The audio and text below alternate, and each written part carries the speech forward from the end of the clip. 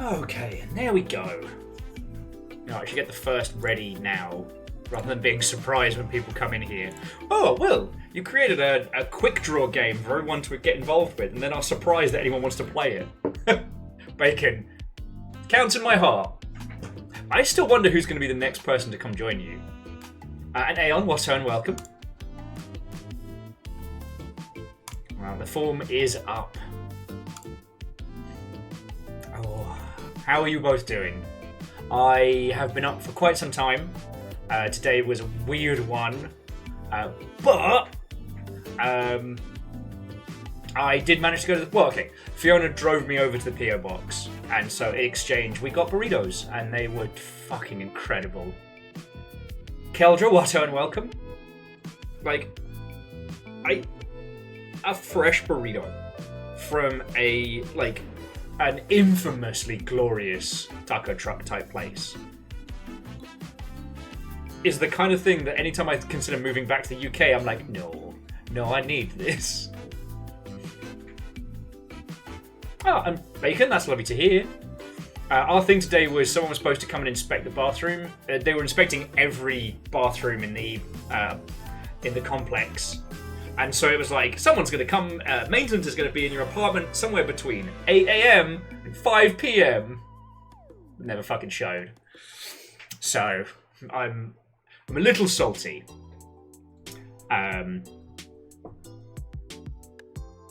Oh, and Aeon, that's good to hear. No, I'm fearless. There are some peeps that have, like, Mexican food places, but you'd be hard-pressed to find them, like, outside of a major city.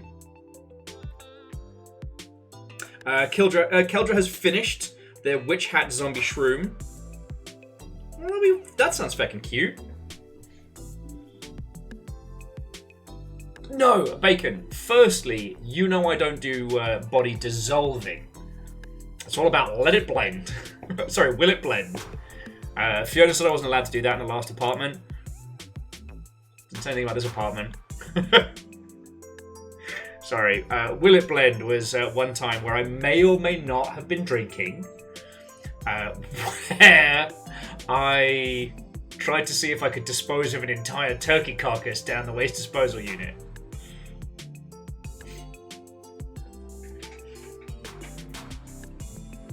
It was a good day. It was a good day.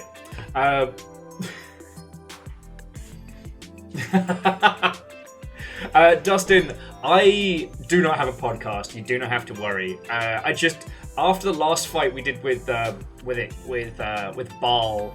Curse ye, Baal! Now hear this paid sponsorship by Manscaping. Well, Aeon, it was actually, there wasn't much to clean up. It did blend. But since then, I've been forbidden from playing Will It Blend. Because let me tell you, turkey carcass, no more. I was just telling these lovely Mother Hubbards about the time I played Will It Blend with a turkey carcass. Oh my god! We're not allowed to play that anymore.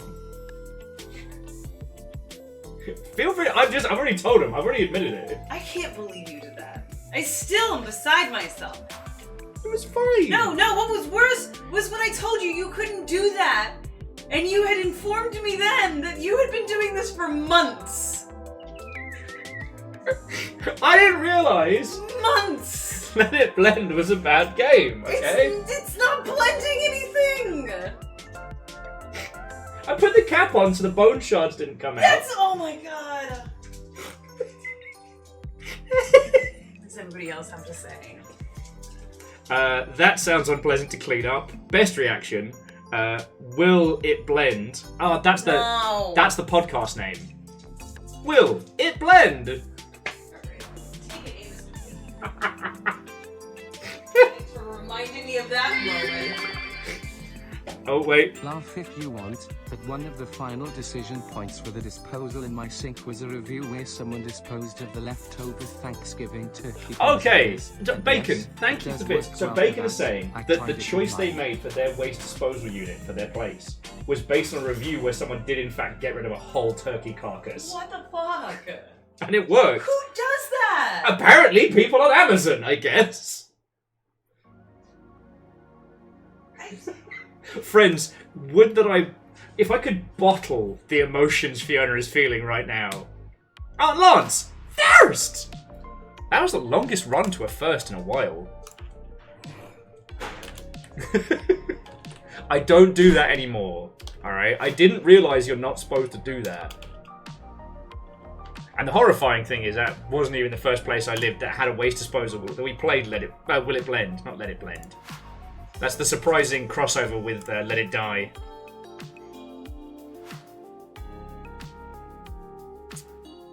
Okay, so everybody assumed everybody else had gotten the first and no one went for it. You couldn't make this stuff up. How are you all doing, friends?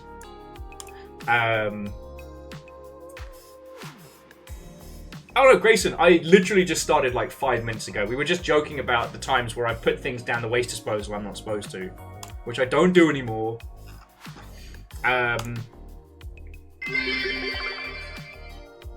So tomorrow's Halloween. Who's joining and dressing up as a former gifted child who's now got anxiety and depression? Damn, dude! Coming out the gate swinging tonight. I will be dressing as a sexy Roman, and you know this. Sorry, numbers and bacon. Thank you for the bits, friend. What a welcome. I'm so sorry everything's been higgledy-piggledy. Like, it's fucking nearly 5:30 over here. So, TLDR, people were supposed to come and inspect the bathroom in the apartment. They're inspecting all of them because, from what I can gather, I guess whoever installed some of the showers kind of biffed them, and these buildings are super new. So they were going to inspect everywhere, and we were given a window of anywhere from 8 AM to 5 PM that they were going to come and inspect there. They never showed. So I've been kind of on standby. My costume this year is a fully functional adult. Yes, a fictional character if ever I heard of one. Vanderbeest, thank you for filling the pint glass. And Bacon, thank you. So, I would have loved to have been here hours ago. There were larger portions of the day where I just didn't know what to fucking do with myself. I've cleaned, looked after the dogs, and I was going to have stuff sent over from the P.O. box, but it turns out one of the packages was very heavy. So I decided... so I offered to Fiona, I was like, look, do you want to go get burritos? Because the amount it would have cost me to get the stuff sent from the P.O. box is way more than if we drive over there, grab it, and then I get us burritos. So that was my little treat today. So, like, obviously I'm a little grumpy that I kind of lost a day and I had to get up early. Like, you know, 8 AM is early time for people, right? And, yeah. J-Post, then don't ask me to tell you any details about it because, like, I had to stop myself from eating. It was so good. Baron, Watto, and welcome. Oh, do we have to roll for initiative already? I just did that. That was yesterday's late night stream. Alright, here we go. 15! Not bad. Okay, number says 8 is too early and they have to be at work at 8:30. Alright. You all know my lifestyle is very, let's say, nocturnal-centric. So sometimes I've said good morning to people at 2 o'clock in the afternoon. That happens sometimes. You could do it, J-Post. Yeah, there's an incredible like burrito and taco truck not too far from us. That's in like the car park of like a Lowe's or a Home Depot or something. And usually, trying to get in there for lunch, forget about it. It's queue round the block, right? And it's that good. But we were trundling over there at like 3:34, and it's raining, so we could just like smooth on in. My dumbass nearly ordered more food on top of that burrito, and I already made it halfway through, and I don't think I'll need to eat again. So, okay, Keldra, at least you're going back to sleep. I can't imagine doing that on the daily. Like, 6 AM and then functioning. Anyway, so that's been my day. So, like, I've seen most of the game news today. It's sadly been more announcements of teams, like, slowing down and reducing numbers. Another round of people found out about the NFT game this morning, which was very funny. And Nintendo's being Nintendo. So, numbers, I didn't see about Mr. Beast. Because he doesn't really cross my feeds because he's purely like a content creation in YouTube. Like, is it... Has he been serving people this whole time? Also, as I said, I got to stop by the PO box, and I know what both of these are, but I wanted to open them anyway so that I can send a lovely thank you to the people who have sent stuff. And one's gonna be interesting for you lot to see.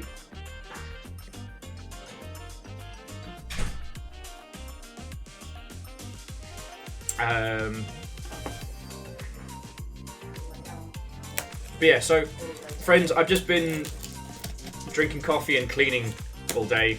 Very slowly, I might add. Oh!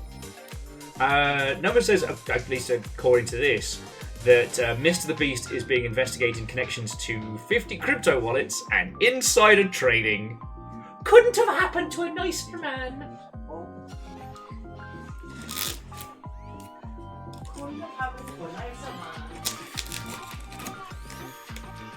I do that at work, by the way.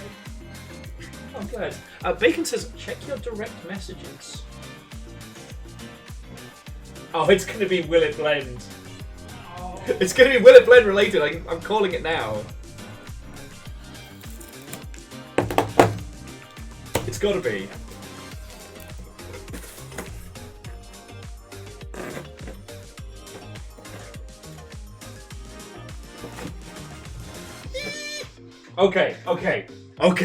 Okay, so I opened the first package. Now, I know who this is from. I'm not going to name names because I don't want to put them on blast and have people hitting them up for free stuff all the time. It is Gundam stuff. So, some of you will remember, a few weeks back, the Gundam store came to Seattle and I was very excited. I had grand plans about getting there early, even though my early wouldn't have been early enough.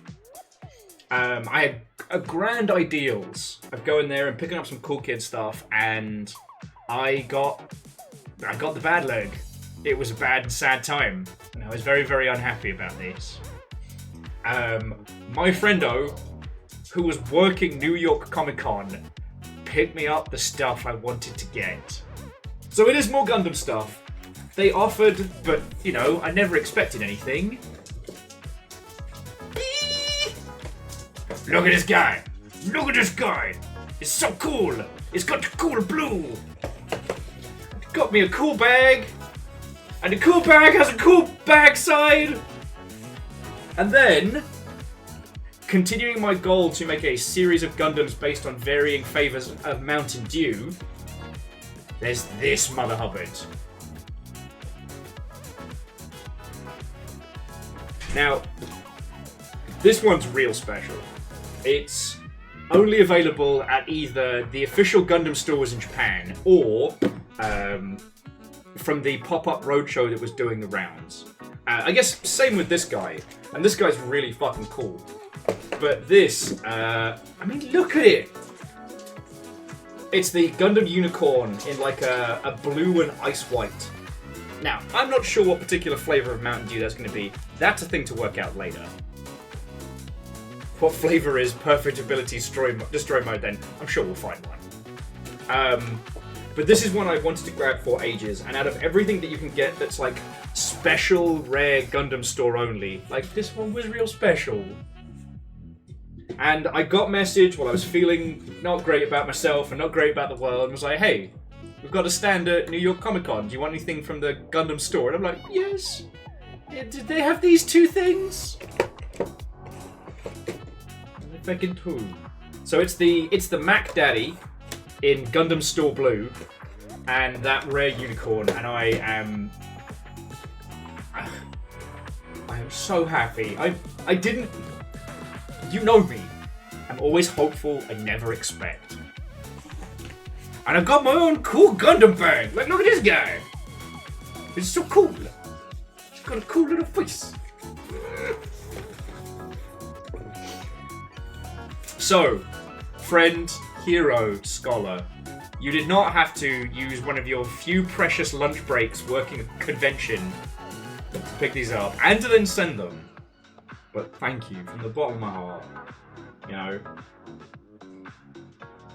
When I was a kid, there was like one of those like friendo birthday trips to go see. I can't remember what it was. I think it was like the Addams Family 2 or something. I got sick for that, and I still remember me ma'am suffering through the sequel to the Addams Family movie just so that I could go see it because I missed out on a kid's birthday party. I think about that a lot. DJ Coyle, it was two of the Gundam Base specials. So the Gundam Base Unicorn and the Mac Daddy as well. I now have to decide if I'm going to be building that before or after I move. No, DJ Quill, like, this is the same person. This is the same person who sent us this Mother Hubbard.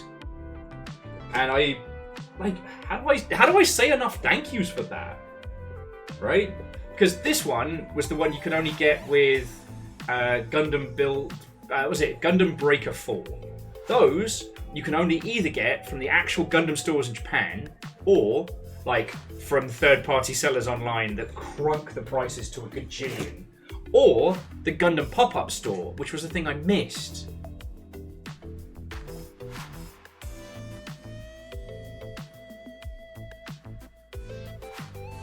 No, Dustin, you should have gone for Kraft, Cheese, and Mac Daddy.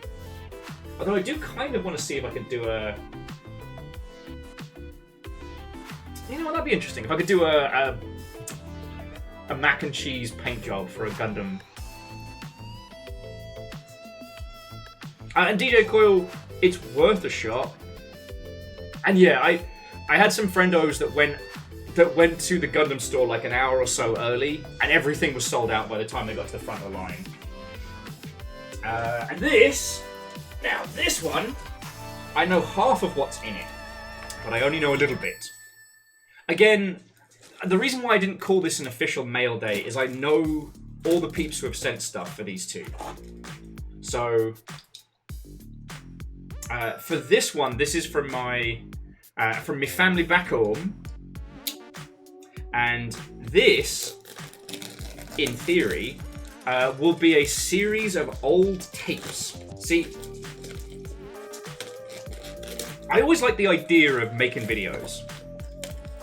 I would never have described myself as a filmmaker, but I like the idea of like filming and recording and making stuff.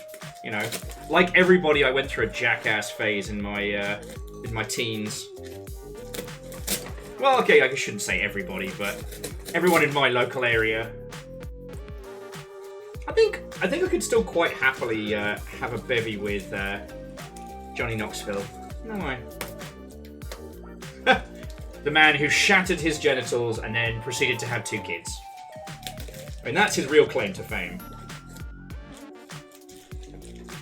Because while it does not have a bone, it can be broken. Angelos, how are you doing? How goes the Sea of Thieves? Feels like you've reignited your desire for piracy.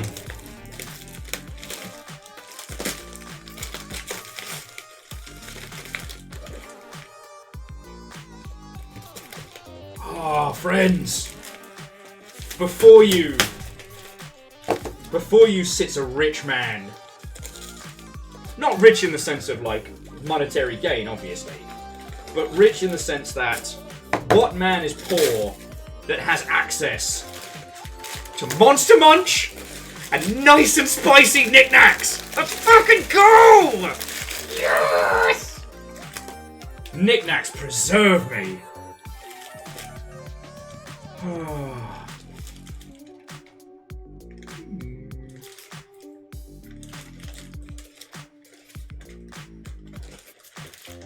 And I guess that is a letter for me.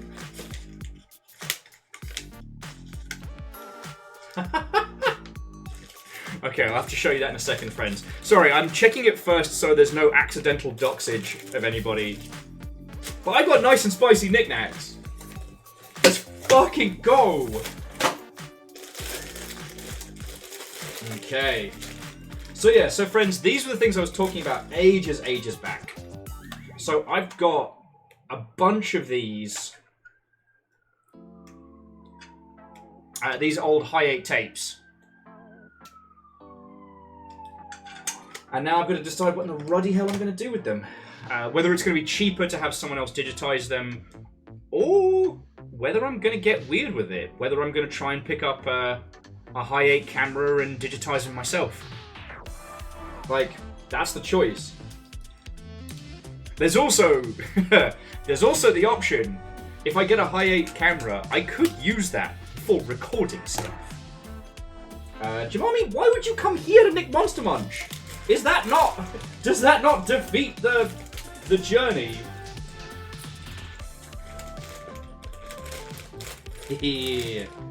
Some of my old lanyards. Sorry, there's like an industry thing where everybody's got to have like a. I'm trying to think of not calling it something horrendous, but these are all the wristbands of all the events I worked in the UK, including the infamous EGX Sony party where there was a naked dance-off. Only one person was naked. One of my co-workers proceeded to strip half naked and outdance him. And let me tell you, that was Nico. And Nico, not a bad looking person, let me tell you. So, alright. So I've got a supply of nice and spicy knickknacks, and I now have my Christmas project. So, as I'm going to have free time again, I can decide whether to digitize these myself by hand or what to do. So, on the off chance that the other person who sent all these across, thank you so much. Fucking legends. Now, this probably feels very self-congratulatory, like, oh, Will's just flexing on the fact that he got a bunch of stuff. What's in it for us? The Longship. Well, I'm glad you asked. Because I'm going to treat you to a little time traveling. Let's see which one of these is the better. Oh, God. Oh, God. Yeah, I think that's the banger right there. So, to make up for it, who wants to see Tiny Teenage Will? Who wants to see Tiny Teenage Will sans beard? Cause I got you. Hang on, let's see if we get a good angle. There we go. That is sunburn. When I tell you all I used to have curly hair, like that's how it used to be. You can tell like my hair up here has gotten darker as I've gotten older. Like the other ones, I mean, there's that fucking disaster. But it does come with a disposable camera. Yeah, you get that gin in.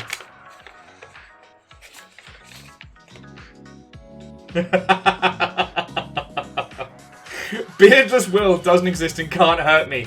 Guess again, fucker. Coming from the annals of time.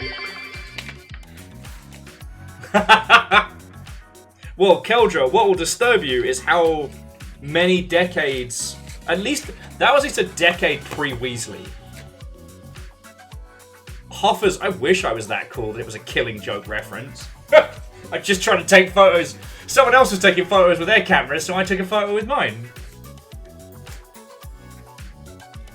No, Weasley. Look, I'm not going to make excuses for Tiny Will. Tiny Will was a disaster, and I've often said that if I got to time travel and it wouldn't break the space-time continuum, he's getting beats. Alright, he's getting beats. Ah, Keldra, the power move.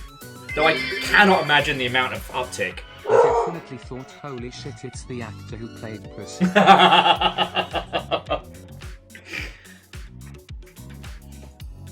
Adorable said, I did wonder why his name is Viking Blonde when you're ginger. Oh, if I haven't told you a million times, it was a joke about being ginger. Because if you haven't grown up in the UK, being a kid and being ginger, you get the piss ripped out of you. And I'm honestly not sure why. I mean, if you're femme, having red hair is basically like almost insta-hotness. And, you know, for blokes, cool. You don't look like every other boring bastard in the fucking town. I was the only ginger growing up. Just want to say that's how small the places I was in were. I mean, DJ Core, that's probably it. It's just overhang racism. But, yeah, so the thing was, as a kid growing up, you could either embrace the ginger or you could run from it. And a lot of kids tried to run from it. So that's where the line of, no, mate, I'm not ginger, I'm strawberry blonde. Or some other like, no, it's not ginger, it's just very light brown. Shit like that would come up. I embraced it. I made being ginger my entire fucking personality. And honestly, when my hair started to get darker in my 30s, I had a little bit of a crisis. Because you define yourself by something for so long and then it changes. I'm sure none of you can relate to that. But, yeah.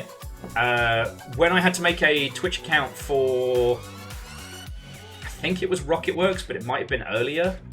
I didn't want to use my handle that I used in other places because I was repping a company.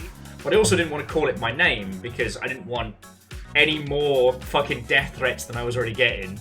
So I was like, oh, what was that thing Pete said on the weekend? Oh yeah, it's not ginger, mate, it's Viking Blonde. And so it stuck. Now, I'm stuck with it forever because I'm not quite big enough to survive a rebrand. And I don't hate it, but it's this great little bit of like backstory lore. Whenever a new person finds us, and I have to explain that, no, I'm not blonde, I'm ginger, and here's the tale.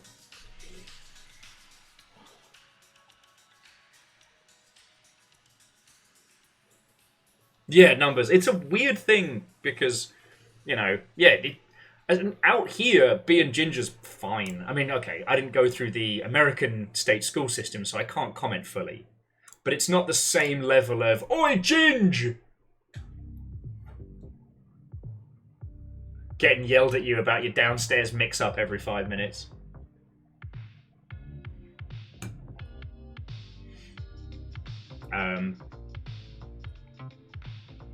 You're right, numbers. I didn't. Agis was blonde as a kid. Gradually got into mouse brown. I mean, you have the power. You can be any hair color you want.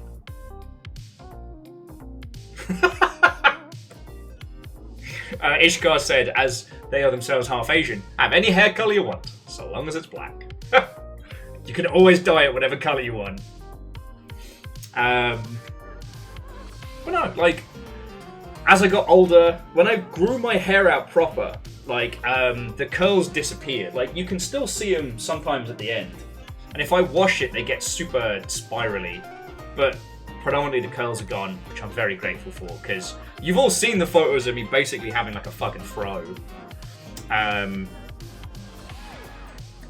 with the hair getting darker, like, my family's thing was always like the blokes on both sides of my family got grey really early.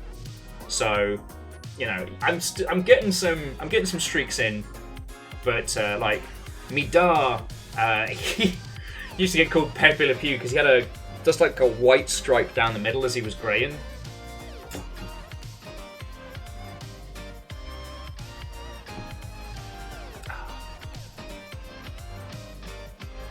And Ishko, you know what?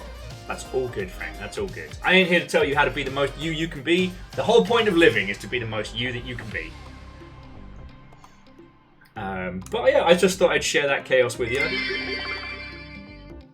Guess whose car battery died out of no No.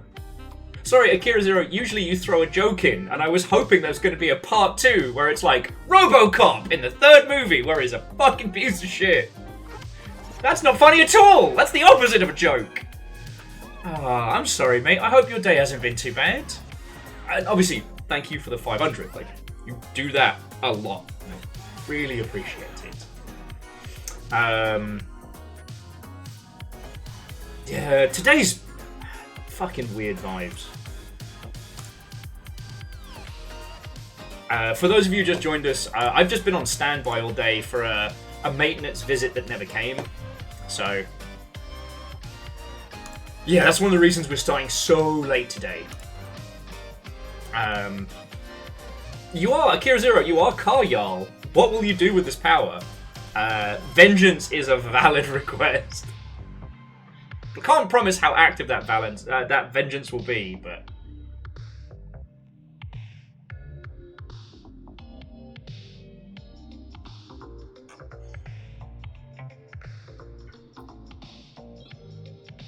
DJ Coil has inflicted curls upon the Discord.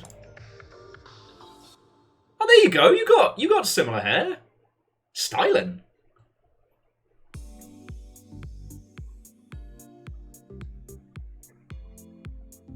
I tell you, beards are an unfair advantage that us mask folk get. I will definitely say, beards are basically cheating.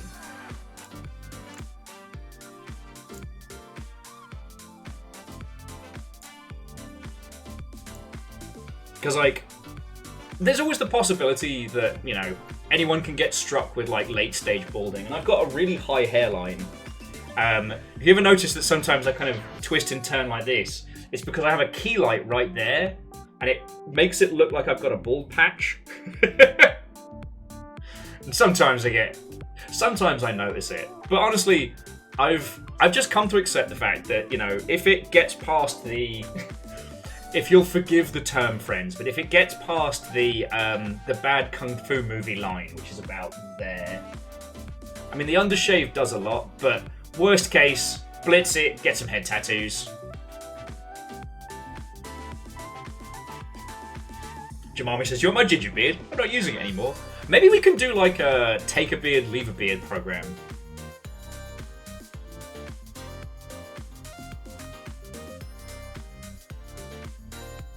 What is that, Angelos? You're right. It's great because you get a beard, and especially if it comes in dark like mine did, like, it ages you up, and it's great for not getting ID'd. But then once you get past a certain point, it kind of keeps you at like a forever face. Yeah, Caffeine, I'll join Salem in the Bald Beard Club. You know? It was just a good friend of mine in London, Leon, had the most luxurious hair. It was a point of iconic pride, and unfortunately Leon got hit with the early onset baldness. And what he said to me has stayed with me forever, which is like, he's not sad that he's had to get rid of it. He's happy that when he had the chance, he did. And it's partially why I've kept it long. And partially because someone once told me I had to cut it, and I told them to politely, in a customer service environment, to go fuck themselves.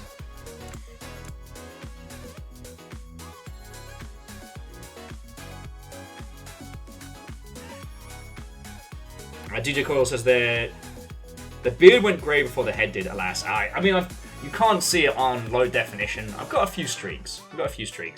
Okay, the one that is not fucking okay. The one that is not fucking okay is grey nipple hair. That's not cool, body. There are certain parts of the human body that, hey, goes grey. It happens. I've come to accept that. Nah, this is this is the no grey zone right across here. Oh no, sorry Baron, I saw yours that the beard getting your relationship.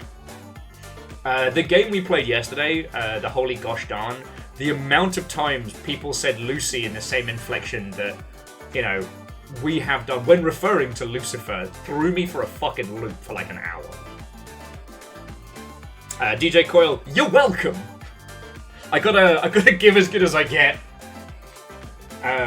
So yeah, so friends, I am haggard, I am tired, but I'm in very good spirits. I cannot believe that my friend O sent me the rare Gundams I was after from New York Comic Con. Because they even sent me a message and they were like, look, turns out I can't fit them in my bag. So I'm just going to send them to you. And what was their description? What was their description? And again, I'm not naming them not because I'm not incredibly grateful, but I don't want rando Calrissians to be spamming them for like, send me a Gundam.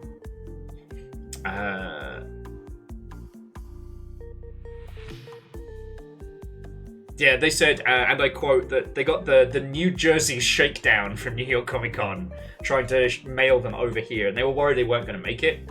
So I'm looking forward to sending them the clip and letting them know that it showed up.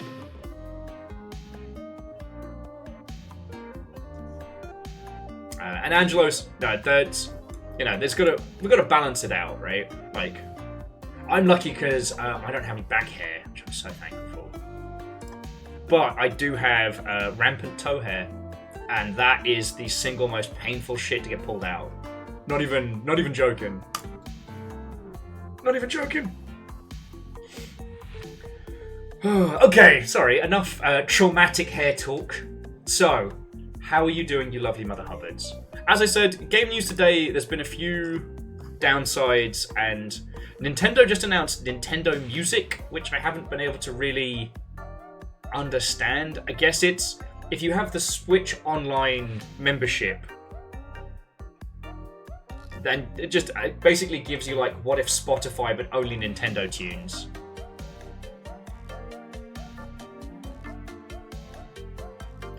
And there's been a couple more team downsizes, which has been real sad.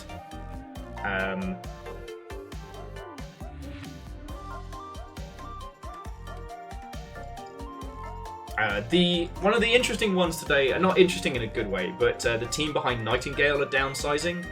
That I drastically underestimated how big the team making Nightingale was. That apparently they had a studio in the UK and in Canada, and I'm like, wait, so you must have had like at least 50 to 100 people to have like 2 different offices in 2 countries. But what's interesting is that they are a Tencent acquired studio, so I'm curious as to what's happening there.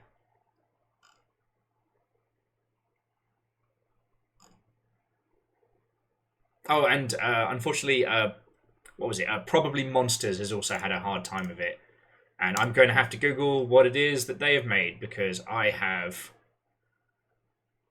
completely blanked.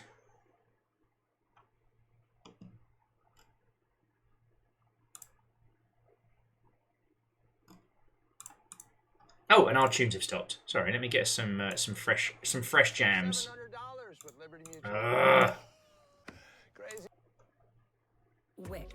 No! Sorry, friends. I am going to have to try and find something. Basically, the tools I have to stop ads seem to have ceased to work.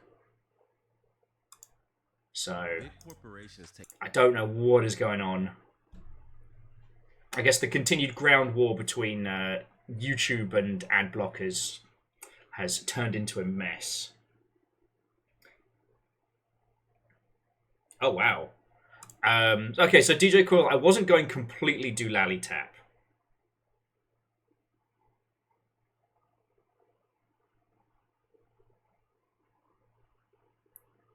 So Battle Barge was the one that was cancelled today, and some people were restructured.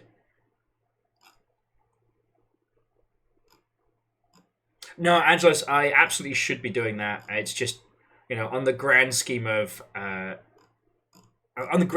things, I need to be doing.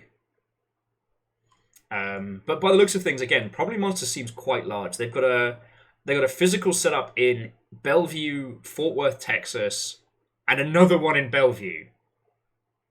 Where?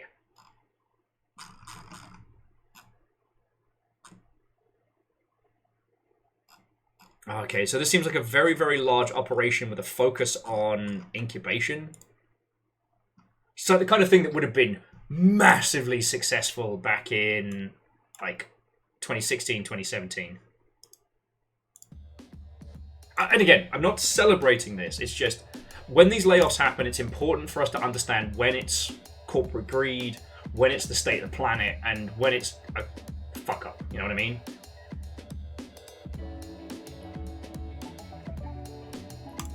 And this seems like it's more a state of the case of the world.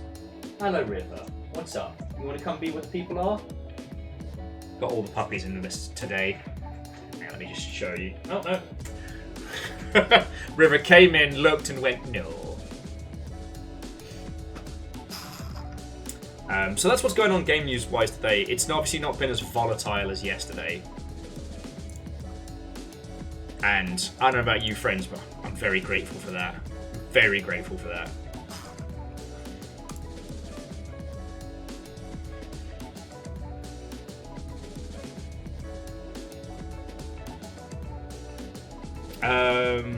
Shit, DJ Coyle, no, you're right. Probably Monsters was also one of the teams Sony brought in to help get Concord out the door. But the thing is, they were brought in as a work-for-hire studio. Concord succeeding or failing is actually of very little consequence to them. At least so far as I know. I've not known situations where a work-for-hire team has been brought on and promised, like milestone bonuses or sales bonuses or anything like that. Predominantly those teams are brought in to, you know, unfuck a pile of ants or something. I say that because it's usually an impossible task and very painful for all involved. Not just being crass.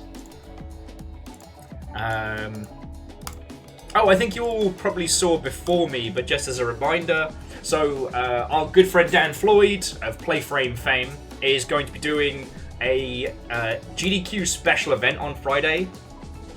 So, wait, Sony bought Firework from PM. Interesting. Man, I gotta look at my my drama history around this way. Like I said, I did get the chance to talk to somebody who was involved as one of the external teams working with Concord, and I still feel they got utterly fucked by their marketing setup. But again, the impossible goals that Sony had for all this nonsense. Like, they really did think that, you know, they'd be able to bang out 5 or 6, you know, team v team hero shooters, and that they'd all be wildly successful.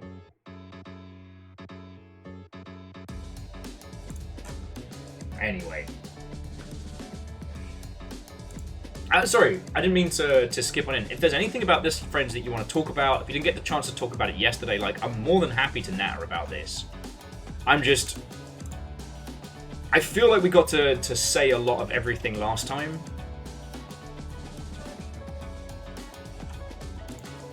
Also, I'm going to get Elden Ring booted up.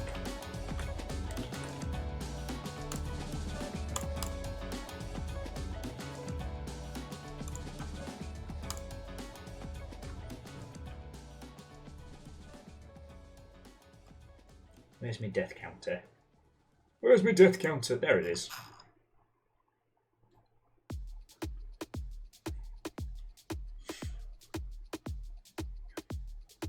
Oh yeah, and also, friends, if I do seem a little slow brained today, like I said, I'm operating on like a handful of hours of sleep. Because sleep was not kind last night, because I was exercising this thing. It's a revolutionary technique that some of you might have heard called sobriety. I was exercising it last night, meaning that I struggled to pass the fuck out. So I'm happy to be here. I'm in very good spirits. Very, very tired.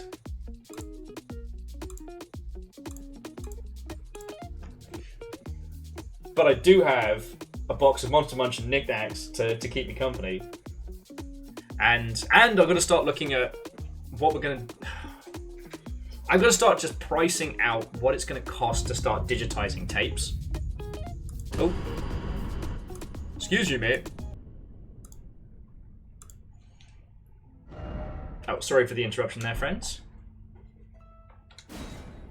Because I'm in two minds, right?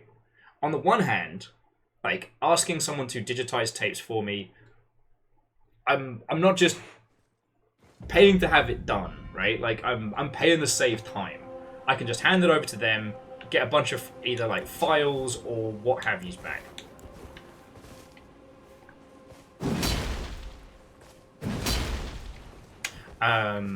on the flip side, having the camera does two interesting things. Like, one, it allows me to digitize in my own time, which is a good hobby to have, especially if you get into Gundam-type nonsense. And it's a nice way to kind of like start time-coding your, you know, your content and seeing what it is you might have missed. Alright, where were we last week? Oh yeah, last week we were all the fucking way up here. I'm not strong enough to beat Gale yet. So as much as I want to go back to Jagged Peak. Actually, I'm honestly thinking that instead of going this way like we did, let's hit this place up. We've definitely not been here yet. And I think that'll get me access to everything up here as well. Oh, and I did kick the fuck out of that duelist guy, so I'm feeling very good. But also, if I do that, if I acquire a camera to use for digitizing the old tapes... Yeah, Angelo's, he's not scary. That's Barbecue Dave. You know Barbecue Dave. He was at the thing last year. And everyone was like, oh, Barbecue Dave. Oh, why'd you get all those wicker hands attached to your head? And he's like, oh, I'm just feeling the aesthetic. You know me, I'm Barbecue Dave. You know Barbecue Dave. But yeah, the reason why I'm kind of tempted to see if I can get an old like Hi8 camera is because I can then record modern footage on old hardware. And ever since I saw somebody who did who got like an old Handycam and did footage of that as a like tour through an American dead mall, like weirdly, Barbecue Dave and Stabby Dave, not related. Everyone thinks they are. Barbecue Dave seems to have a constant burning sensation he can't get rid of. Yeah, Kira Zero. They still haven't told us how that happened. Like, they haven't explained the burning. I think they might have made some poor choices on an international holiday to Thailand, but that's just me. I can't prove it. Again, everybody thinks he's related to Stabby Dave. No relation. He had a massive falling out, I heard, with his brother. You know, Stabby Dave. Stabby Dave's still got I think Stabby Dave's still collecting a paycheck from Unity. I don't think he's officially working for them anymore, but I think he still gets a paycheck.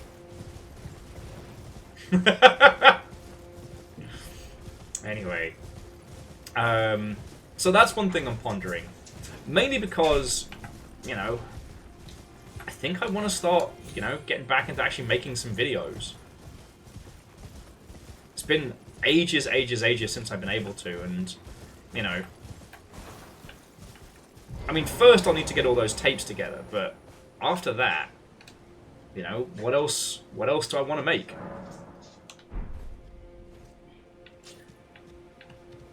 In battle, you can be sure I'll hold my own. Okay, you've done all the nattering you want to do. That's fine too. Ah, it burns when I see! Barbecue Dave. No, caffeine. Stabby Dave can't be a Stablonian spy. That's stereotyping. Just because they all stab. Last words before Will is in fact stabbed to death by a Stablonian spy. Oh, free butterflies. No, there's something about recording on physical media that I really like the idea of doing again. And if I'm just doing pieces to camera rather than, like, out and about. Hey, are you guys moving dead or dead? Okay, they're moving dead.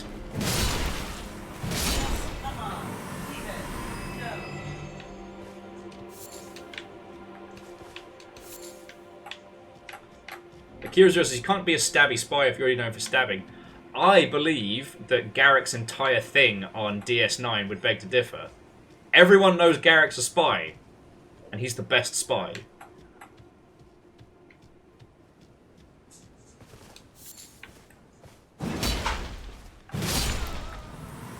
You all should maybe be praying less and paying attention more. But, like, don't worry, I'm not going to suddenly burden you all with with the Will now does video essays. I don't know what I want to be making, but I know I want to make some stuff. Aside from, I don't know, I'm gonna contabulate the footage of young Will before I decide what I want to do with it. Because there's loads of ways I could take it. I could kind of do like a documentary of, you know, of who we were, or just cut it into a fun film of the kind of shit I would have made back then. But there is some other stuff that I've chatted with you, but I still haven't managed to get out of my head. You know, one of the big ones is I want to talk about Wanted Dead some more.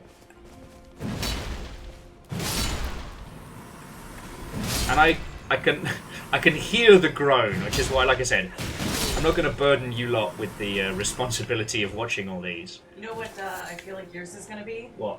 It's just going to be that episode, the beginning of that episode of The Office, where they discovered parkour. Parkour! Parkour! Parkour, parkour! Fiona, these tapes predate that episode. I know. And you're not wrong, there will be a lot of people eating shit. Parkour!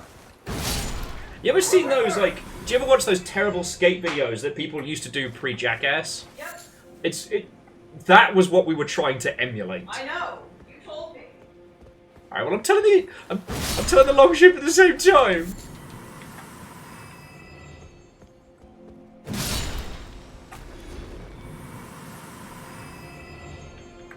Huh. DJ Quill, I did not know that. And evil. Okay, so here's the thing I've been thinking about, right? You know how we describe some games as arty? You know, we look at this game, oh, it's a very arty game, that is. And it got me thinking about, you know, art, fine art, and modern art, right? That, like, all drawings are art. Like, illustration, watercolors, oils, doesn't matter. It's all art, right? But it can be commercial art, it can be for the fucking fun of it, it can be high art, fine art, and it can, in times, be modern art. And what got me pondering this is that, like, when does art become modern art, right? Now, I understand wholeheartedly that a lot of, air quotes, modern art is a fucking scam. That it is, like, it is rich people laundering money between other rich people. Fuck it, alright. But I don't want to think about it like that, but in the sense that modern art is, first and foremost, made to, I don't want to say make you think, that sounds wanky as fuck. It is trying to evoke an emotion. And it evokes that emotion not just with what you're observing, but with how it's constructed, right? In modern art, you can't remove the story of the art from what you're observing, as opposed to something like high or fine art, where you just look at it and you go, that's fucking fine. That's how fine art gets its name. And so I started to think about it more and more, and I was like, how many games are shaped by the way that they are made? Where it's impossible to deconstruct the construction of them from the end product. And that's what got me really thinking. Not modern art as, wow, this game sure is weird and wild and makes me feel like I've done hallucinations. Like I've had hallucinogenics. Because that's not... Like, modern art isn't the most trippy art. It's the kind of stuff where its construction, the story of who made it, is as important as the piece itself, right? Like, the messy bedroom is one I always think of. Because there's nothing about the messy bedroom that someone else couldn't have done, right? But that particular artist and all the choices they made that led them to there put them on a stage where they could show you a snapshot into a person's life from the disarray of their bedroom.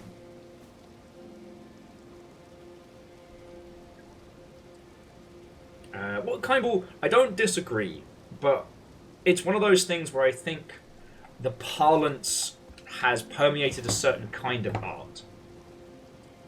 If that makes a weird sense. Well, yeah, this is where we need M's on this one. But more to the point, what games become important when you understand their construction and who made them. So, like, myhouse.wad.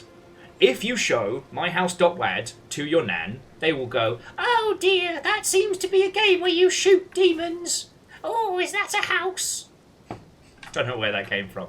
But if they don't know Doom 2, if they don't understand the Doom 2 modding scene, and they don't understand how these things were and how they're expressed, they can't understand why myhouse.wad is so fucking incredible. And that's no diss on your nan. I'm sure they're fucking lovely. Maybe they fucking love Doom 2. I don't want to judge. But you see where I'm going with this.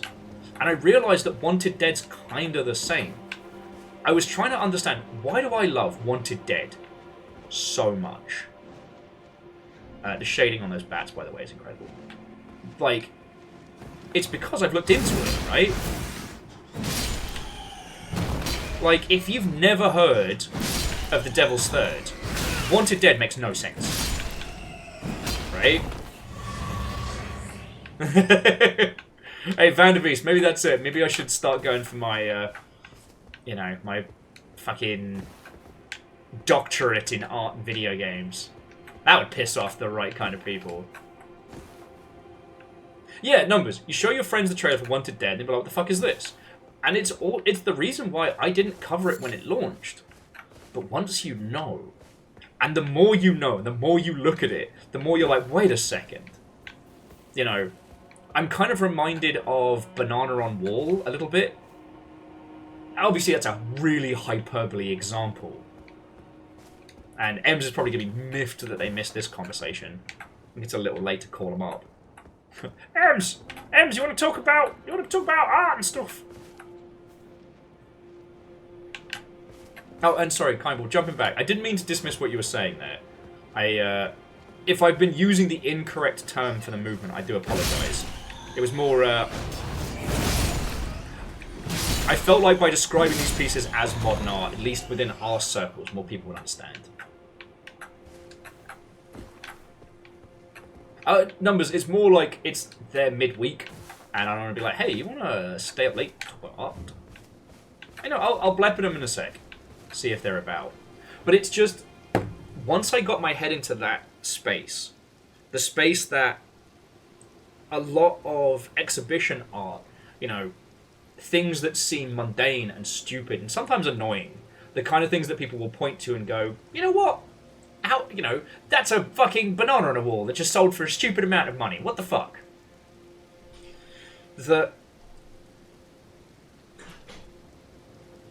With the kind of games that without the story around them, there isn't as much weight to them. And there aren't many games like that, because I realised that a lot of the games that we consider really arty are just really well made. Like, you do not need to know fuck about shit to play What Became of Edith Finch. You don't need to know fucking anything about it to play it. And it's incredible. It's utterly incredible.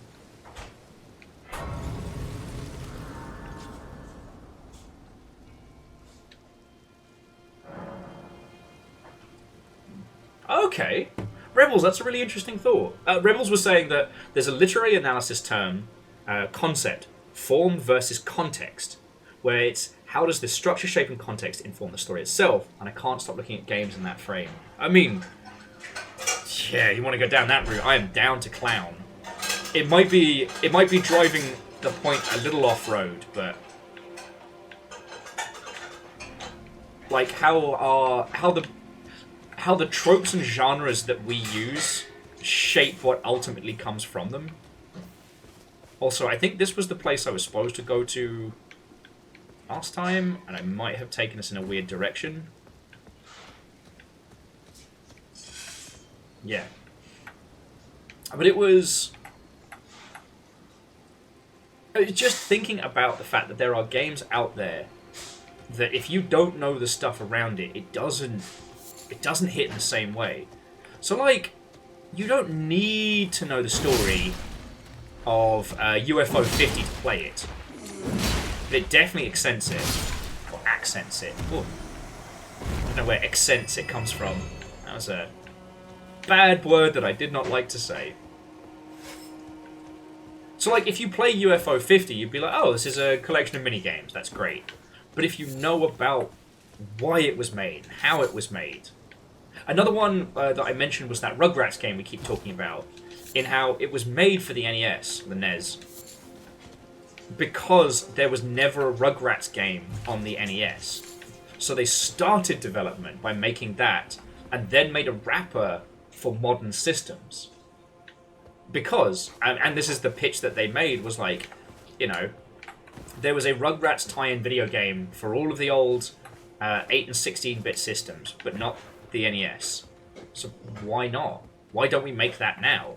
This is the game that should have been released. And because it runs on that hardware... Sorry, dog, you gotta go first. Shit, werewolf! Don't mean to call him a dog. Okay. These guys bullied me when we first came to the DLC, and now I'm having a great time. Ooh, what's that blue stuff over there?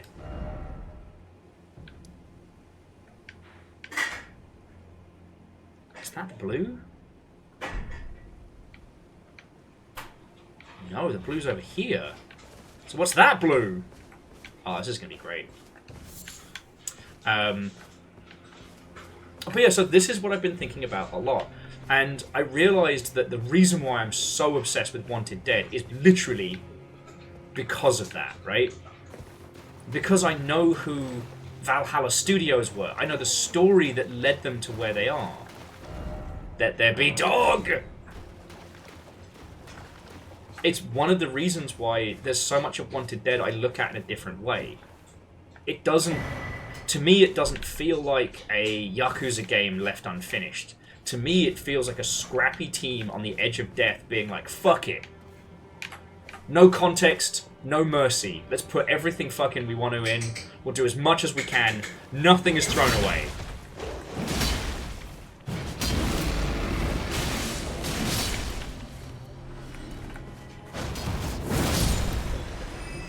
Like, that's how it feels to me. And so many of the creative choices they made throughout Wanted Dead are gloriously nonsensical.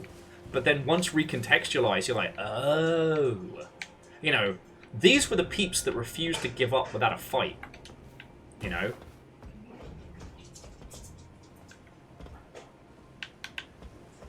You know, Metal Gear Survive was born out of, like, Konami trying to squeeze blood from a stone, whilst simultaneously obsessing over the concept of control.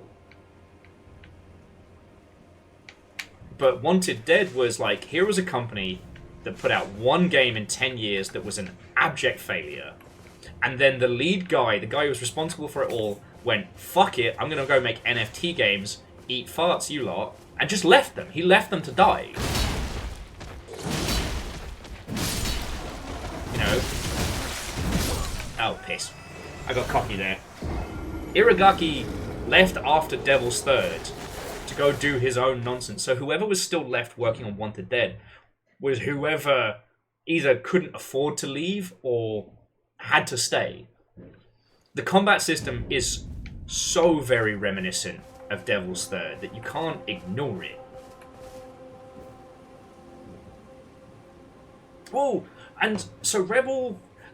This is why I wanted to make a video about Wanted Dead specifically. Because much like modern or contemporary art, sorry, I'll try and remember to use the right term. That Wanted Dead is a great combat system in an unforgivingly difficult game with a story that makes no fucking sense. But once you know more about it, all of it starts to come together. That the knowledge of the title, what it's doing, its context, who made it, changes it. If you know about the story behind UFO 50, it's a very, very different experience. In a good way. Like, that's a positive story, right?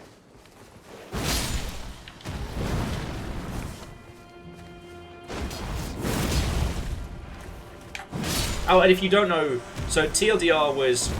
UFO 50 was the same gents that put together Spelunky and Spelunky 2. And they decided that they wanted to make a bunch of old classic games, the kind that inspired them. They wanted to make small projects. And so they created this fake console and these were the games developed for it. Like, that's really fucking cool. You know, this is the story of people who made their millions and then decided, you know what? We're just going to have fun with it. Also, I'm going to gas the shit out of these guys because they caused me to die. And I know these guys are super weak to Stinky Breathu. Stinky Breathu! Yeah, yell. Yell and inhale all of these spores. I love your thinking. So clever, so smart. Because again, one of the strengths of video games is, aside from the language of video games, there are a lot of them, you don't need to know anything about them before you go in. And I do consider that to be a strength of the medium, not a weakness.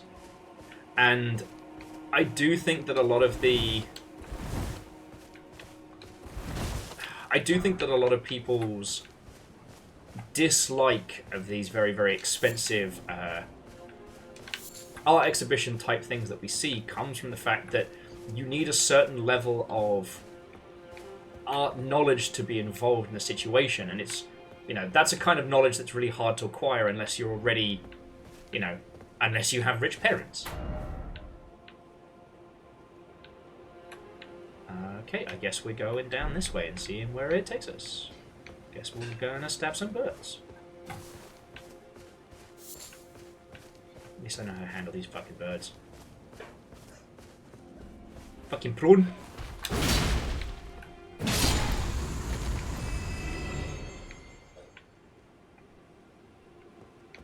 Of course he drops it down there. Oh, I guess I am going down there. Oh, shenanigans. I'm just trying to think of other games where you need to know the context around them to know why they're good. And it's easier said than done, right? Because a lot of the time, the distance between, you know, creators and creation in video games is, you know, it's a pretty long gap to cross. Fuck! That one sheep just got fucked. Is that a gigantic lightning sheep? Lightning sheep! I think it is! Fiona, I think I'm about to get Pokemon. Nice. Yep, nope, they're Pokemon! Got Wooloo, bitch. Yeah, if Wooloo was made up by fucking Norse mythology... Fuck! Oh, I'm gonna get fucking murdered by a sheep. Stinky Breather! Oh no, Stinky Breath didn't work. What? No, different sheep! I fought Melania. I'm not getting my shit wrecked by a barnyard animal! Bill, I swear you said labia for a second. It took me a second. I just needed y'all to know that I was like, what? I also got murdered by the sheep. You got Wooloo. I got fucking woolooed. J-Post even said get woolooed. Get Wooloo. Oh, okay, so Fiona, do you have stomach space for a snack? Or to try a snack? These aren't Twiglets. These are nice and spicy knickknacks. There isn't an equivalent of American snack. I am not going to try it right now because I have delicious, delicious food in my belly. And I don't entirely trust you. Look, you... It might not be Twiglets, but you know what it might be? Something that tastes akin. You went nose first into those twigs before I could even warn you. Because they look like pretzels. I thought they were just going to taste like tasty breadcrumbs. They did not. They taste like shit. So Fiona tried Twiglets, not knowing what they were. That was a funny moment. That was like 2 flats ago. Guess who doesn't like Marmite? That would be Fiona. Guess who also doesn't like Vegemite? Well, Vegemite's fucking heinous. They taste the same, Will. Shut your mouth. You shut your whore mouth. Oh. what if they're not good? What if? Let me smell it. Give it a smell. Don't trust you. They smell alright. They're tangy.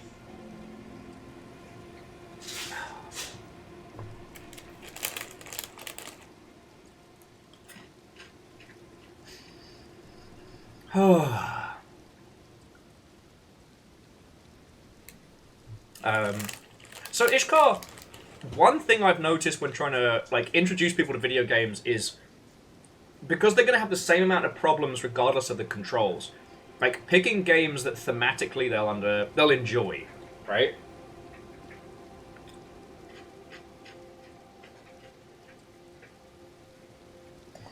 And anything that's more reactive systems rather than mathematic systems. Also, I'm gonna go get my fucking souls first. No, you know what? No. No cowardice. Beat that fucking sheep.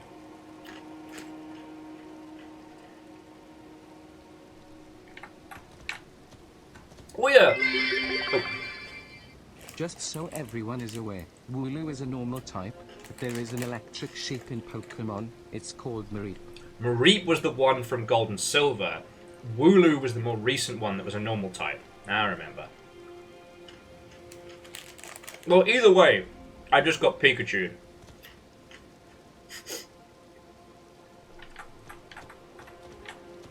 But, so Ishko, one of the things that I You that Lou. got Mareeped. You Mareep what you sow.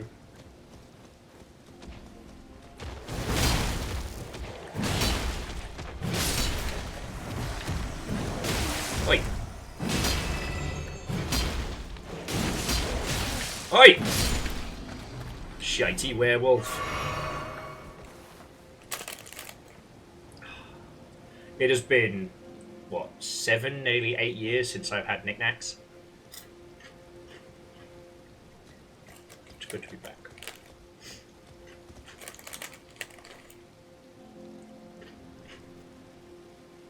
But yeah. As Iskar was saying, a lot of us started playing games when we were kids, and we started with things like, you know, Mario, World 1-1. And as you all know, because there's been a million trillion documentaries about it, like, that level is designed basically to do teach by play. When you're teaching people in their adult years to get into video games, what you need is something that's going to keep them thematically engaged whilst they go through that process. And what we do... Hey! To the Gravity Shark, Watto and welcome. I hate that my sleepy ass immediately read that as the Gravy Tea Shark. How are you doing? How was your stream? What were you up to? Would you like a nice and spicy knick-knack?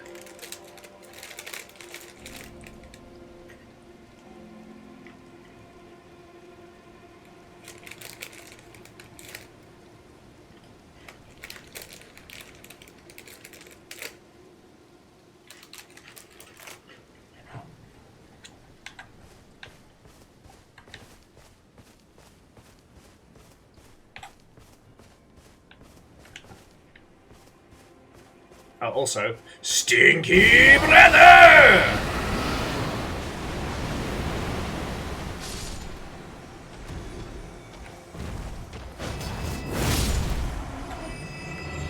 Okay, so whilst Gravy Shark has let us know what cool kid stuff they got up to, thank you for the raid, alright? And now one of the things that I try and hammer home when people are trying to get family members or partners into games that haven't played before is, again, the thematics has got to carry. Don't try and pick games that you think will be simple. Because, as Evil Geek is saying, like, you'd think Telltale's The Walking Dead would be perfect for new players. But it's heavy on the QTEs, and it uses the language of games to teach essentially like a simplified variant.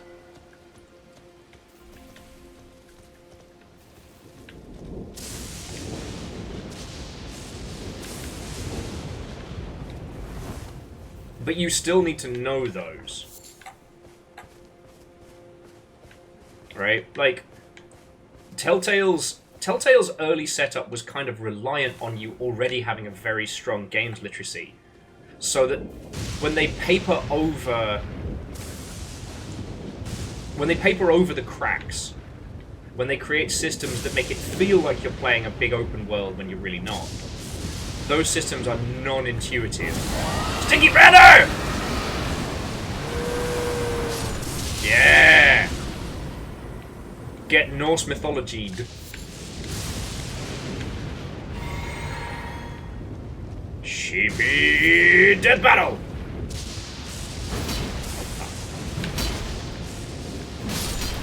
Ow. There we go.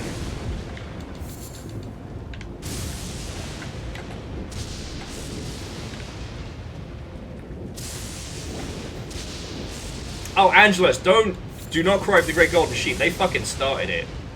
I was just minding my own business, and they had to Monster Hunter ruin my day.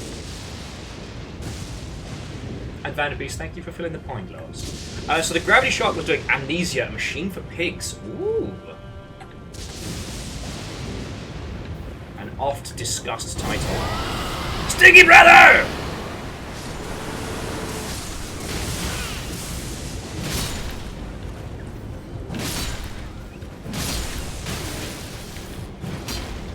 Thinking about it, I'm still surprised we didn't see any sheep-like enemies sooner.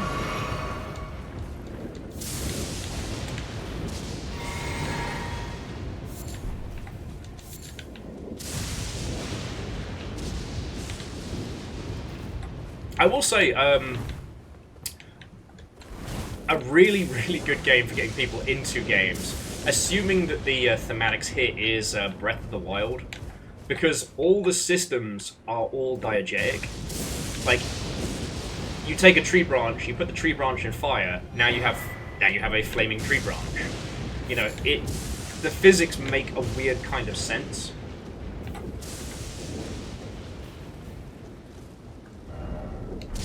Oh, and we just got a hefty lightning pot. Oh, that's fancy. Stinky brother!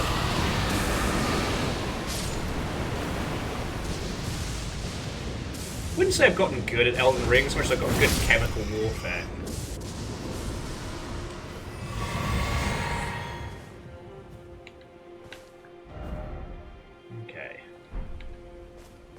So if we want to go that way, that takes us around the Rat Pack.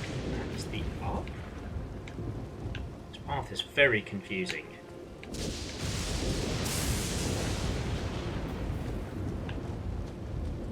I wonder if there's like a hidden land of the lightning sheep or something. Okay. Jamami, have yourself a lovely rest of your evening. Try not to stay up too late playing Factorio, because I know what that game does to me. And have a lovely rest of your evening. Sorry we started so late. But yeah, so to Gravity Shark and everybody who came on in. So before you came on in, I was talking about the concept of contemporary / modern art and video games. That the way in which something is made and the pieces that went into it, when those things are as important about the structure of the game as the game itself, I think that's when we have to start considering it as a different kind of art. Because what I've been obsessed with is a game called Wanted Dead. Sorry if I already talked to you about it. When I say obsessed, I'm not joking. It's not a bit. I am obsessed with Wanted Dead. And one of the reasons I'm so obsessed with it is that it's an impossible game that makes no sense, but it exists. It's weird and disjointed, but it's so incredibly authentic. It makes it so hard to categorize it. It's the reason why I liken it to modern art is that you look at it at first glance and you go, that's a B-team game, you know, that's a cool hack and slash with some gun carter John Wick shit. Yeah, that's a rainy afternoon in a sale bin kind of game, you know. But then you find out about who made it and what they did before and what happened to them, and you find out that, like, you know, the voice talent and why they were chosen and the elements left in and what was never completed and all of that. And everything you find out about it it adds so much more. I don't want to call it. Oh. Sorry. Had to angle that away in case there was like a super valuable NPC in here that I'd missed. But like the more you learn about it, the more it becomes this fascinating anomaly, right?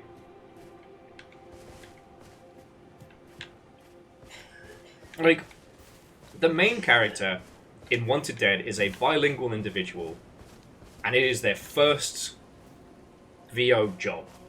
And they have this disjointed nature to it. When you first hear it, it feels bad. But the more time you spend with it, the more that the disjointedness feels intentional. And we can't prove whether it was intentional or not, but then we see the fact that they did hire Stephanie Junestein, or however you say it, to be part of that team, and that she knocks it out of the fucking park. You know, again, she does the whole write the theme tune, sing the theme tune. All the covers of all of the songs of the soundtrack, that's her. And she wrote original composition for it. You know? But she's famous for playing a character that doesn't speak. And like, again, then your brain goes, well, that can't be coincidence, right? And that's where your mind starts worrying, the more you know. And I would say that a lot of the time... Buddy. Okay, now you're dinner. Sorry. But a lot of the time, many of these stories are kind of left on the floor, partially due to things like NDAs and not being able to share information, partially due to the very nature of the games industry. And, ooh, that's a church. Ooh, that's fetid and rotted lands. Hate that. And that's blue, retted, and... What is going on here? This is a strange place. Yeah, Evil Geek. That one keeps breaking my brain. They have a deaf character. And they spent time and money animating his ASL, to my understanding, correctly. Like, that's such a huge commitment. And when you have a budget as strained and as stressed as I believe Wanted Dead's was, like, fuck, you know?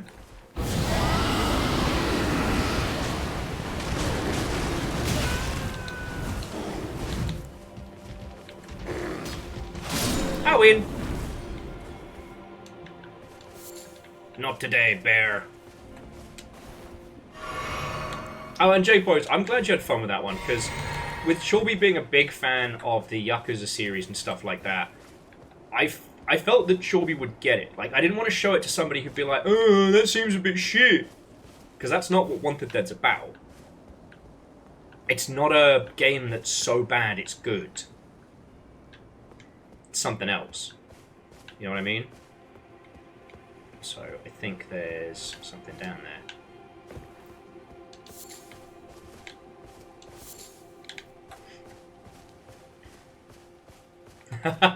Okay, the soda milk thing was good, but that's a different thread altogether. The soda milk discussion is about, like...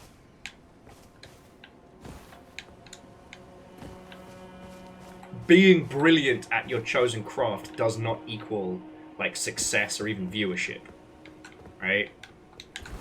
Soda Milk's YouTube videos are phenomenal. Like, Steve Coogan tier brilliance. And they've been seen by a few hundred people. Mostly friends of Chorby.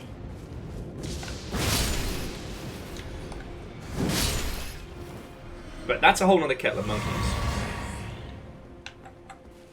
So yeah, that's what's been on my mind, and I'm seriously thinking about making a video about it. Just trying to put those thoughts into context. Because I realised, you know, what's another game where the more you know about it, the more it becomes art? And my brain immediately went, fucking aliens, colonial marines. And then I realised, there's shit I can't talk about. I was employed by a Sega-owned studio during that... Oh, fucking bastard! Alright, alright.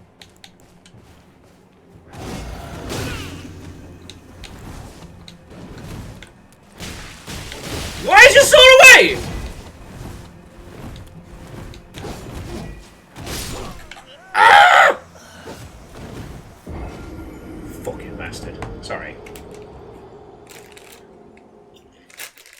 Well, so Angelos, the NDAs I was involved with at CA are long since toast, but there was a class action lawsuit against Sega when it came to Colonial Marines. So, like, I cannot treat that like it nothing. You know what I mean? And yes, virals, I wholeheartedly agree. Soda Milk should have 1 million views. And have a wildly successful, like, Patreon. But it doesn't.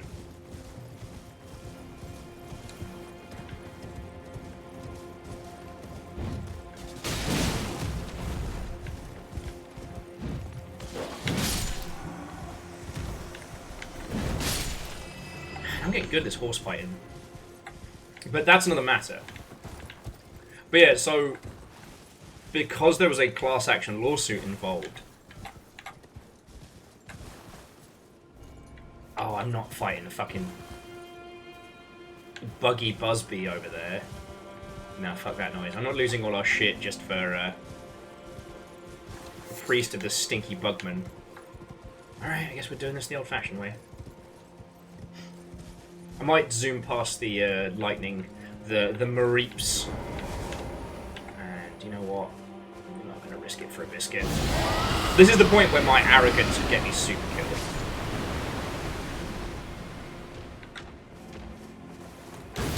Oh.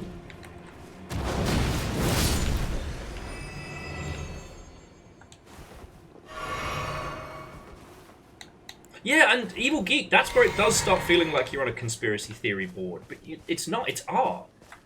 And once you know all those things about Wanted Dead, holy crap, it changes your perspective.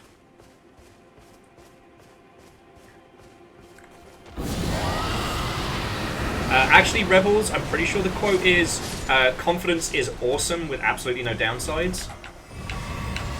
I'm pretty sure that's the quote. There is absolutely nothing wrong with overconfidence. Oh, I found a Blood Fiend's fork. Oh, lucky me. Weapons used by the Blood Fiends. 3 tines of carved bone. Spear the victim and provoke blood loss. A ritual implemented for blood offerings to the formless mother. Oh, of course. How did I not know that? At times, the Blood Fiends will spill even their own blood using these forks. Lovely.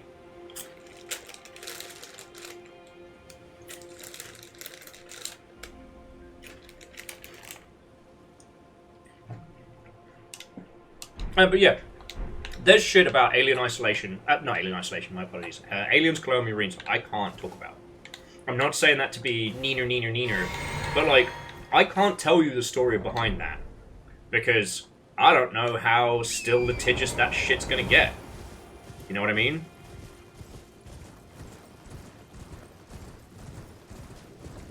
Please ignore me, giant sheepies. I am running away.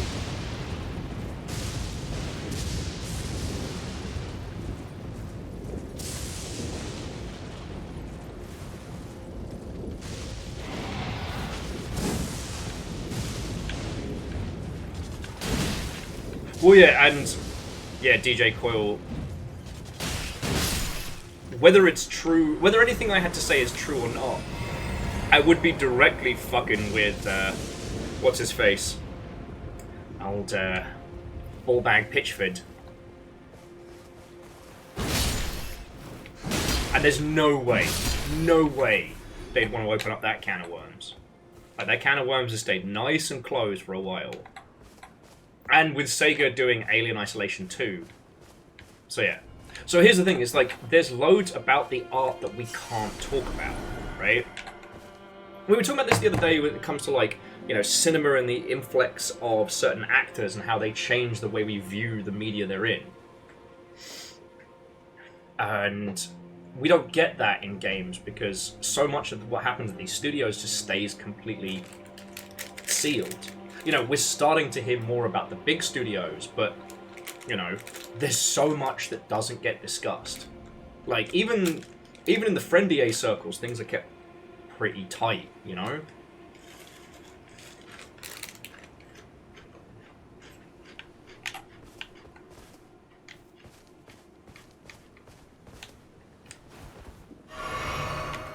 So it's rare with something like Wanted Dead, where we get the chance to discuss it properly, you know?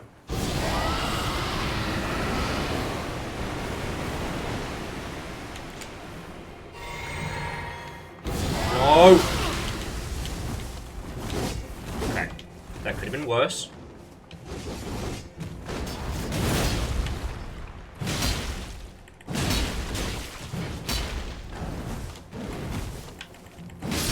Holy fuck, that was really bad. Whew! I'm awake now!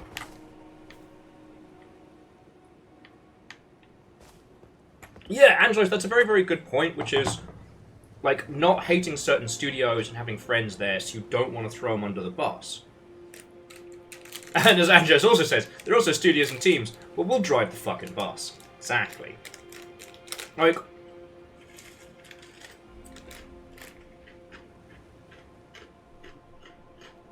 places change.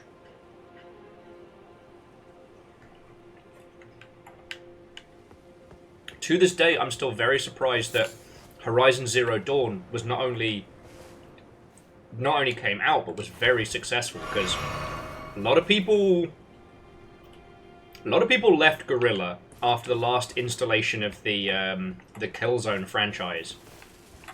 And while Killzone as a franchise is ultimately a very forgettable one, especially the later entries, you know, that was still people's lives for well over a decade.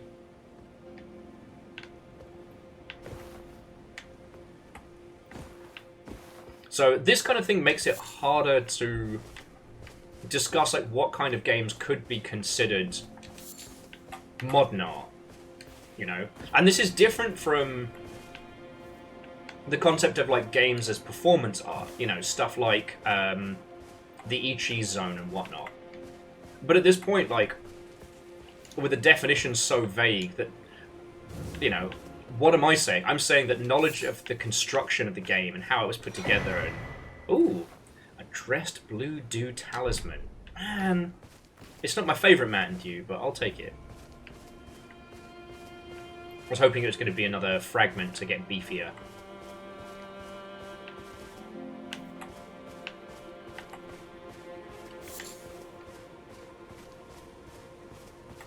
Oh, sorry, and the thing I was saying with, like, now, actors affecting certain roles and stuff like that and how we view them. Like, because we have a lot more... God, I don't want to say access, that makes me sound like the worst kind of person. But we have a lot more knowledge and a lot more back and forth. Ooh. The Oathseeker Creeps, Gauntlets, Oathseeker Knight, Oathseeker Knight Helm, and the Patter? Oh man, somebody died bad here.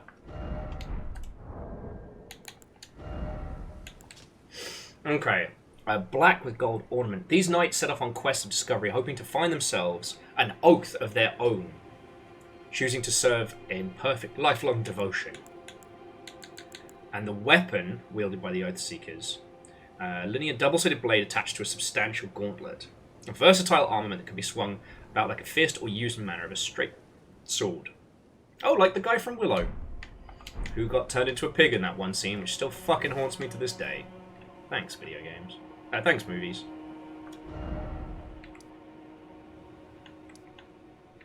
So we have Church of Benediction, an artist's shack.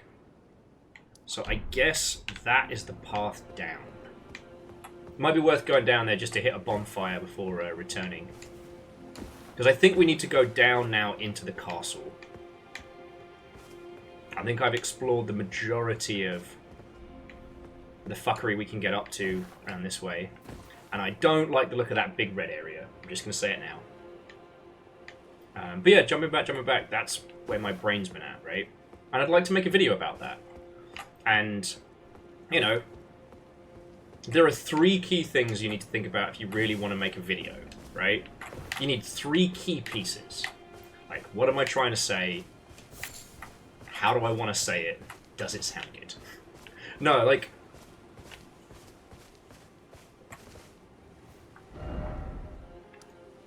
Okay. Well, the other geek, this is where I'm hanging. I decided to... And actually, I haven't explored that yet. So, I'm going to go a bit further down, like I said. get us a...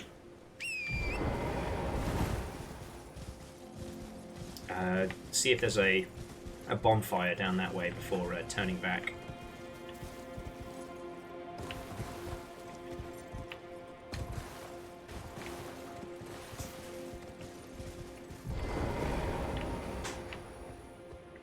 Oh, interesting.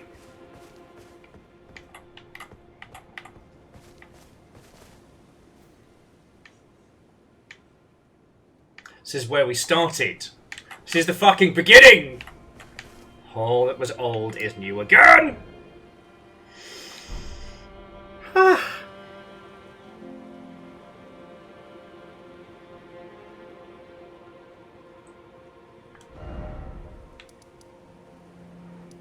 Okay.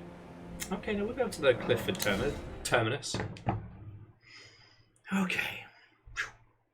But no, these are the things that have been batting around in my head, and I was trying to think of how I could give any videos that I wanted to make like a nice, unique aesthetic, and I was like, what if I recorded them, like, physically? I can record the audio here, or I can get a different audio recording solution. But, like, having it all retro funky would be something nice and unique.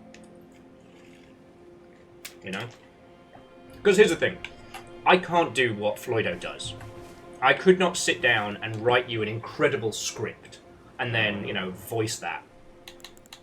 I can only speak from the heart and talk a lot of bullet points. You know what I mean? It used to be very, very funny, because back at the Creative Assembly, Rob wanted me to start providing him with scripts for Rally Point episodes, and I had to have a very serious talk with him and be like, Rob, I just talk and we pick the best take. We get the good details.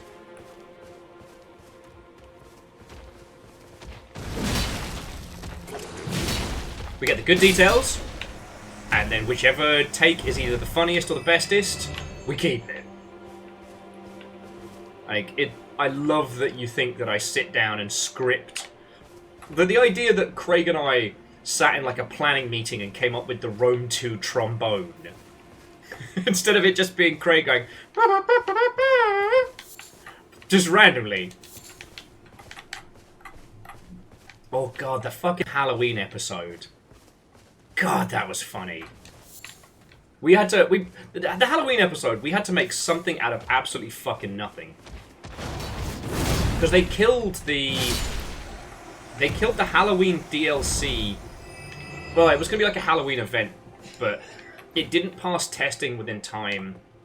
It was going to be this thing that added, like, you know, spooky maps and bats and all sorts of shit to your Rome 2 battles and things like that. And in the end, they didn't want to do it.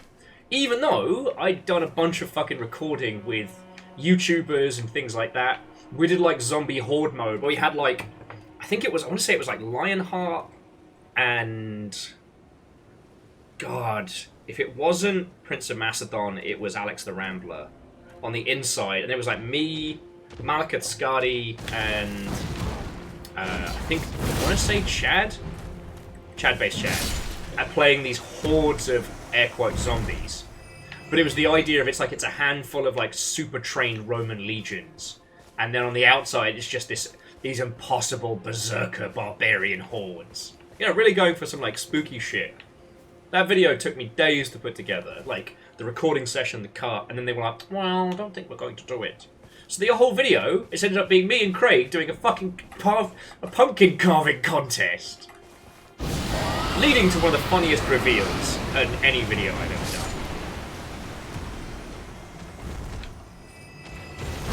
I don't know, maybe that's why I want to start doing some video stuff as well. You know. Not all the videos that I made were good. And not many of them were great. You know. I'm not going to sit around and pretend to you all like I was some kind of superstar video editor doing cool hot kid shit. Like, no, we're just fucking about. But I don't know. I go back and I rewatch those Rally Point episodes and I feel good about it. You know. I'm not saying I don't look at like clips and, you know, streams like that, but it's a different feeling, right? Streams don't... Every stream has an intent, and that intent is solidified once the stream is done. And whether or not it happens or not is a whole kettle of monkeys in itself. Jesus. Just gassed out a bunch of ghosts. I might be the baddie. So, like, let's take yesterday's stream, for example. There is never a day... No, actually, I can't say never. I was about to say, there's never a time where I actively want to make a bad stream. And I was like, wait, no. I've streamed Bloodnet. Oh, you fucking dog bastard! I'm too busy talking. There is never a time where I sit down and go, I want to make a bad stream. Sometimes I want to mess with you lot. But, like, when I sit down to stream, I want to talk to you all about what's going on in games. I want to hear what's going on with you. I want to tell you what's going on with me. I want to combine all that together, and I want to have a good time. Yesterday was kind of perfect in terms of there was a lot of games news. We had a lot of stress and a lot of anger, and we got to talk through it. We got to work through it, you know, and learn something from it in the process, industry style. And then we played the Holy Gosh Darn, and even though I was a tired potato, that game was brilliant. It was incredibly funny, and some of the devs who worked on it even came in and shared some insight. Like, that was fucking brilliant. But of the Holy Gosh Darn, I can't say that I planned and intended it to be brilliant, like, you know, crafting and editing your own movie, or your own film or short episode, or YouTubian nonsense, or what have you. It's a different feeling. You know, a VOD is a recording of a live performance, and it's almost like, I don't know, looking back on your shift. Some days are fucking brilliant and you don't know why.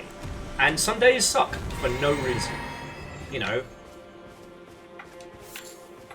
I feel bad whenever I do a bad job because you lot, you know, you keep me the fuck alive, so I'm super grateful. But like, you know, that stream just before I got real sick, and I was getting real snippy with everybody, and I was being a bit of an arse.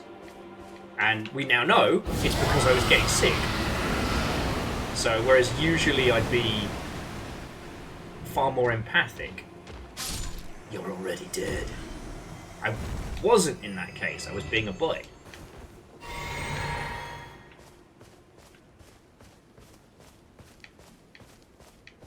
So yeah. Streams are more like a hangout, a video is a show. Thank you, Angela. I can't believe I was struggling to word it in thus. But no, that's... And I don't know. It's been so long since I've done anything like that, I think I'm starting to miss it. There's also the thing I need to think about, which is, if we're going to find more people, more of our own tribe for the Longship, it can't just be... We can't rely on Twitch for that. You know? If we're going to find more of our lot, I've got to put stuff out there that people can find and understand and like.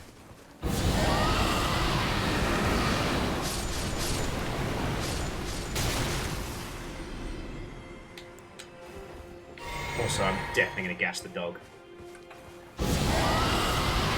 Yeah, I mean, I'm seriously hoping, Angelos, that, you know, after the move, I'll be able to get back to starting at noon Seattle time.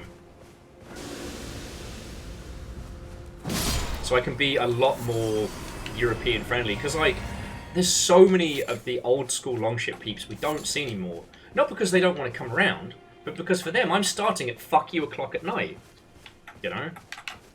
It's like how I'd watch more Rudism stuff if they weren't on the other side of the planet.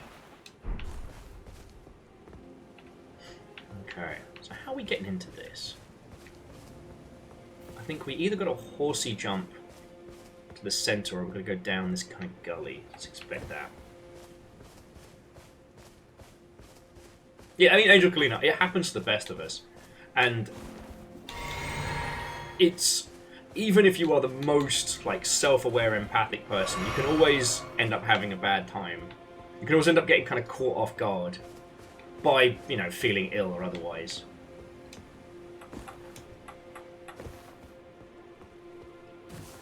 And in video, you can edit around that. So yeah. I also want to make sure that if I'm going to be making video stuff, that it's on things I want to say something about, right? You know, I'm not going to start doing here's Will's top 5 indie games of the day! Because, I mean, 1, that market is completely sewn up. And 2, God. No, I'm okay. I will share with you all, you know, my knowledge and nonsense freely. Oh. Miss me!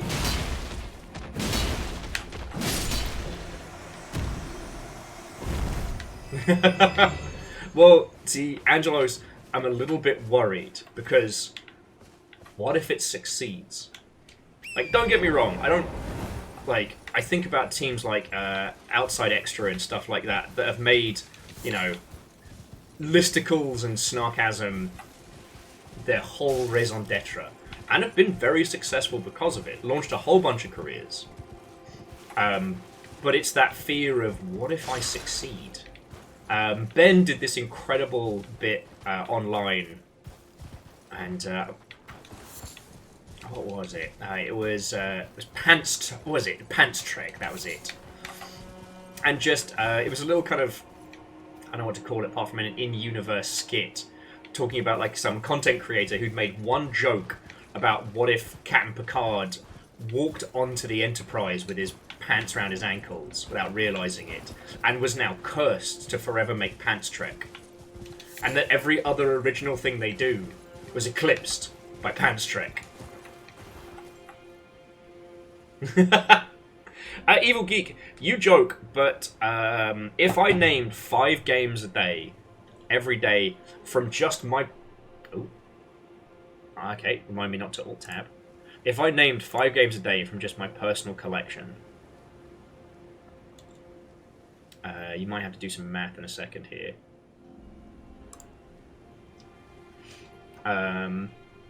So yeah. I've got 3,655 games on Steam. So I could recommend you 5 games from my library a day, every day, for 731 days. Assuming I never acquire another video game.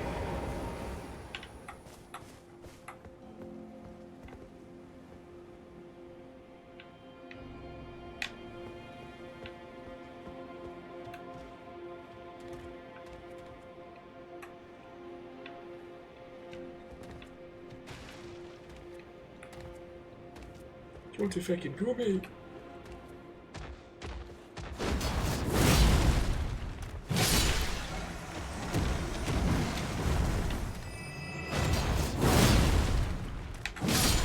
Yes, I did a little over 2 years. Here's the thing, I had a master list of every game in my possession that I wanted to stream for you all, and over the last couple of years it's kind of fallen behind. At some point I will re-up the list, but let me tell you, it is not a small list. But okay, so this is what I was thinking of, is like, what can I do that, you know, not just people outside the Longship, but also things that you lot might enjoy, you know? I've been really enjoying doing Longship After Dark, but that's kind of, that's for me. If you enjoy Longship After Dark, great, brilliant, I love that for you. It's for me. Like, I need a place to play the things that don't jive well on Twitch, i.e. short-form horror. Twitch hates it when you jump between multiple games in a stream. And people don't want to be scared all the time. People don't want to be spooked. Like, all the days. Okay, I would say the Longship does not want to be spooked all the time. There are people that have built communities around horror games specifically, and, like, props to them. But that's not us. Viral says I enjoy it because it's the time they're awake. Also fair. damn it. That ghost led me astray. There was nothing here. So yeah, so if I'm going to be doing video stuff, it's like, I want to do what makes sense. I know. I am absolutely burnt the fuck out on people that do, like, YouTube clips of, here's what you should do in game dev. Because, once again, the energy required to refute bullshit is much larger than the energy required to produce it. And as Nick likes to say, you know, if you want to talk game dev, come talk to us live, because honestly, in 2024, the answer to almost every game dev question should be, it depends. Yeah, Angelos, that's what I'd like to do.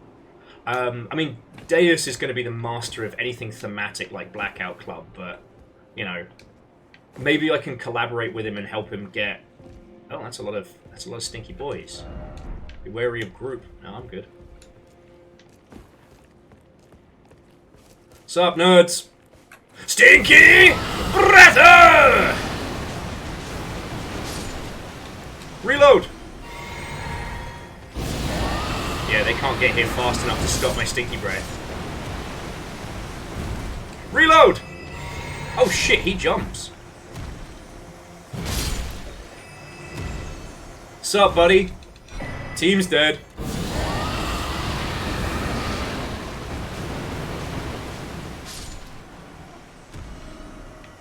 It is kind of interesting when you think about it. If they worship blood, then rot would be the worst. Then rot is the worst thing for it. DJ Coyle. Our CEO's good. Fuck. See, DJ, there's no way I could do that that wouldn't make it... That wouldn't get me, like, done for defamation or something. I know too much, so I'm too honest. I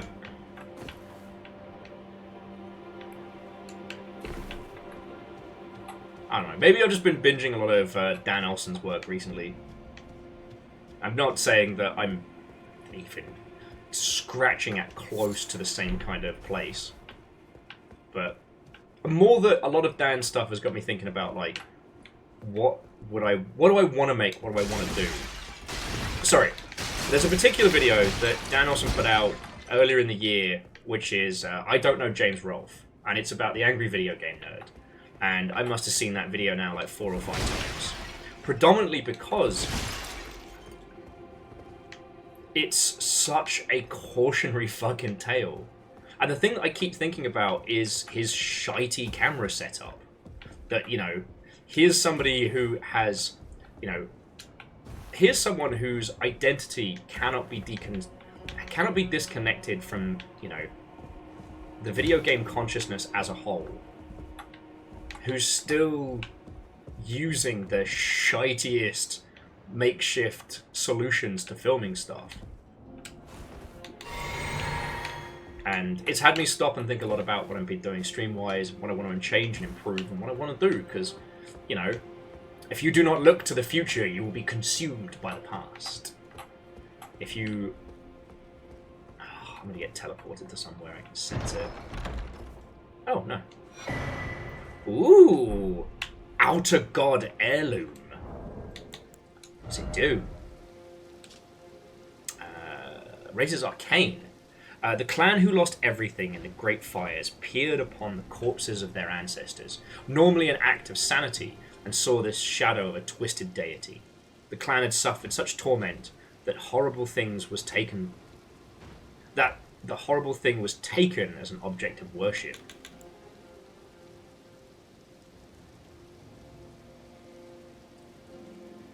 Oh! Hey, so those big clubs they use? That's one of their buddies' arms that's just pulled off and then used for weapon stuff. I'm just going to go ahead and say it. I hate that.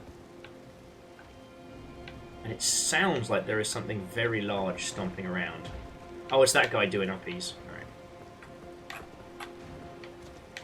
Alright. No. So, Fred, you've got to take the clock and go back. If I go back, you still get here at the same time, and we do this twice.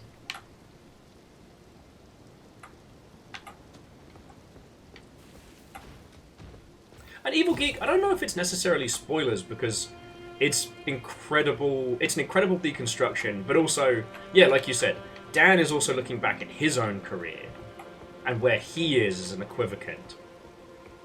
And I don't know. There's something about how Dan could have been pulled into a sphere of, I wouldn't say angry reviewer, but for those who don't know, Dan Olsen does Foldable Human. I think the channel is Folding Ideas. And it's a video essayists channel that covers everything from, you know, video games to predominantly cinema, movies.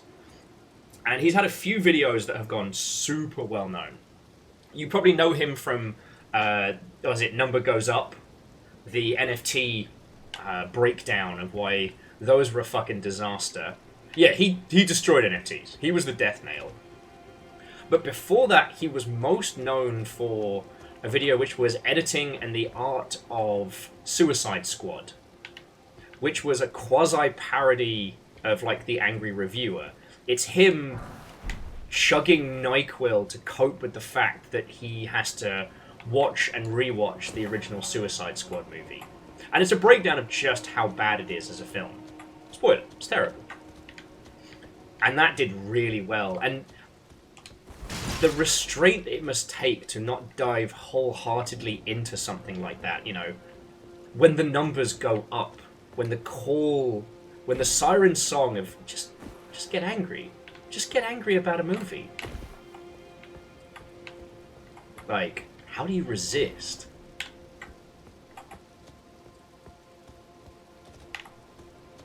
Oh, DJ Croydon for me. I haven't come across a buddy with a really good swinging arm.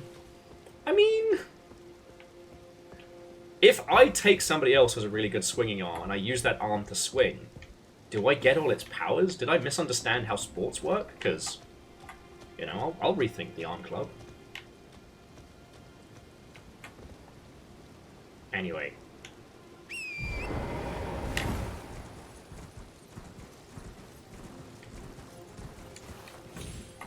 Well, yeah, so, okay, again, the other video I watched over the weekend was also a rewatch the Nostalgia Critics review of The Wall. Well, and do you know what's interesting about that one, Evil Geek, is that it takes a thing that people were doing a so bad, it's good, like, hate watch party of, and went, actually, it is terrible and here's a lot of why. And, like, we've all heard the horror stories about the Nostalgia Critic. Like, that's not a good operation. But he kind of goes a step further into saying, not just like, oh, look at this guy, isn't he stupid and dumb, but like, no. He's either being, you know... He himself is either being, you know, unkind or willfully ignorant. You know? But with the Nostalgia Critic breakdown, it's... I don't know. I guess the other thing is it's seeing someone giving true care to things that have affected us. Whether you've seen an episode of it or not, the Nostalgia Critic has affected you. Like, dude's got fucking ripples. Oh, cool, he's got his buddy's arm. Now I know it, I hate it.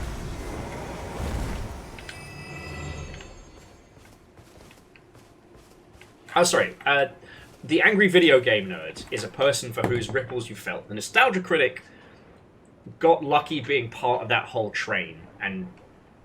yeah. So, Aeon, this is the opposite of the lucky 10,000. So, okay, quick teeny tiny setup. Also, Red Letter Media, they're their own special Pokemon type, but we should put them over on the shelf for a second. So, TLDR, this guy, James Rolfe, does a skit 1,000 years ago about a nerd in a basement getting irrationally angry about a video game. That is the Angry Video Game Nerd. It was uploaded to a very, very fledgling YouTube and was one of the breakout successes. He would review old video games and just get irrationally angry because a lot of them were really badly put together, and that's fine. Like, he hit upon a formula, it works. Oh, that guy's over there. Huh. Can I target him? Hang on, let me just get my bow out, because that's definitely a thing I can hit. But the success of the Angry Video Game Nerd was the tip of the spear for the Angry Reviewer. I guess the most famous that came after would obviously be Yahtzee and Zero Punctuation, but any of those times you've seen guy gets irrationally angry about media, it started with the Angry Video Game Nerd. And, okay, if we're talking about internet culture, the Nostalgia Critic was the same thing with old movies. That's it. Where the Angry Video Game Nerd would get fucking livid about how brutally difficult, say, Flashback was.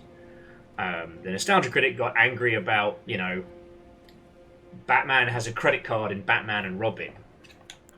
Which, by the way, as I've grown up, I've come to realise Batman and Robin is a fucking brilliant film. Oh. No! Bastard! Get fucking down here! Man, it's the fucking Nostalgia Critic fans are coming out the fucking walls tonight. No! I'm not losing to this guy.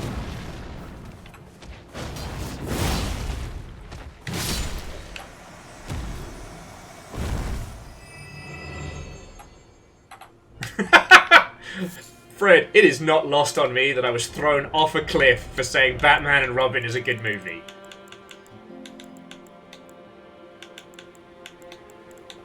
It is a good movie and I will defend it. Anyway.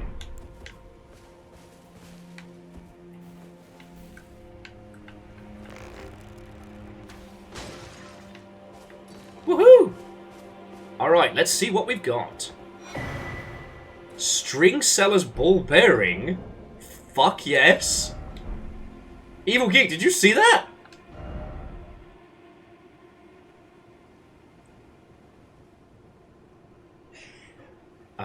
Access to new items. I can it allows me to buy string. Cool. Now I can retire. Okay, but yeah, so jumping back. So Aeon, this isn't a person you need to necessarily look into. The Nostalgia Critic is not a person you need to, like, suddenly go and binge their videos.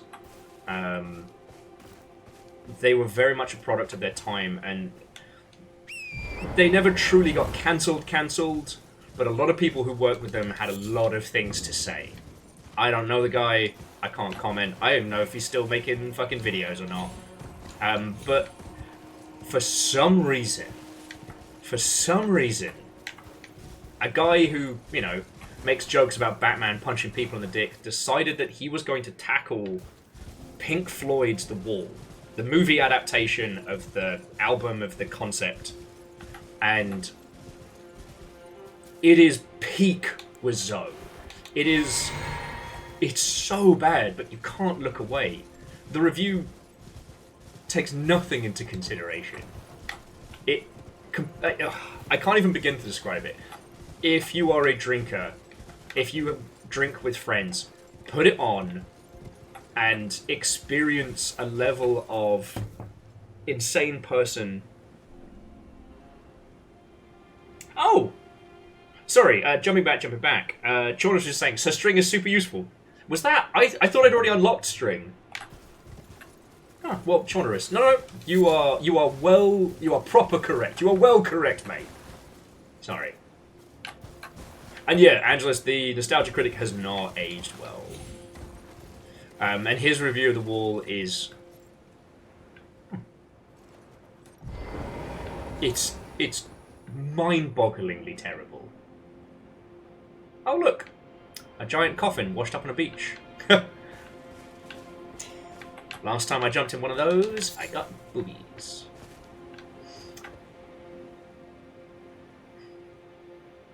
So Fred was saying, just as a little context, the Nostalgia Critic's former channel went through a very large number of creators leaving, alleging various forms of predatory and abusive treatment by management. Thank you. That's the quickest way to put it. So yeah, so you're good. But that particular video, Dan Olsen did a video breakdown of the video review, and it's fascinating. It's fascinating.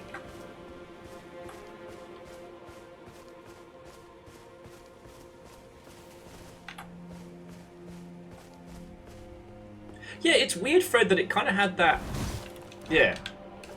there's a large number of now very successful creators who got their kind of their start on Channel Awesome, which was the Nostalgia Critics kind of non-denominational rapper. Yeah, Aeon, it's...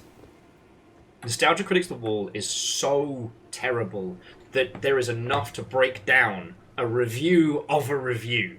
It's not even a review, it's a deconstruction. Huh. Chaunerus, then I apologise for snarking about the string. You know, if we got some cool, useful shit, then let's go. Alright, so we've been up there. We got the God Talisman, which really implies some nasty shit happened to those worshippers.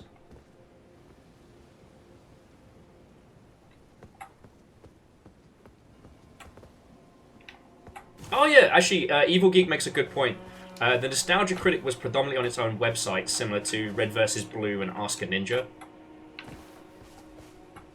What happened to Ask a Ninja? Sorry, I'm just speaking the old magics at you. So yeah, there you go. Aeon, that's bringing you up to speed. It's really interesting because, from my perspective, if you wanted to break down the timeline about how we discuss video games, so we had, let's use G4 as an example, but we had TV and network TV, video game channels and magazines. Predominantly advertisement with flashier beats. Very much focused at the, the masculine teenage market, but with some extra stuff.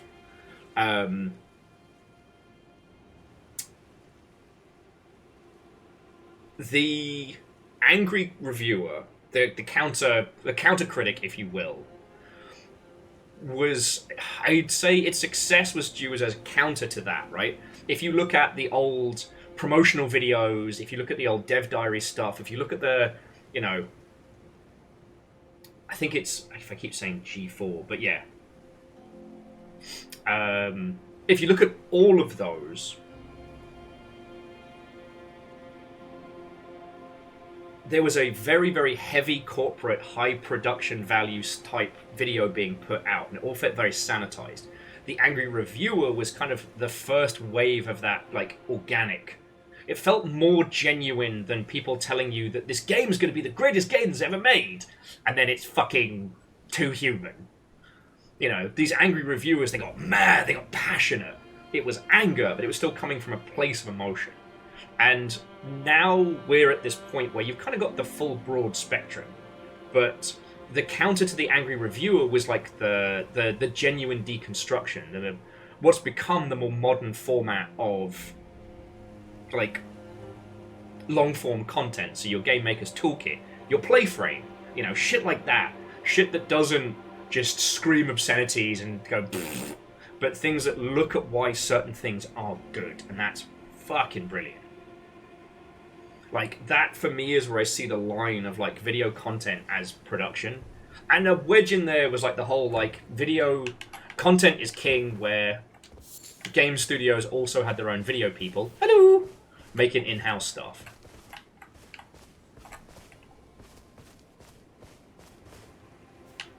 Yeah, Evil Geek. That's one of the reasons why I wanted to highlight this. I can't do what Dan does. Dan Olsen Dan. I could not write a line like that one. Yeah, his description of Doug Walker, the Nostalgia Critic, being, and I quote, "Doug wants to be a filmmaker. He wants to make art, but he can't, because he's a fundamentally incurious person who isn't much interested in what other people think or feel of his ideas, and his ideas boil down to, what if Batman met Mario?" Yeah. And Fred was just listing some other peeps that had their starts. Yeah. Dan's did do some video editing. Oh, okay. So when Lindsay Ellis left Channel Awesome, Nostalgia Critic, she in turn created Ches Apocalypse as a little incubator for video essay talent is. And that included folding ideas. Okay, I didn't know that. And there we go. Oh, I'm gonna get strong. Yes. Get strong and beefy. Now, where should we put our points? We're still getting 4 points of extra damage from strength, so I'm very tempted. Angelo says, and I quote, "To be fair, I met a lot of men in the games industry whose ideas don't go much beyond. What if Batman met Mario? They usually paid more than me." Yup.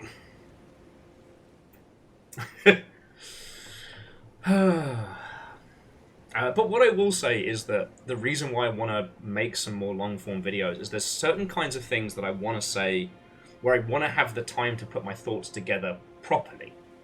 Do you know what I mean? And I really do think there's something incredibly special about Wanted Dead, beyond just, look at this game! Whoa! Or, isn't it funny when you eat ramen? Like, they had the time to make a whole-ass video game. That side-scrolling R-Type but giant robot game is a complete game. It exists on Steam. You can play it for free. But they only did one karaoke minigame. They did one song for the karaoke minigame. And the ramen minigame is, again, just that one course. And you just go as long as you can. Eat as much ramen as you can. Like, was there a point in development where they had all these grand ideas and suddenly got told, you got 4 months, ship it or die? Because, like, we can guess what happened with Metal Gear Survive. Kojima leaves, he takes all his besties. What's left of, you know, I forget what they were called back then. It wasn't Kojima Productions, it was like Fox Unit or something. But the Metal Gear development team was left of the people that Kojima didn't like enough to bring with him. Or that didn't value enough, or didn't even know. And they then had to put out a standalone DLC sequel thing to MGS5, and they were given so much oversight and so little resources.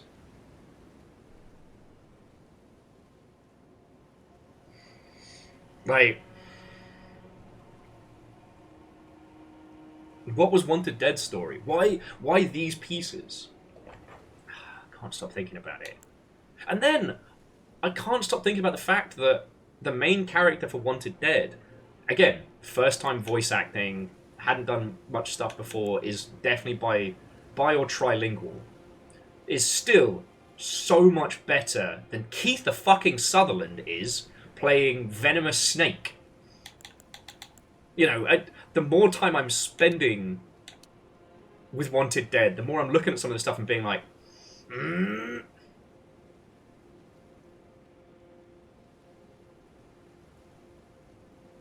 yeah, Evil Geek, you can go that far into it, that Wanted Dead is about the people, not the political situation that they're all thrown into.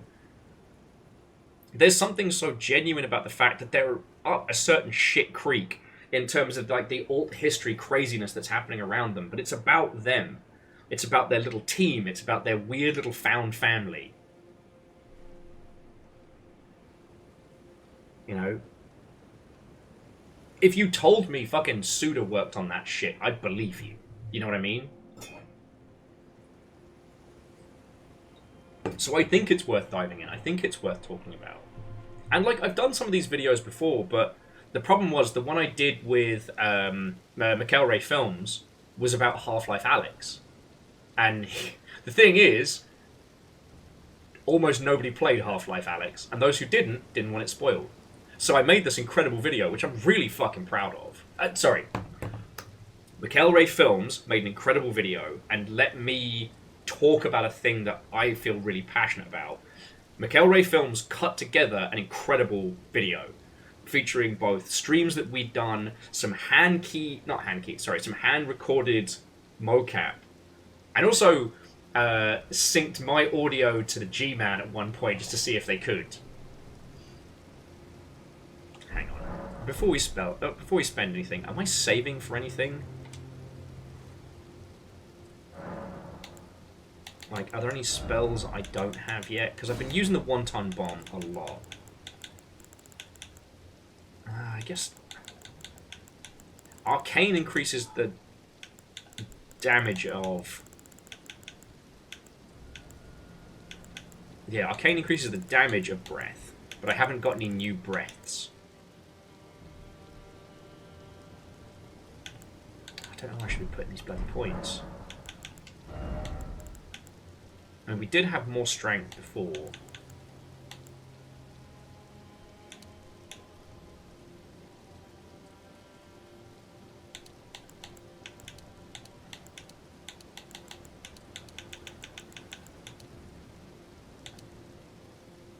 I also don't think I'll be getting enough health from Vigor right now. We tried putting more into Mind, but it basically just... yeah. Endurance isn't bad.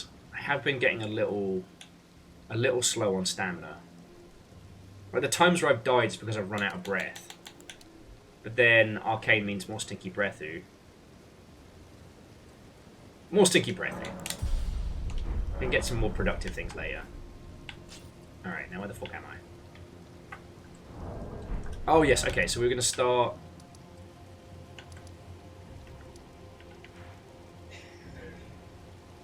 I guess if I wanted to, I could start heading down there, but...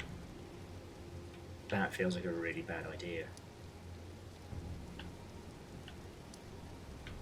Hey, Nurgle knows what I'm about, you know? Papa Nurgle loves you. Sometimes he probably shouldn't, but he loves you.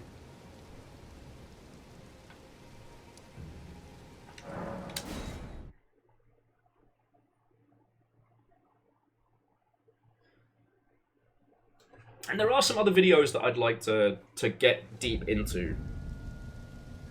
You know, there's a couple of, I guess they're slightly more highbrow topics of things. You know, I'll make a big old list at some point. Because the thing that got me thinking about this stuff, I want to say yesterday, but the days have kind of been blending a little bit. No, it's got to be yesterday, because Ket very kindly gifted me a copy of Hitman Go. But talking about, like,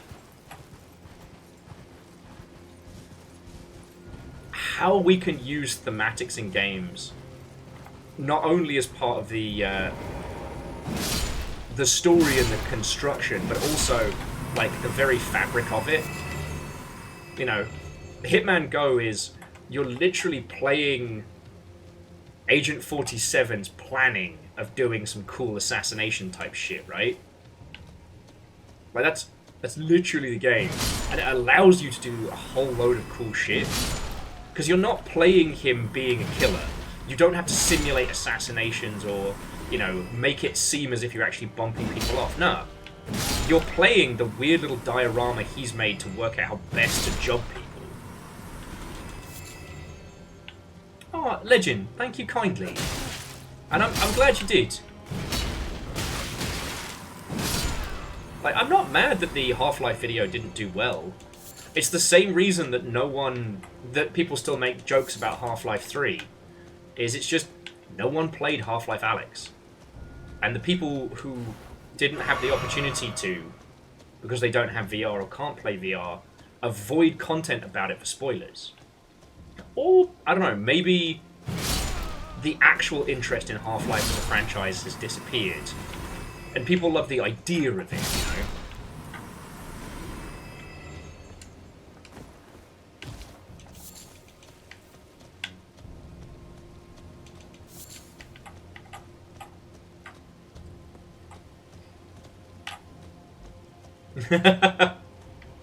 Well, you can tell Papa Nurgle I've got nice and spicy knickknacks, pickled onion monster munch. I'll have to pick up some energy drinks to balance it out, you know. Healthy diet and all that. But, I don't know.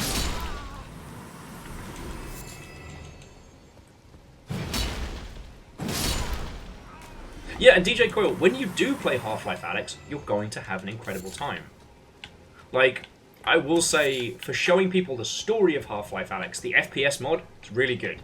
If you physically cannot handle VR, but you can play first-person games, absolutely, get the Half-Life Alyx mod. It plays fucking good. But it is definitely less of an experience. Because it was made for VR, you know. Poor Campo Santo was sacrificed on a fucking altar to make that game. but VR isn't just a gimmick in Alex. It's in the very core of it. The video that me and McElroy were working on before real life started kicking both our asses was, we need to talk about Jeff. Ooh, scan tree fragment. Hello! You must be the Tarnished. I am Ansbach. Formerly in service to Lord Moog. Oh! Like you, another soul guided by kindly Lord Mickle. Maug! Hardly the steady hand I once was. My fighting days are far behind me, which is why I have chosen to dedicate myself to investigation, to discern Tender Mikkela's ultimate purpose. I'd rather not volunteer service to a new master unless I know that I can be of use. Okay, that's cool. Something tells me Malika was going to be a... request a service of you. Sure, what's up? 6 crosses, identical to this one, have been discovered in these lands.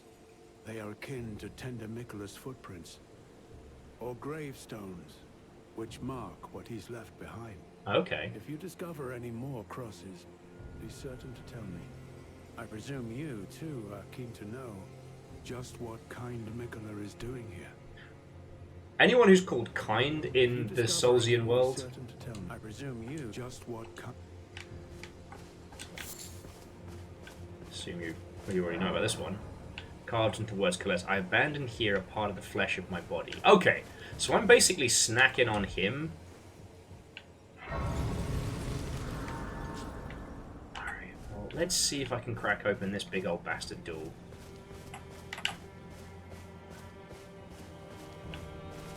There's some clips either side. Okay, so yeah, so jumping back. I want to make sure, like, I'm talking about things that I can add some value to. I've been watching a lot of a channel called Dungeon Chill. And Dungeon Chill is kind of fascinating in that this is a English language native that's moved out to... Try target lock. Didn't expect fear. Wary of surprise attack. What's that shadow? Oh, it's just a fucking cloud, okay.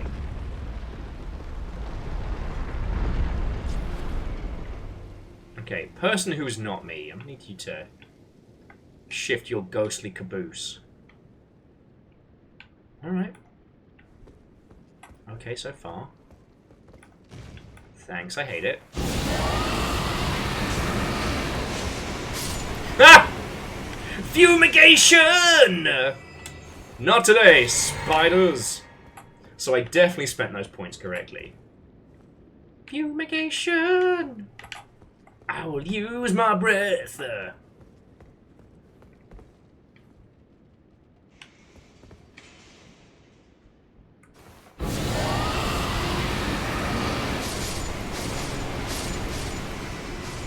Ah! Reload!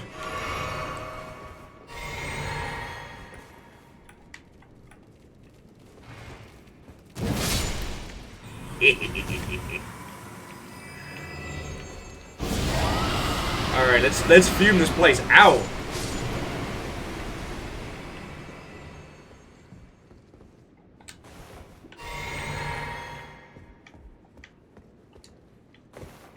This guy, that's a lot of horns, my guy. Revered Spirit Ash 2. Oh, that's the stuff that makes our summon stronger. Cool, I love it. But yeah, so Dungeon Chill is another channel I've been watching a lot of recently, and it's an interesting one because it's a 2-part thing. So every episode is, at first, here's a game you probably don't know a lot about, and these are games that even I don't know about. That's where I learned about, oh my god. I keep forgetting its bloody name. Baroque, that's it. Which, again, I'd seen the remake of Baroque. Same with the, was it Demon Slayer, not Demon Slayer's X. One of the Shin Megami Tensei spin-off games, where you possess people with a magic sword. Sorry, with a demon sword, I should say.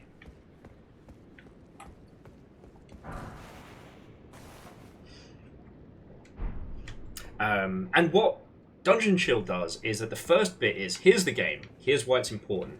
Then they do a full playthrough, I shouldn't say they do a full playthrough, edited down to the highlights and the bits you need to know, and then they kind of like sum their feelings up together. So, you know, if you are in need of like video essay / audio podcastery type stuff, and you don't have, you know, access to rare Saturn games that never got an English translation and shit like that. Alright. I'll praise the message if there is an ambush. Ooh! Alright, I might... Yeah, I think I've enough time to sneaky bread. Remember, friends, there's no such thing as a cheap win in Dark Souls.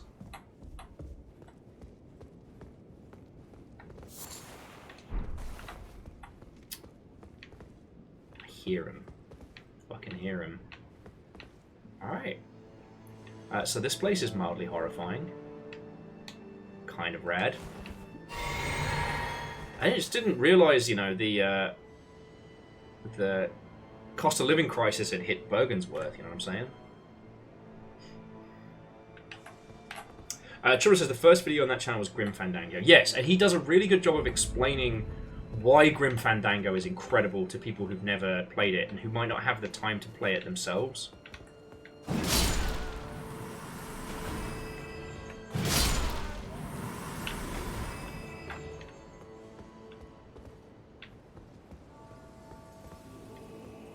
I guess we're doing old school dungeon shit tonight. Okay.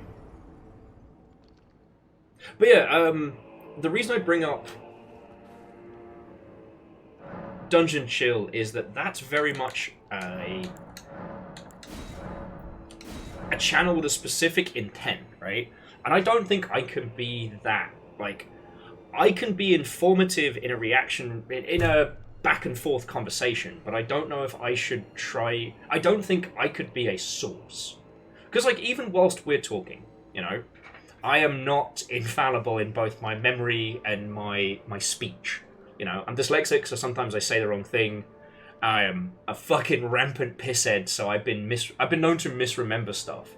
And when we're all talking like this, I feel that there's enough people here that, unless it's something that somehow I'm the only one who knows about it, someone would be like, actually, Will, this game came out here, not here. And I can be like, oh, yes, forehead slap.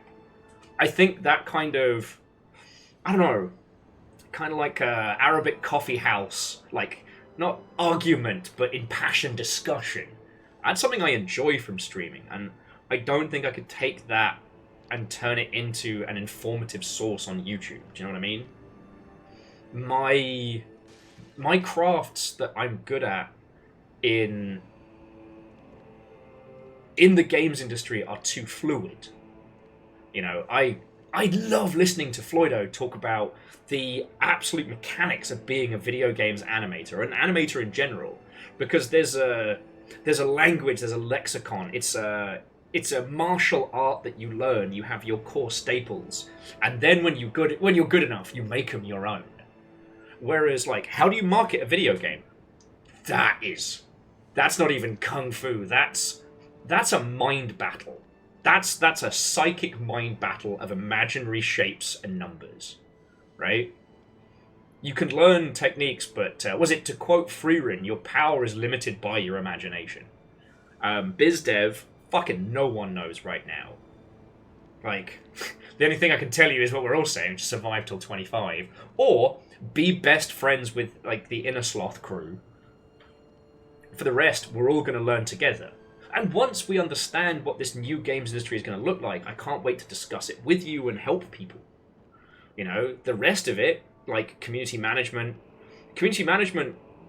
the fundamentals are the same, but the tools change every year. You know,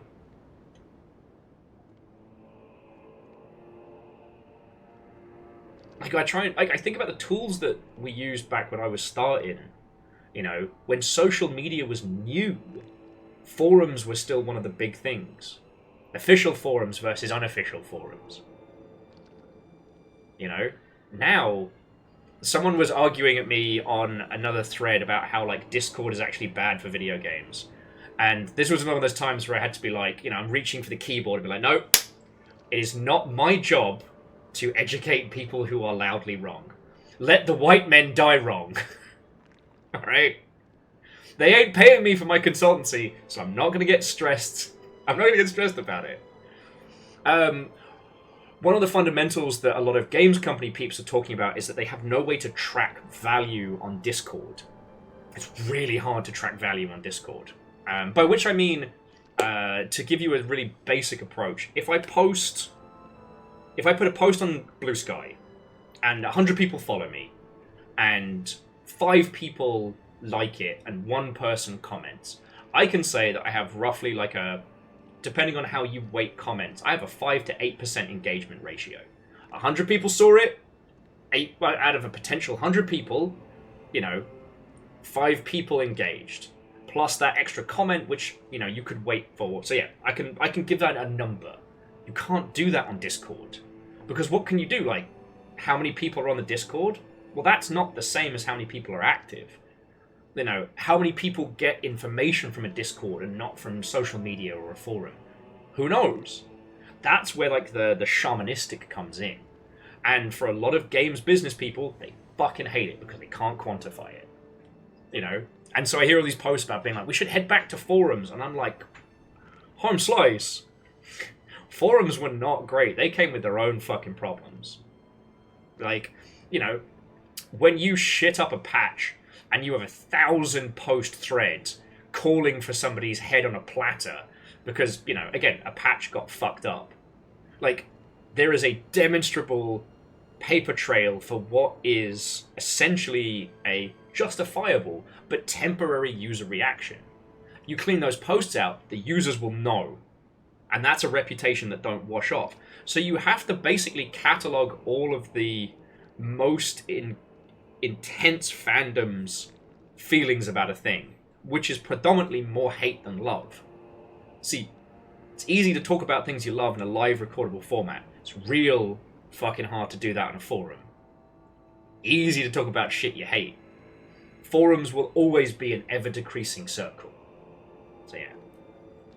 But as I said, they ain't gonna... If some rando game dev person isn't gonna pay me for my time, I'm not gonna correct them. It's not my job to make sure they're right. And yeah, Bacon, I'm sorry, it's just... That's why I describe myself as a shaman and not like a specialist or a, some other wanky business term. Because I know the language of the trees. Because I was there when it was learned. I can put my hand on a Discord and tell you its toxicity levels. I can drift through a Steam page and know what fates behold them and what they're missing. And I can't quantify that shit, right? Because you can only know it, you can feel it. It's, I don't know. You hear those stories about, like, people who can, tell the health of a forest by the side the moss grows on and shit like that, and it feels like that. But are you saying that you're a video game medium? Not a medium. Like a druid. Like a shaman. Explain the difference. Well, a medium would be the spirits commune through me. A druid looks at the forest and understands it. They also get high as tits, which I have been known to do. By accident. It's more the point of knowing how things be, even when there's not numbers to prove it, which is something in a, like... That's just called being neurodivergent, Will. Knowing something, but not being able to explain it. Neurodivergency. 101. Well, no one said I had an off-the-shelf brain. The amount of times that I had a math teacher get upset with me because I wrote the answer, but no formula. And all the fucking time. And they'd be like, that's not wrong. And I'm like, that's the right answer. I've had 3 people look it over. And he said, no, that's not the right answer. Like, tell me where it's on. You didn't show how you did it. And I'm like, does that fucking matter? You want to know the strange shapes in my mind that twist and turn? And then the biggest lie to ever be told in the early 2000s happened. Yeah. You're never gonna have a calculator on. You won't have a calculator on you 24. Don't assume you'll have a calculator. You won't have a calculator on you that can do this kind of math. And you know what? I almost believed them. Still, Until I checked recently, and I, in fact, had a calculator that could do all of that math. yeah. Suck it. Sure, most people just tap it into Google, and Google's like, don't worry about it, I got you. I don't do that because I don't trust the internet to spit facts back at me. Very true, very true. Lizzie says that they'd argue that no druid gets high or drunk by accident. There's levels. Lizzie would be wrong. There's levels. Fee speaks the old words. No, not a cult, Bacon. It's not a cult. But yeah, we're getting into a will topic here, and maybe this is something I could make a video on, is like the shamanistic knowledge of the games industry. But it's... Community management as a profession is very hard, because 50% of the job, and I shit you not, 50% of the job is explaining to people who don't know how they can know. How you create sentiment reports, how you create engagement reports. Like, you spend your entire fucking time reporting up what the thing you are doing, and then what happens from it. You know, there's this running joke of, you know, when you're working on like a community team or a social media team, and a meme pops up, and in the time it takes to explain the meme to the people above you, get them to sign off on it, and get it back to you, the meme has already passed and is no longer funny. Sometimes, you know, when you see brand accounts posting jokes like 2-3 weeks later, and you're like, what? That's fucking weird. It's like, yeah, it's fucking weird because the joke came and went, and the approval process killed it. You know? You want to know why Aggro Crab's social media stuff is so good? Zero, well, okay, I wouldn't say zero sign-off, but predominantly zero sign-off. They just have a person who understands social media better than I, but who can just react. They can just post. They can just be funny. Anyway.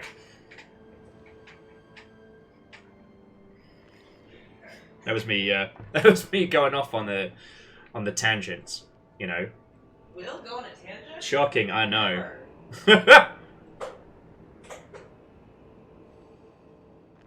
Lizzie's like, and I quote, what if you don't have a calculator with you? You'll never carry those on at all times. Bitch, I have two! I have my phone and my smartwatch. And if you have one of those voice thingies, you can just ask it. That's the same device. Yeah, but with your voice instead of your hands. Does your calculator have tan? God. You speak the old words. I don't even know what a maths exam would even look like these days. Am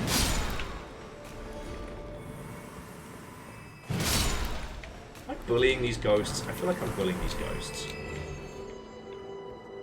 I don't think I'm the good guy in this castle. And I definitely think I went the wrong way into the other sections, because I'm kind of feeling like we did when we were in the main game. I'm punching hard here, or maybe it's just because the last thing we fought was fucking Baal. Can your calculator play Doom? Probably. But yeah, that's one of the reasons why I don't think I would do like an informational channel, because there's two sides to the shamanistic knowledge. Its strength is that you can move so much faster because you're not trying to astute what's happening and you're not trying to calculate. You know it, you feel it. But the problem is that if you don't stay vigilant in your knowledge, the world changes. And right now we're acutely aware of this because we're in a churn. Twitter is dying. You know, YouTube is no longer a discovery platform. Like, the wheel is turning. But the thing is, the wheel didn't stop turning before. You know, the implementation of things like Vine, TikTok, empires have risen and fallen. The shift to Discord, you know, the shift away from Reddit. But Reddit's still part of that ecosystem, you know? Steam forums have become nigh on unusable to all but the most, you know... Does this open? It doesn't open from this side, of course. Steam forums have become, like, almost entirely unusable without full-time moderation. And even then, you're not spending money to get value, as in... By spending money, I mean employing a person. You're spending money to avoid toxicity. If any of you then started doing System of a Down in your heads, I feel you. That seems like stinky water. It seems like stinky water, but I kind of want the goodies. Okay, you just got murdered.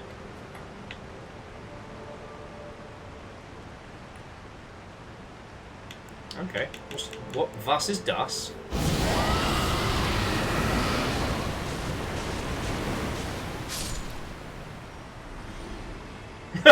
Whatever it is, he's fucking dead. Job's a good one. But yeah, I'm saying this because one of the other reasons why I love doing these kind of like live discussions with you all is that as time goes on, my knowledge will become less and less current. No matter how much research I do, no matter how on top of it I stay, there's a limit to how much I can be, how much my knowledge can be current without actually doing the job, right?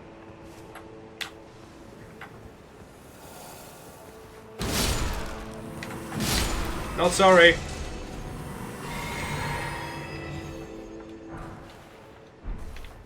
Well, Angel Cleaner, go get some sleep. I hope you feel better. To be continued.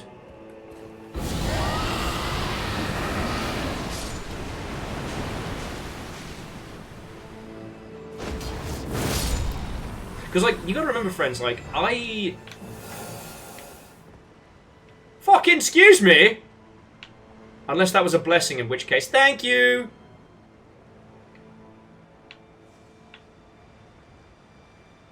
That didn't feel like a blessing, though. Just eat the brains of the young to get the knowledge. That's what all rich people do. Which is why they all have fucking brain rot. That's why you don't eat brains. Squirrel or otherwise. Huh. We can descend, or we can go through the streets. This place is so fucking eerie and so fucking cool. But just to put into context, friends, I've been lucky enough to be like industry friendos with Victoria Tran for a long time. But like when we started the Longship, when the Longship first began, it is what are they fucking casting? Go. Yeah, we'll take the side streets.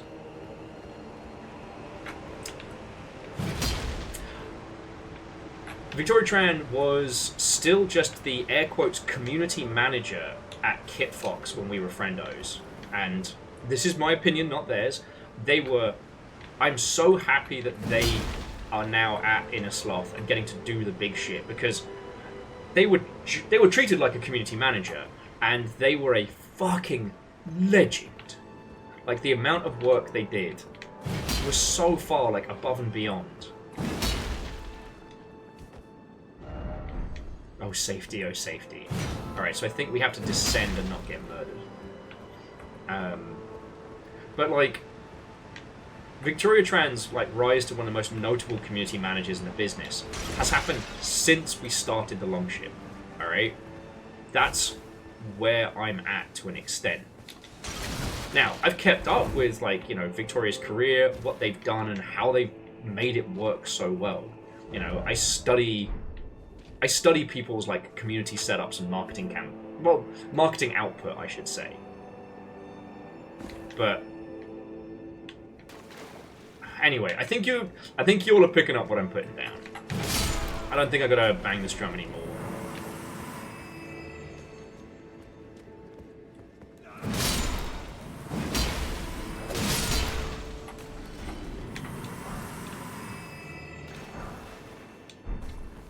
Mesmer Fire Grease. I think I've seen them live. What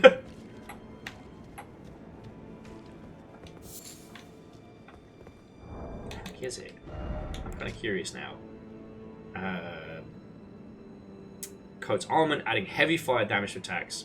Effects only last for a short fire. Fire was the symbol of the crusade. Even Mesmer's rank and fire soldiers wield it. Oh.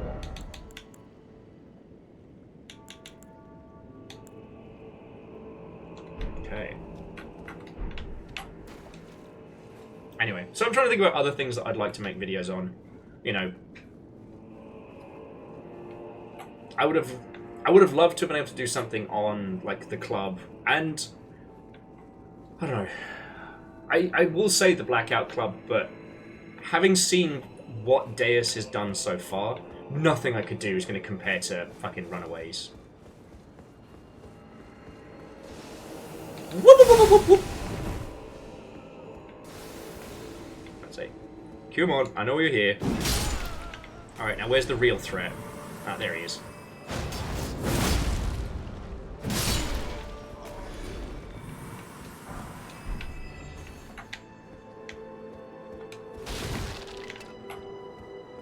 Anyway, it's just... last bit on the community management stuff is just... It is still possible to use old styles and old skills and maneuvers to build a community, to market your game, to make a game a success. You don't need to know all the new cool shit. But I do think that if you are advising people, and if you are trying to be the authority in it, you know, you don't want to be throwing around 2010s knowledge as if it's, you know, the absolute immovable Bible. Because there are a lot of crusty old guys in the games industry who still talk with authority as if, you know, the way in which we sold Tomb Raider was the only way in which video games would work. You know what I mean?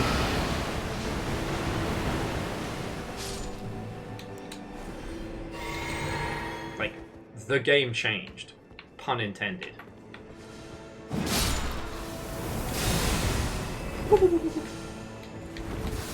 Hopefully they can't fire those things straight down, otherwise I'll be fucked.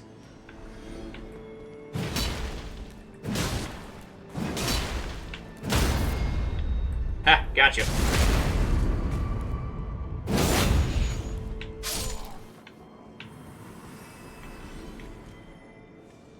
Now we're good. Oh no, we're absolutely not good. Ah, how's that for some fancy footwork? Also, fuck your pots!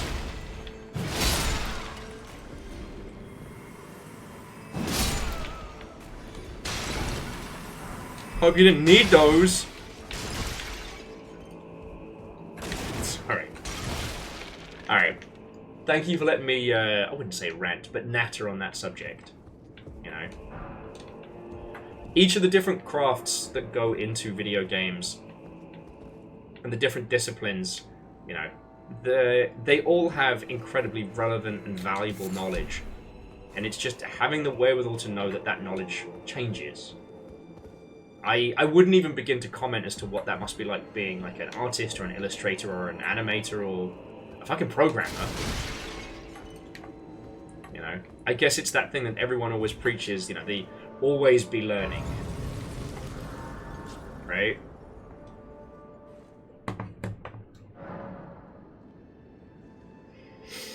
I don't know. The real valuable people, like the absolute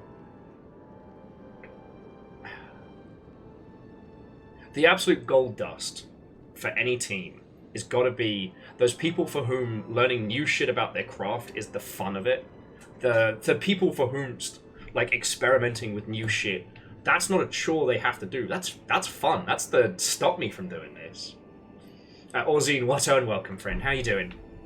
I started super late today because they were supposed to come check out our apartment and they never did. But I had half of the most incredible burrito of all time, and I got a care package from home And I got a care package from my friend who works over at Bandai Namco. And you guessed it, Gundams. Specifically the Gundam-based Gundams that I desperately wanted to pick up from the Gundam tour, but I couldn't go to because I was sick. Is that a goblin? Is that a fucking goblin?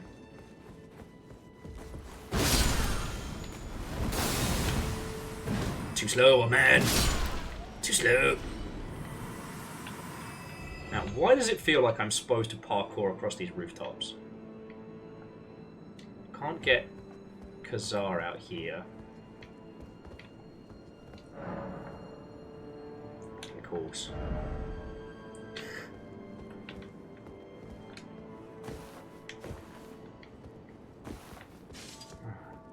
I wonder if this is supposed to be a shortcut to something. Because, yeah, we're on the DLC now, so how much people have seen of this is always a little unclear. And you know me, I'm not here for rushing around.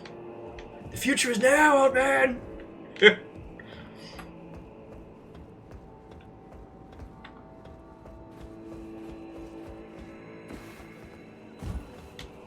Holy Boss Crusader, how are you doing, friend? Coming in, friends, coming in. If anyone wants to pick the topics, I've been kind of... I guess I've been full-on waffle mode, but I've been predominantly talking about how I'm hoping to start doing some long-form video stuff. Just like old school, I edited it because it's a video stuff. Oh, lovely. Actually, so Holy Boss, I'm hoping in the coming weeks I can bring our old GTFO team back together. There was some talk about it before I got sick. I'm considering it. I might not for the short term, just because if I have to move in the next couple... Well, I will have to move regardless in the next couple of weeks, and how stressful that move is... I still haven't been given the full go-ahead to stay here, so I'm fucking nervous. I'm sure it'll be fine. I have been known to be a worrier in the past, but still, I am not very reassured. My assure is not read in any way, shape, or form.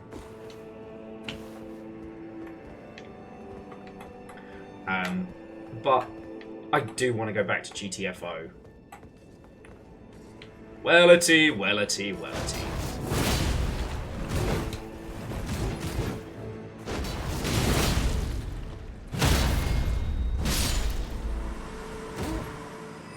You guys hit hard, but you can't take it.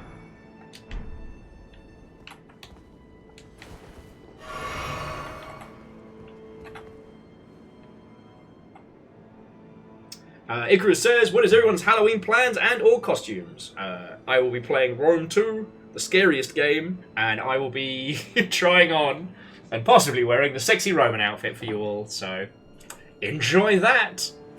That's the cursed content you get for Halloween.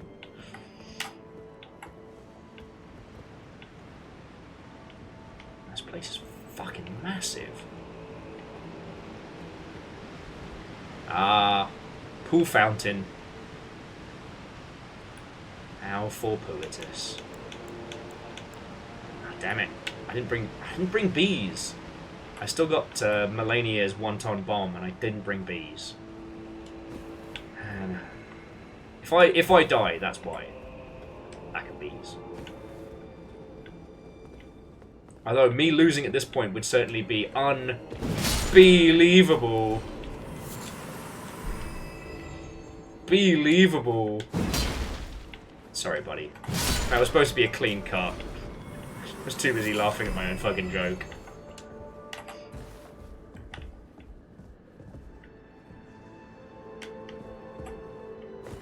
Oh yeah, and so as Yul just came on in, I was also talking a little bit about, you know, how knowledge in the games industry. I wouldn't say it erodes, but if you're going to speak about a topic with any kind of real authority, you need to stay very current. And especially when it comes to things like community management and marketing and stuff like that. Like, You know, one of the reasons why I wouldn't do long-form videos being like, this is how you market your video game, is because the answer should again be, it depends. Ooh. Does this look like a boss room to you? Wary of strong foe. Oh, I've got my stinky breath. I can handle it.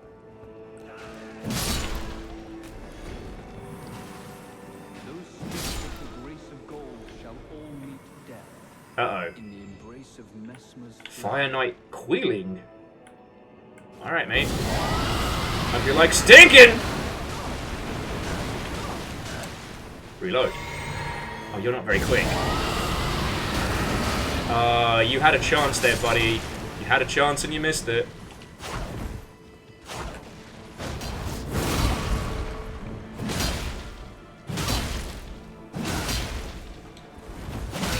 Alright.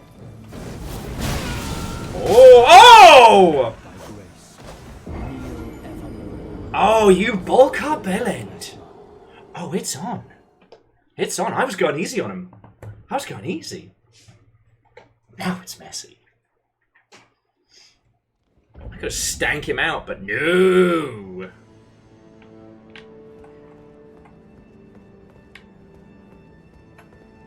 Lance says, be proud of me. I held back from yelling on people on Twitter. Hey, the thing I was saying earlier today is if they ain't paying you, like,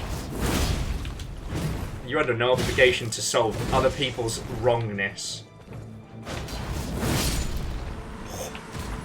Feels like I just cut that guy in half.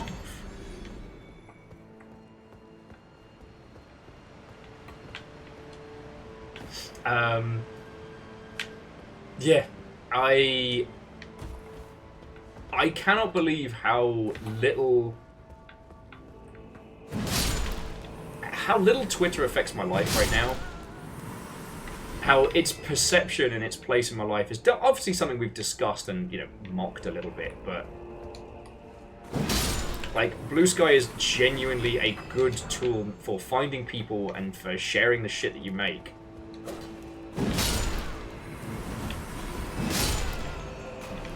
I might be going a little far afield. So let's deal with the not Queelag bloke first. Get my souls back. You know. Oh.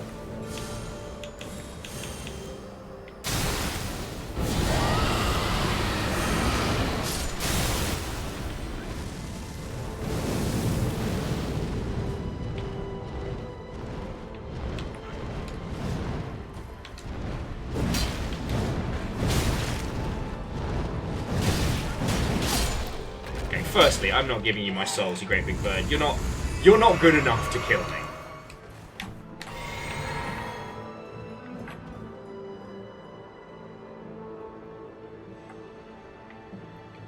Yeah, Lance. I assume you're talking about, like, fake emails and stuff around either Monster Hunter Wilds or Dragon Age. And, like, the shit heels are so desperate to farm engagement out of Dragon Age, Wolf Puncher, or whatever it's called, that some of the nonsense I'm seeing coming out of it, it's ridiculous. And the thing is, you know, they can't really affect it. You know, right now, all the people I know who are huge Dragon Age fans, they do not care what the shit mill is trying to create in this space, as they're desperately grasping at anything that can become a point of outrage. No, Holy Bus, it's entirely fine. I've only kept Twitter because I have to. Right? I'm going to be there when Twitter dies. I'm going to be there when it says page not found. This is both a point of shame and pride.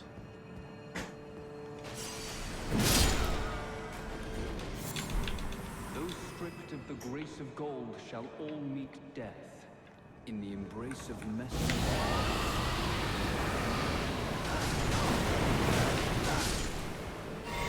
Fire versus rot, let's go!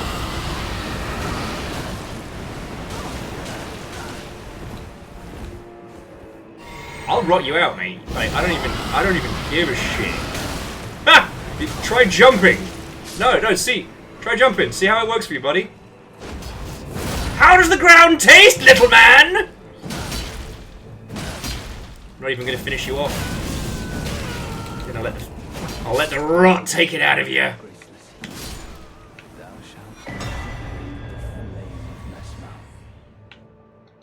Well, you didn't avoid the flame of these nuts, yet here we are.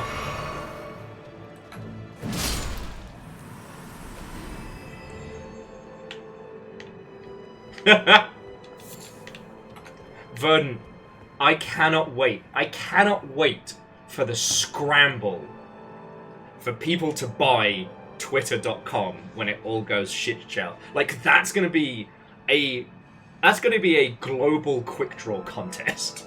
I can't wait. I want Spirit Halloween to get it, but like I'm open to suggestions.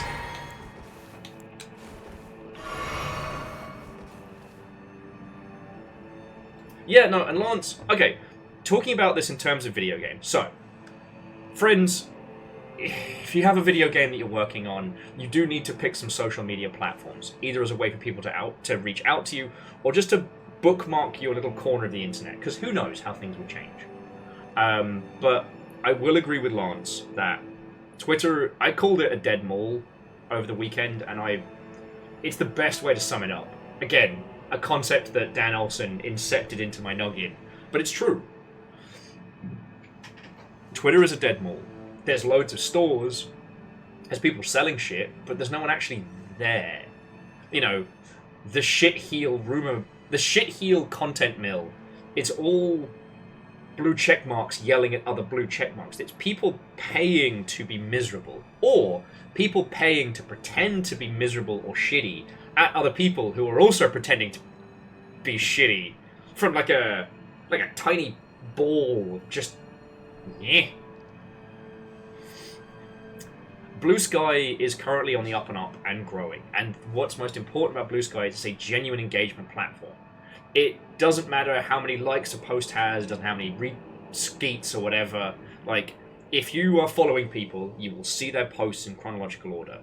Some people need to remember that when they're retweeting nonsense, but that's another story. But you can genuinely keep track of the people that you want to on Blue Sky. And here's the thing, I've been experimenting with it. If I put a post out on Blue Sky being like, hey friends, here's a cool thing we're doing, you should come join us, we will see 15, sometimes like 20 more people for those streams. Now, I haven't done it this evening because, one, we're super late, and two, I don't know when my body's going to crap out because, you know, I got like a fucking demo disc of sleep last night. You know, I got a trailer for sleep, and it left much to be desired. So if I end up crapping out, I don't want to invite 1,000 people over here. You know what I mean? But, you know, if you are looking to market your game, or if there is a thing that you care about art-wise, like, Blue Sky is a platform that's genuinely showing growth right now. You know, Twitter is in ever-decreasing circles. There's no value in marketing, there's no value in advertising on Twitter, there's no value in starting a new account on there. And you know, we were talking about the difference between the metrics and the shamanistic. If you look at your metrics page on Twitter, it'll show you so many things. It'll show you so much number go up. Like how can number go up so much? That's a lot of number go up. But it's all, I wouldn't call them fake numbers. I wouldn't call them false, but there's this thing in marketing where you can make something look like it's really successful on paper, when in fact it's doing very poorly. Like, an example you all know is obviously like the difference between units shipped and units sold. That back in the day, some companies would do this thing like, oh my god, this game is doing so well, look at how many units we've shipped. And you're like, wait a second, you said shipped. That means that's the number of games you've sent to sent to retailers. That's not how many people are buying them.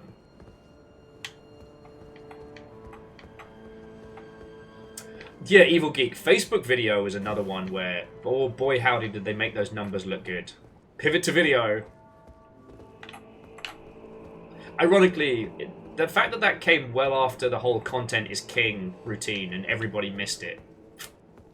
The fact that Facebook never pivoted back, and that Facebook pages are now pretty much fucking worthless. If you sell physical goods and have a budget to market on Facebook, it's fine. If you already have an established fan base and have an established Facebook page, it's fine. But the engagement is, we're not even talking a single percent.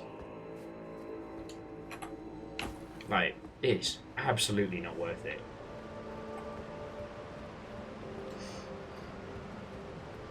Anyway, I only mention these things not to depress or talk about social media, but more just because, like, you know, Blue Sky is genuinely worth it. TikTok's an interesting one. If you understand it, it's got some value. But TikTok is something that has to... You have to treat it like it is, not how you would anything else.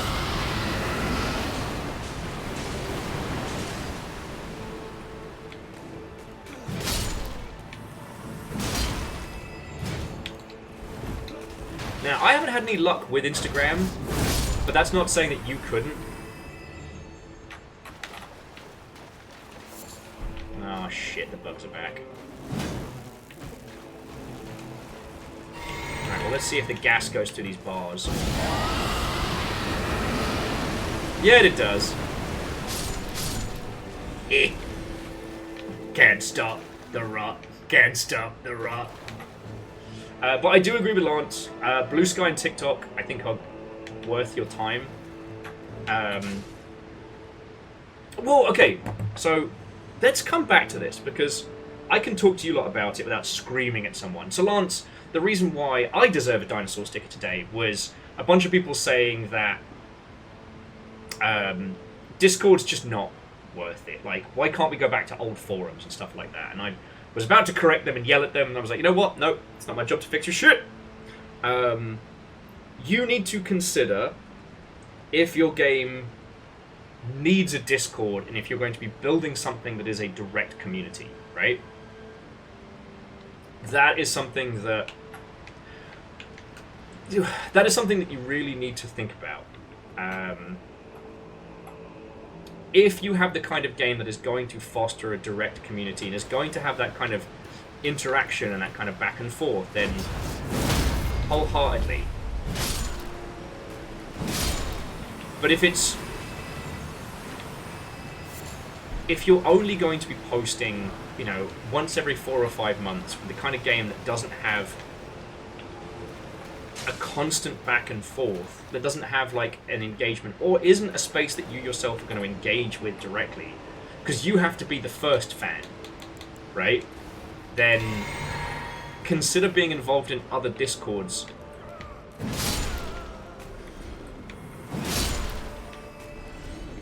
At least to start with. Sometimes people talk about the difference between, you know, official and unofficial fandoms, and it's, you know,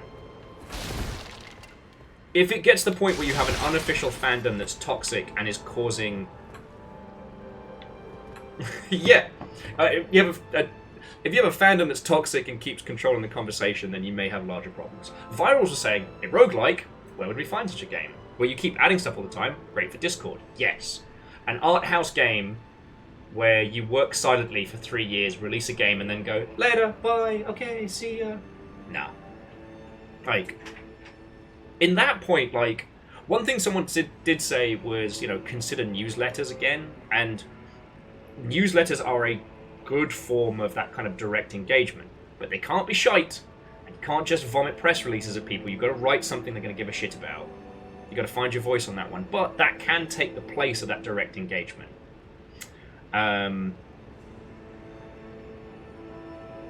Since all of the rules around like having to be able to unsubscribe to mailing lists and things like that have been put in place, like, it's good. I've seen a lot of teams do a lot of good with it. Don't open your own fucking forum. Don't open your own forum, for the love of all that is holy.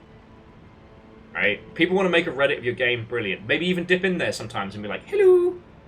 Don't start your own forum. Because if you think it's weird having a quiet Discord, wait until you have a dead forum that is searchable. Because a quiet Discord is not something that journos or shit eels or detractors can weaponize against you.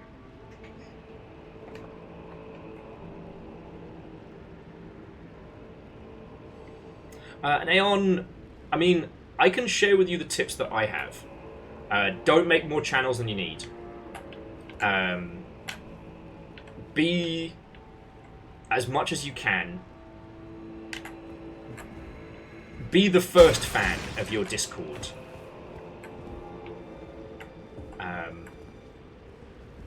And don't be afraid to shut people down if they are being shitty but within the rules. Kick them in the non-denominationals and chuck them out a window. You don't need to acquiesce to people you know are trolling and fucking with. Like, be flexible, be spongy with these things. Be like rubber until you need to be like a rubber hammer. Oh, hang on a second.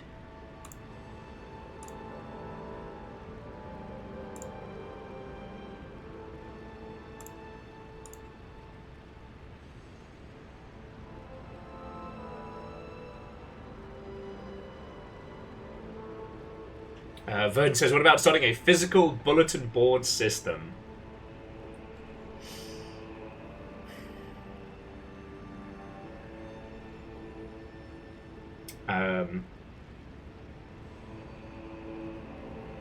Oh, virals. I do like that. Don't be the reason I need to make a new rule. Virals, would you be offended if I took that? Because that's such a great wording. You know, would you be offended if that was one that I used for future stuff? Because I like that. Thank you. Now, I will say, the Longship, as always, is not a good example. We are an anomaly. We have a highly engaged Discord. We're not based on an thing. Like, you may have noticed this, friends. The Longship is not a fucking Will fandom forum. That's for certain. That would be weird as fucking shit. But it's kind of a collaborative spot. It's not a games industry Discord, but it's also not. It's not a Gundam Discord and it's not one of those like catch-all general everything, because it's grown around the things that we do and share as a group. It's not a cult. It's not a cult. It's not a cult! Fuck you guys.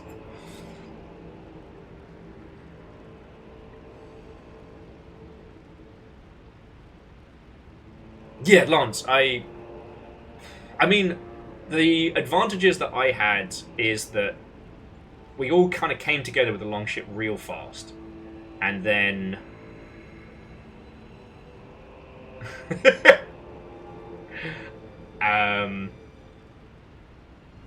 The closest experience I've had to the Longship has been being part of LARP groups.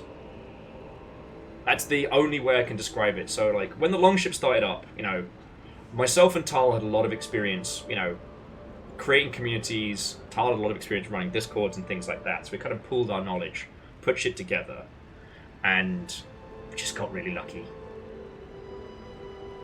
No, and I'm, like, seriously, like, cheers to you all. It's not water. Cheers to you all. I do not know how we all found each other, but I'm fucking glad that we did. Alright? I'm really proud of our little corner of the internet.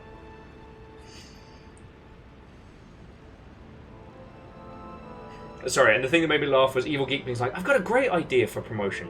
We'll get 99 red balloons near the Soviet border and release them all. But yeah, and what we can do, Evil Geek, is with the press release, we'll put, like, silver tinfoil on one side of them. You know, that kind of thing that might be reflective to a radar. That's a great idea, right?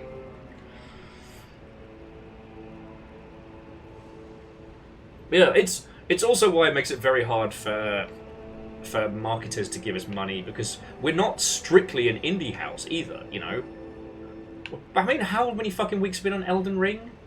Monster Hunter's coming up, but also we loved Monster Hunter in its early forms and now in its huge world-rocking stylings. You know, we got Final Fantasy XIV fans and D&D players. Right. It's... The Longship is not an example, it is an anomaly, but I'm always happy to talk about like theory and philosophy and stuff that we've done. You know.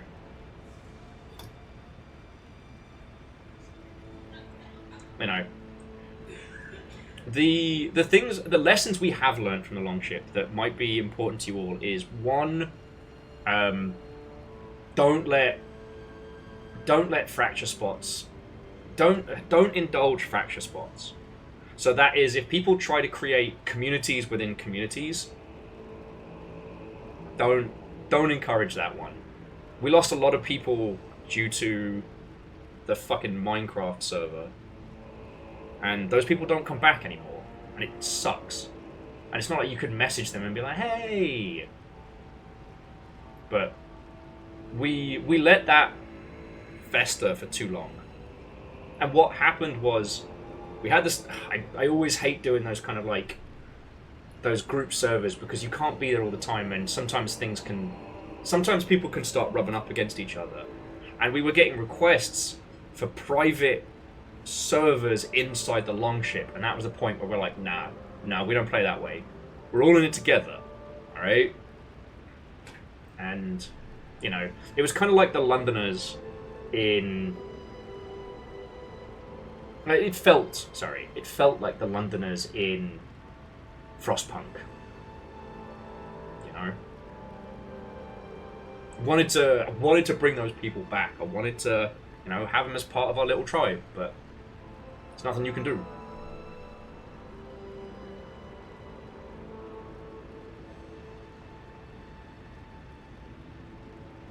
You know?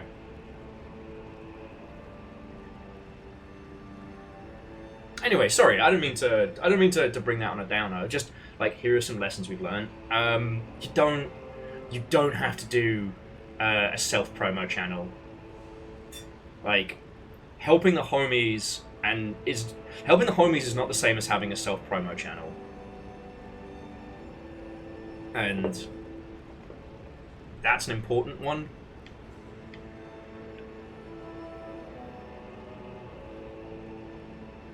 At least I would say, you know, because there was a number of people who their only involvement with Longship as a whole was to come in and say, "Hey, come watch my stream." We never saw or heard from them again, and like there was nothing there, you know. They weren't. I don't know. I'm trying to find a nice way to phrase it. We have so many friends who do streams and YouTube videos and make video games and do all these cool things, and I will always do my best to back people up. I have told you I am not the person to ask you how to be the next great streamer, but I'll help as best I can. You know, I'm an anomaly, not an example, and I understand this. That's why I fucking thank you lot so much. But yeah, DJ Coy, it just ends up being like an advertising spot, and here's the data that I can give you. Getting rid of the self-promotion channel changed nothing else in the Longship. We didn't see people leave. We didn't see people like stop coming by. How do I be the second best streamer? You eat the third best streamer, and you take the headband, because only the number 2 can challenge the number 1. Yes, that is an Afro Samurai reference. No, I will not elaborate. Also, Holy Boss, it's kind of... This is where the shamanistic side of this, it's finding out who's genuine and who's not is really hard in content creation, right? Some people really want to be famous. They see these YouTubers and they see these TikTok stars and they want that. And sorry, homies, The longship's not your rocket ship to the moon. And there are peeps that we interact with a lot who they stream a myriad of different stuff for the fucking love of it. They're really there because they care. It's something that they feel a compulsion to do, rather than, dragging themselves backwards through glass to try and do it for another day just for the possibility of being a famous streamer. And so you'll notice, friends, that a lot of the peeps that we raid into is peeps that we can either help them or peeps who fucking love what they're doing. We don't raid into people being like, either, notice me senpai, or follow for follow. I try and, when we do raids, I let you lot choose based on content without telling you who's who, but they're all people that I, follow or give a shit about, So, yeah. Yeah, we're going to take it. What? And it's, the flip side of raiding is that it's got to be time zone equivalent. There's loads of people who finish streaming before I do, who I don't get to raid into, which is very frustrating.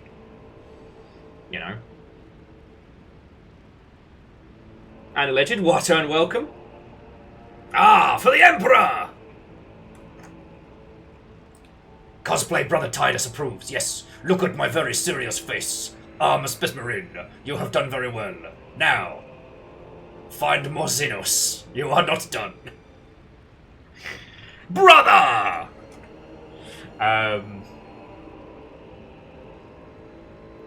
Yeah. And Lance, I never intended to be late night. We try and go back to normal people hours, but... so what else? Lessons from the Longship. I'll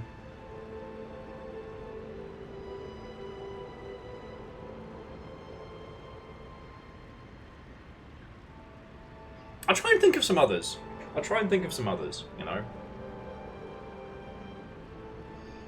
You all know my number one tip for... If we're talking about purely just streaming and things like that, you've got to find the love in the process. If you're streaming and you're hating it, then either something's got to change, or maybe it's not your jive. Maybe YouTube is better for you, or TikTok Live, or what have you. Ooh, storeroom key. Was that the downstairs key? Hey, old bastard! At an alleged, I will do my best. We're on Zoombinis on Saturday. Fucking Zoombinis.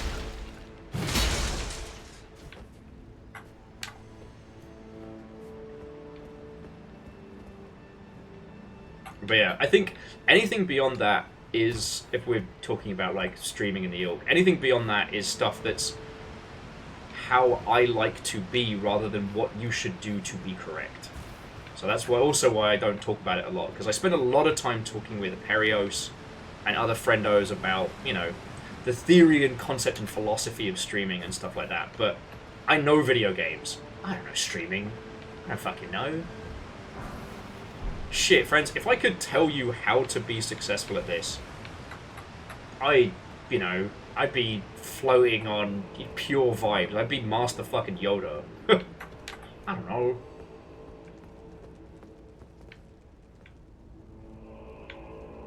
Whose bird is that?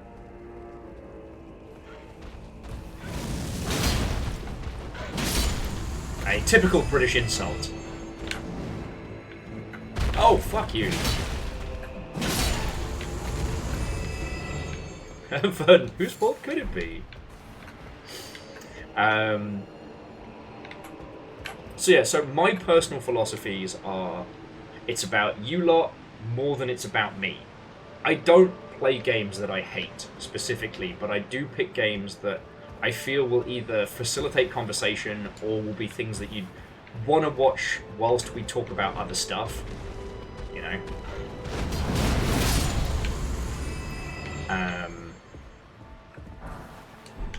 And that kind of leads on to my philosophy that the game, for me, is a vehicle for conversation. rather than being the sole focus. And that's not it's not a bad thing if you focus on an game. I have loads of people and loads of friends that are really fucking, like, really good at actual video games and play some incredible stuff. Like, Marty Cow is an insanely talented FPS player. Insanely talented. And a Die For You follower. Oh, okay, the well depths key. Oh, it's well depths, that.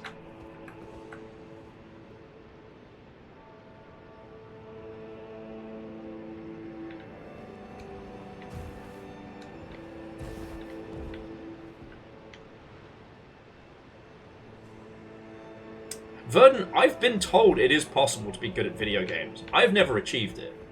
I'm just fucking stubborn. Which you've all seen. And yeah, so okay, that is something I can talk a little bit about, Lance, is yes, it is painful when you watch people doing the here's how to be a huge streamer playbook. Because even if they succeed, they're essentially...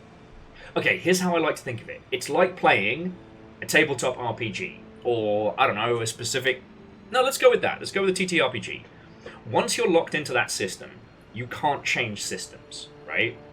And that means that you are locked into that rule set. So, let's say we follow the current meta, and the meta is, I don't know, mango punching. For some reason, people fucking love it on Twitch if you hold a mango in one hand and just wail on it like a drunkard. And that boosts you up into the big numbers. You get the purple tick, you get all the maneuvers. You brand your stuff around the punching of mangoes. When the mango meta changes, you have to change with it. Because if you continue punching mangoes, you'll see this, like, drop-off. It's impossible to become... It's impossible to break the stratosphere on the meta unless you are the first or one of the initial crew. Breaking stratosphere means that you have reached a level of community size or fame where whatever you do, you're fine. You know, it's entirely possible to get to that state. And you can do it without being a piece of shit. Joe-Cat is a fucking great example. Joe-Cat has broken atmosphere and will now be able to be successful in the things they turn their hand to without having to lean into the current meta, right? Yeah, well, Mango Puncher Overguard. But here's the thing. If the Mango Punching brings you to the point where you consider the numbers to be fine, and then you go back to doing what it was you wanted to do originally, crocheting little Pikmin, and then making them fight for money. The Pikmin community don't know you. The Mango Punchers know you, but Pikmin don't know who you be. You built an entire community around beating the fuck out of some fruit with your bare knuckles. That doesn't translate into cute little crochet death battles. Do you see what I'm saying? So, you can't build like you would be able to. There's a possibility that a fraction of the Mango Squad want to see Pikmin fight to the death. Cooking Mama had a game about babysitting. Sadly, it wasn't called Baby Mama. Kira Zero, thank you for the 500. And that was good, but the way the Welsh guy pronounced Mama, Mama, Mima, that will be making me laugh for days. Yeah. Mortlen's now half dead. And Mortlen, if that's your rise to fame, it's actually beating the fuck out of a mango, good on you. Remember me when you're at those LA cocaine parties. Remember old wise Will on his little rickety second-hand beat-up gaming chair. But the important thing about that is that you can't transfer a focused community into another focused community, because unless the crossover is real close, you can go from punching mangoes to punching oranges, but you can't go from mangoes to, I don't know, again, Pikmin Death Battle. They're so far removed. I can't even use the Longship as an example, because again, we shouldn't work. There should not be as many of you hanging out and listening to me talk about this shit at fucking 9 o'clock at night. We do not make sense. So I am not going to sit here and tell you I know what we did. I don't fucking know. I don't fucking know. But the thing I will say is the Longship isn't focused around an video game. It's not focused around An Thang. It's, I don't know, collaborative. I keep talking and you lot keep me here. I like that. I'm a big fan of that. Oh. Oh, speaking of meta, it's back to the spiders. Well, technically they're scorpions, but they get gassed out all the same. Yeah, Legend of Morad, you're right. No one is actually watching. This is all just an elaborate hallucination. Shout out to Will's subconscious for imagining all of this.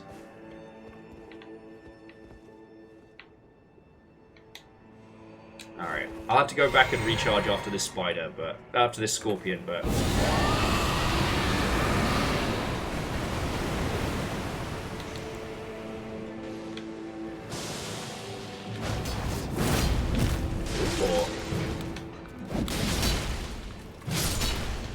gotcha.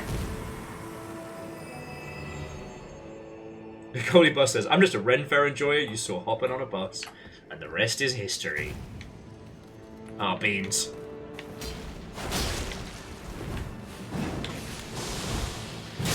Okay, we're good. I was like, I am so out of magic, I have nothing I can do against that guy. But apparently, scorpions also weak to big sword. Ooh, a bone bow. I'm sure that's not horrifying in the fucking slightest. Alright, let me go recharge. The longship is literally the meme about winning with the power of friendship. It counts. But, okay, but more to my point is, like, building a community around a thing is...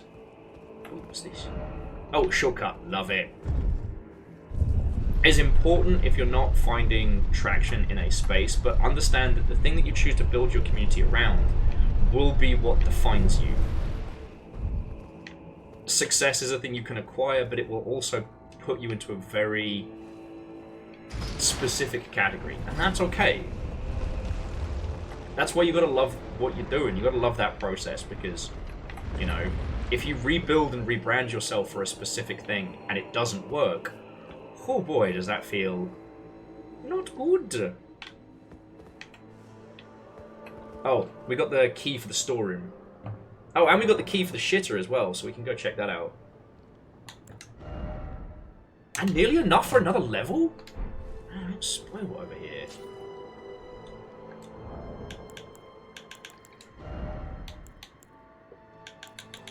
Oh, let's just quickly check the bone bow. A crude short bow fashioned from sticky bone, and a medium for spirit calling, and a product of ancient hexing arts. You can imbue the arrows with vengeful spirits? Oh, well, I've got to fucking try that out, don't I?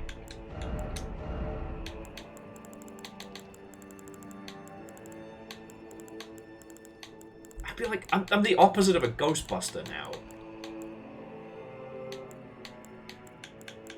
There we go.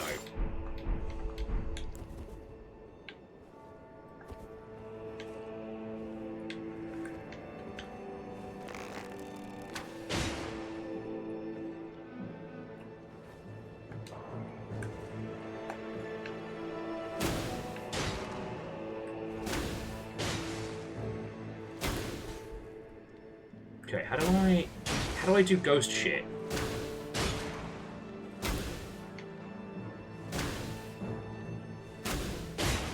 Hey, are those arrows curving?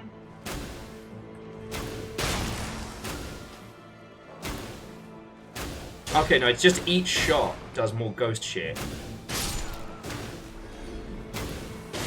Yeah, no, these arrows curve.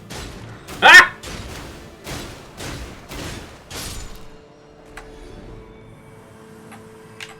That's kind of fucking rad, I'm not gonna lie. Yeah, I'm sorry, Holy Boss. I was trying to think of an example, and for some reason just wailing on some fruit was the first thing that came to mind.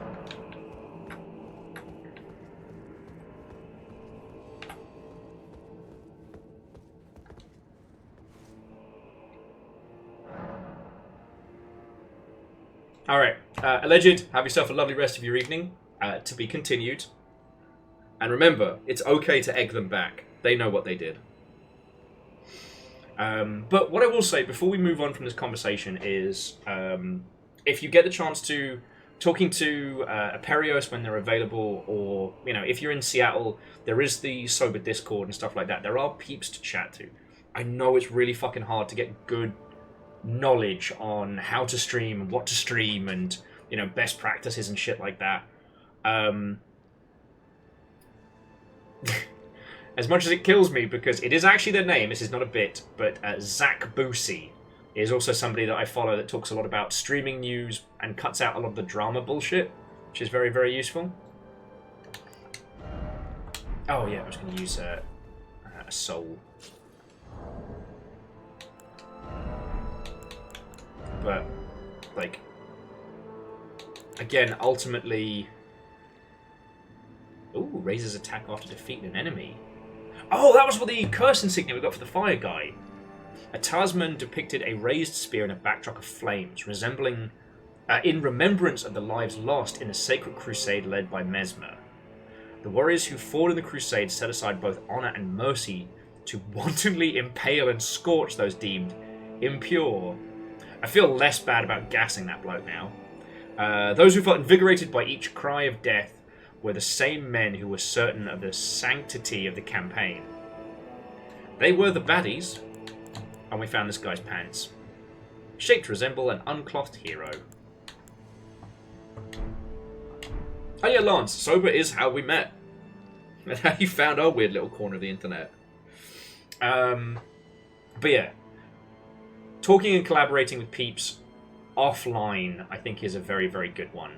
The problem when dealing in streamer circles is there are a lot of people who they're so desperate, so hungry to make it, it clouds their vision. They don't see anything beyond that. And you get it in video games too, especially in consultancy and shit like that.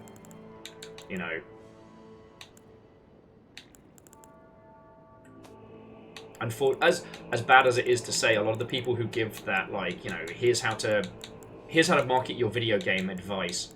Unfortunately, there are a lot of those individuals who, they don't know. They're desperate to know. They're desperate to be the guy. And, oh, really? One more? That just feels... Come on! Sorry, almost got enough souls. I just don't want to, don't want to lose it.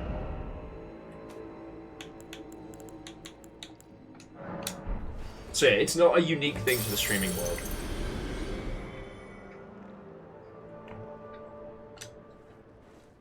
We're all just trying to make cool things. And with video games, you should plan for success and failure, right? When you're planning your game out, when you're planning your launch, you should have a little plan in the back of your noggin of, what do we do if nobody buys this? What do we do if no one finds out about this? And what do we do if suddenly we're the next Among Us? Be ready for both. In the world of content and streaming and stuff like that, honestly, it's one of the few where, well, I was about to say, you can put the cart before the horse. And I'm like, wait, no, that analogy doesn't work, especially if the horse is also famous. No, you can worry about the logistics of success after it comes to you. You don't have to have it already, right? I think that's a big one. But again, the fuck do I know?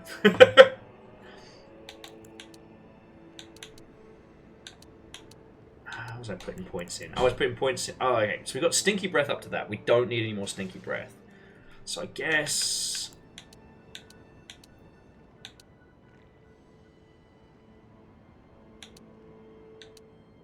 Okay, so that's only going to get us 2 more damage. So we might be okay with... I guess Endurance then?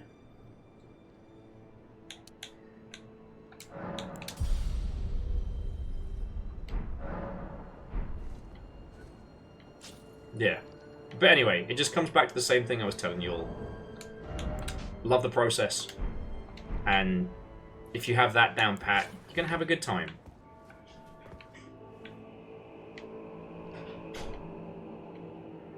Actually, how far away are we from the... Oh, okay, so this was the highest point we've gotten. I'm just going to blink down there so I don't get lost.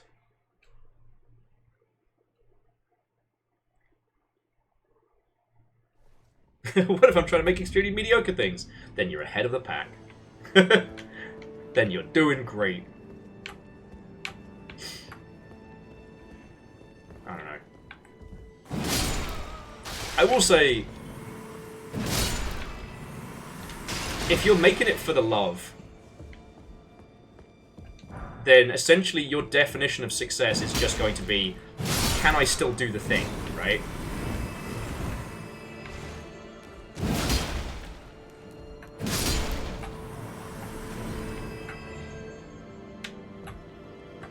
I have seen a lot of people that have gone from 0 to I'm going to make content my full-time job,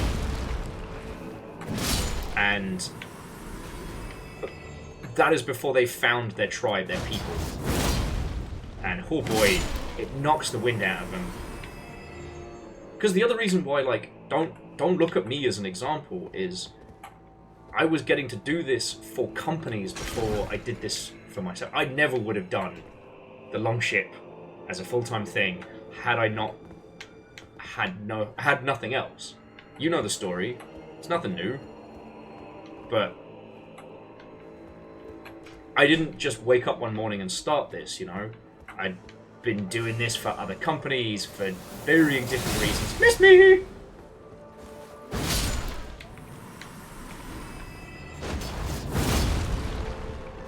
I've been lucky enough to have, like, fucking Jedi Masters who have taught me the way.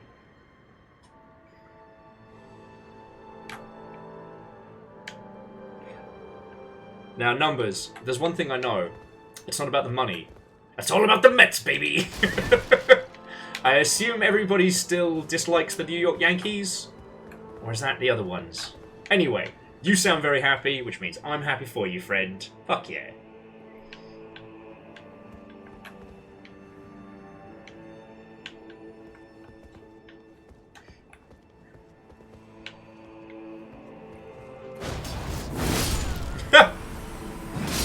God, I love this sword. Whoop, whoop, whoop, whoop, whoop, whoop.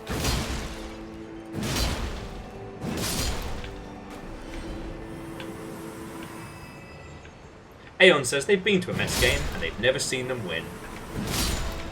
I only know the quote from the meme.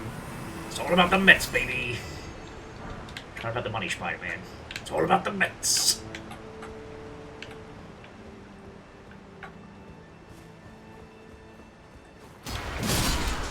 How's that for a synchronized moida?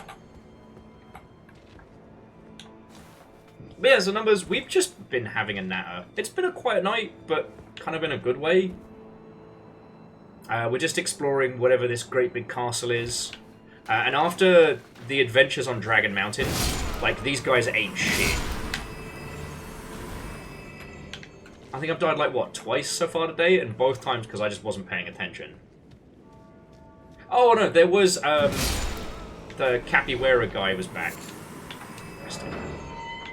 Alright, proper well deaths.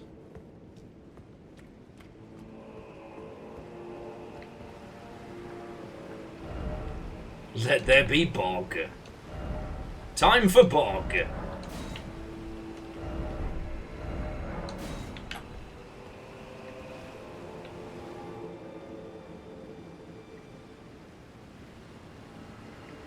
Oh. It's nice to know nothing's changed with Blackpool. And I gotta remember, don't do rolls. Now. Remember, friends, rod is different from poison.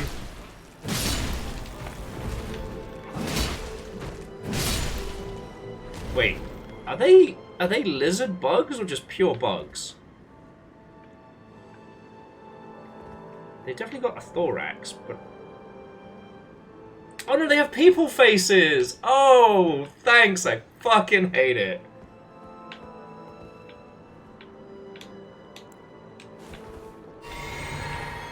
Alright. We'll equip the Stinky No Stinker magic powers once we get to the next bonfire.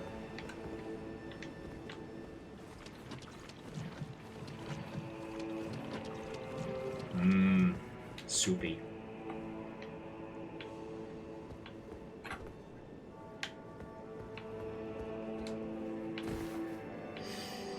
I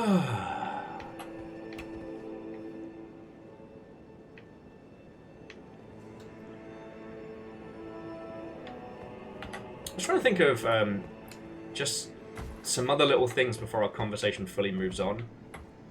One little tip that I have learnt that's for anybody looking to do stuff on TikTok is that unless your streams, your video games, and your stuff are all about one thing, and that one thing is very easily translatable into conversation, you need to treat TikTok like a 1,000 scattergun approach. So if it's for it actually doesn't matter if it's for your video game or your stream or what have you, although I'm thinking about this in terms of video games. Every video that you make should be somewhat related to your game, but each one should be standalone. You're not going to build a huge following on TikTok, but you will be able to have occasional videos go everywhere, and those videos will drive a whole bunch of people who never would have heard about your game in the first place to your game. Great examples of this are, I'd say, Aggro Crab, Fallen London, and... why can't I remember the other one? Oh, the one we played during Steam Next Fest, the... Can we get back there? I don't want to go back there, I don't want to get stuck. God damn it. The game we played during Steam Next Fest, where you play a regal ruler with superpowers. That has apparently dropped out of my fucking brain.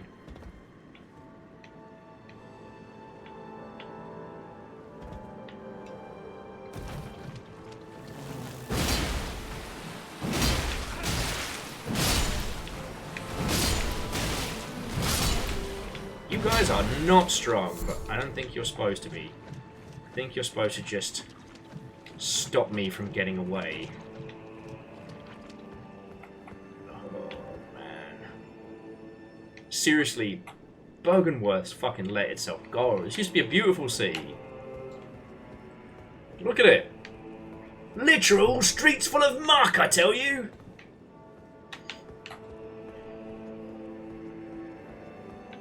Well, Solant, yes, but success on TikTok is its own beast, right?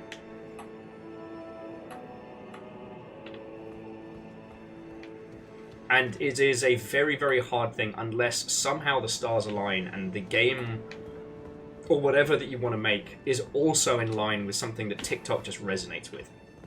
And it is not something you can plan for or control. I'm going to go up first before we have to deal with whatever fly shit suit that is. I personally use TikTok because it makes me laugh.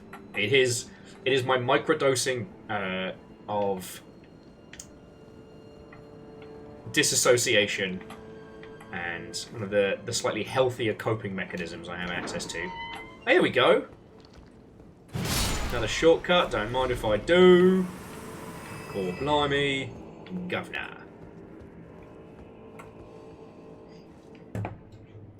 Lance says, remind us, what's the most viewed TikTok on your profile? A dumb meme that Bacon Avenger made while I was in the fucking car back from my accountant.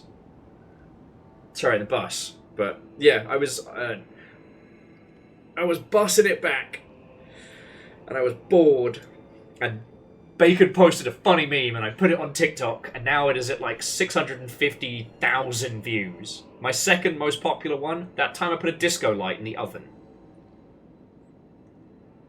But again, TikTok's kind of like an expression outlet. And I don't think we've seen people join the Longship because they found me on TikTok. And that's okay. And so like, I'm really careful that I only put Twitch clips on TikTok that are like funny in isolation. Also, we're gonna have to lose the wonton bomb for a sec because I need cure poison. Where is it? Cure poison. Let's cure.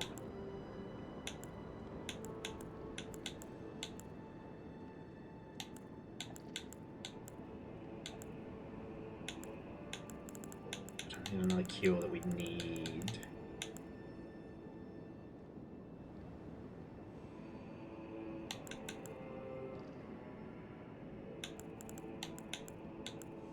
Oh, bees. There we go. And now we can have bees as well. Yeah, Lance, classic TikTok. It's its own bizarre beast. But I will say, I could not tell you how to be successful at Instagram. But Instagram, out of all the things that's plugged into Facebook, to my understanding, they have a real good return on advertisements. Better than traditional Facebook, but that's not saying a lot. That's not a huge compliment.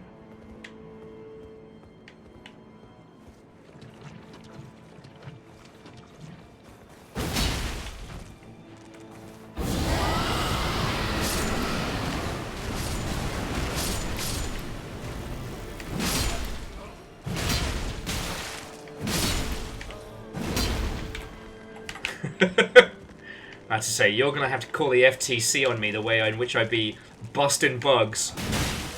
Dude, I need you to stop putting your fucking sword away.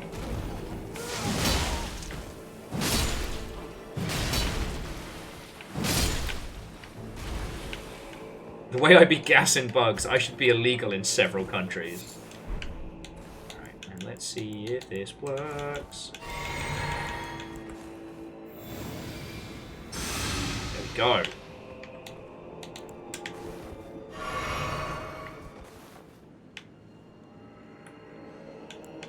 Is it close enough?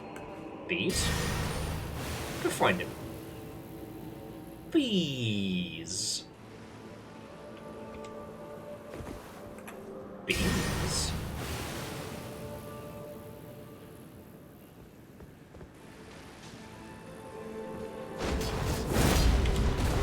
We both had the same idea.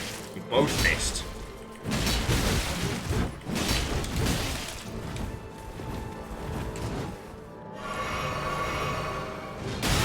Oh!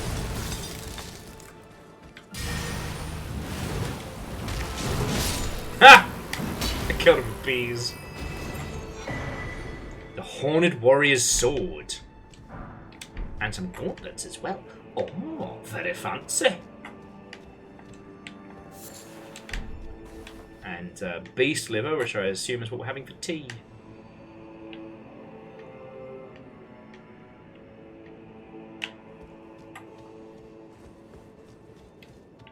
This peak mournful Dark Souls music again. Poisoned hand.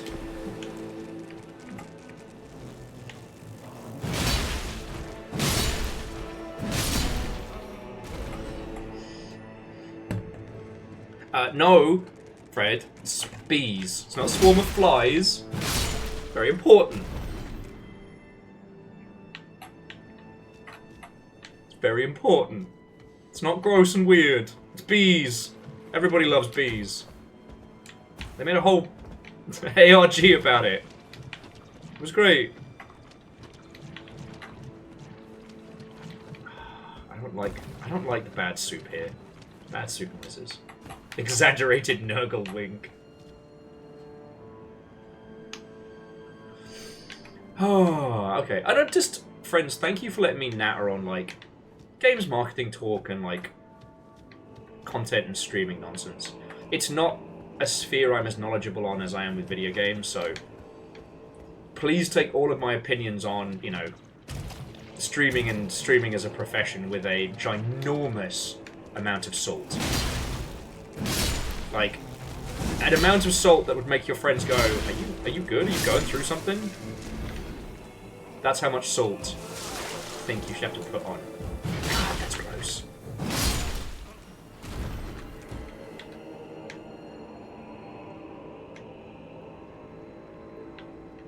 Is that a ladder? Is that a fucking massive ladder?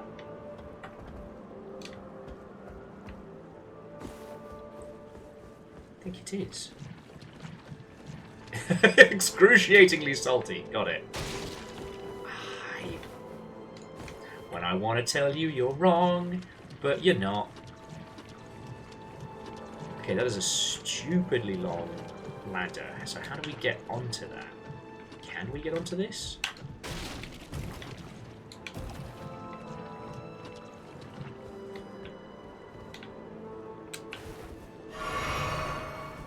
No, it wasn't a ladder. It was a trick of the light. I'm just being stupid.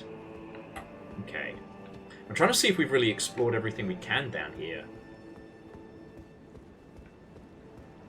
Oh, well, we didn't get whatever that is, so...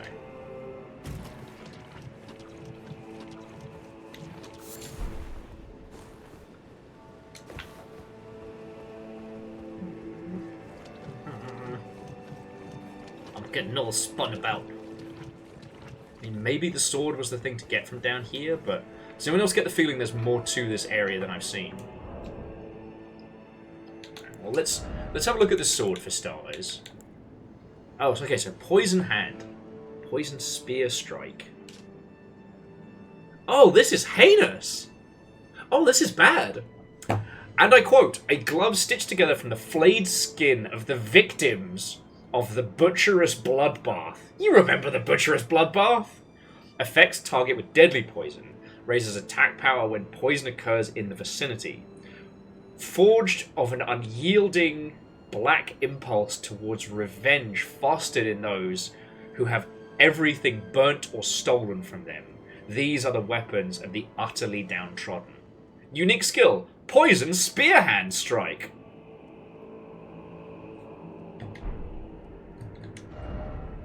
Cool! And then we also have the Horned Warrior's Sword. An ornate curved sword for the Horned Warriors, Keeper of the Tower. An ornate tangled horns allow the blade to serve as a medium for horn calling. I didn't think it was Longship After Dark Hours already, yet here the fuck we are. Horn calling, you say?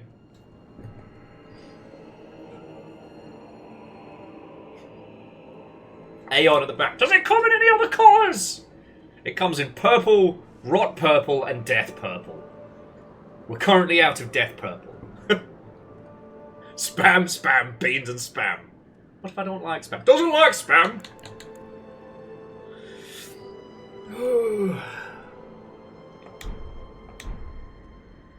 I like the chicken. Cake or death? Cake, please.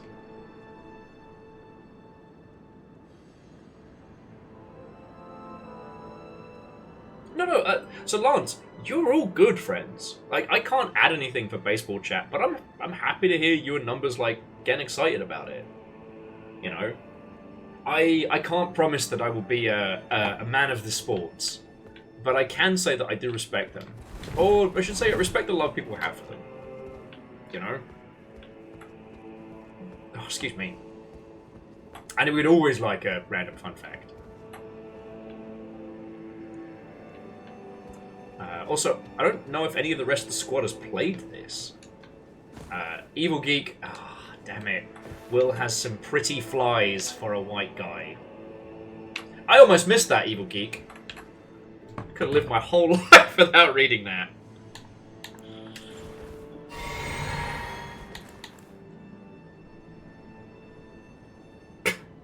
According to Lance, the Mariners catcher, Carl Reglith,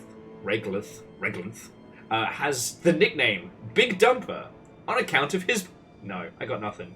I got nothing.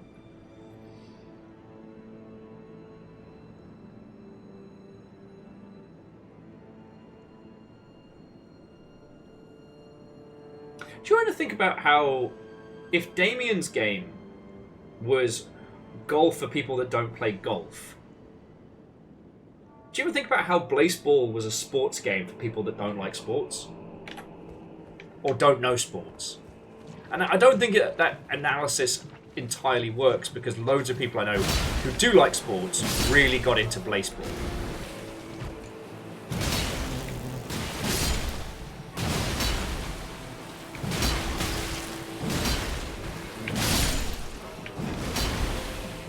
But still, I don't know. I think about that a lot. Like, if I had to describe a sports game to a person, I had no idea what a sport was. It feels accurate.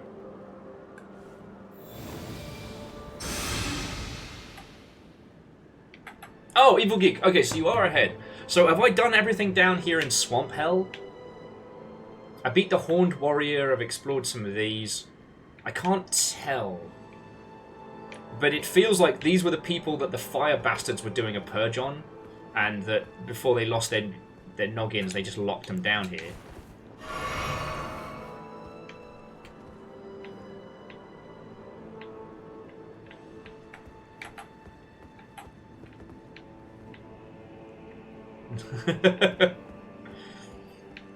What can I say, Vodaflow? The Commissioner is doing a bang-up job. I still can't believe how many incredible albums we got out of Blazeball. It does feel weird that like Blazeball's going to be like one of those like Tears in Rain type games. We'll be talking about it in 10 years. All these young numpties coming up and be like, what was Blazeball? Oh, back in my day, there was a pitcher named Jaden Hot Dog Fingers. Because they had hot dogs for fingers, see?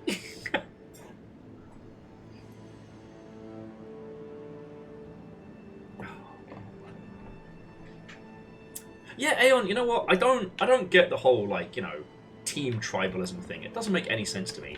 Now, if you'll excuse me, I love every game that FromSoft has ever made, and I will defend them with my life.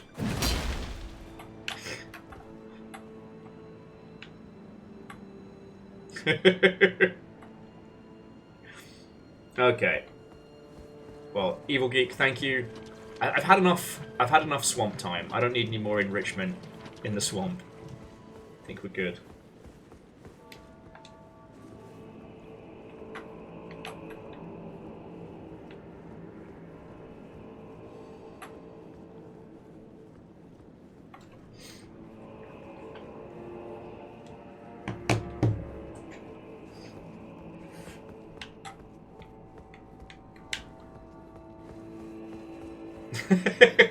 Sorry, Lance was just saying, and you can like any team you want except the Yankees. That's the only thing I know about baseball.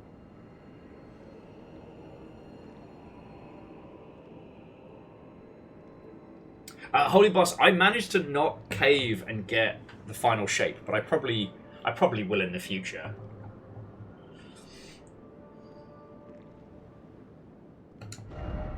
Okay, still ways off of leveling.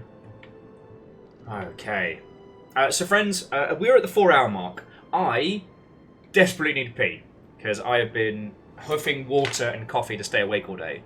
So, I hope you'll all stick around. I understand if you don't. Like I said, tonight's been a real quiet night, but that's kind of to be expected. I didn't start until 5, and... yeah. Shout out to dude who never showed up today, that had me just get up early and hover around the apartment for no fucking reason. Could have had to lie in. But... you know what? These things happen. I'm still getting to play one of, you know, fucking love Elden Ring, and I'm still getting to play it and hang out with you lot. So I'm winning.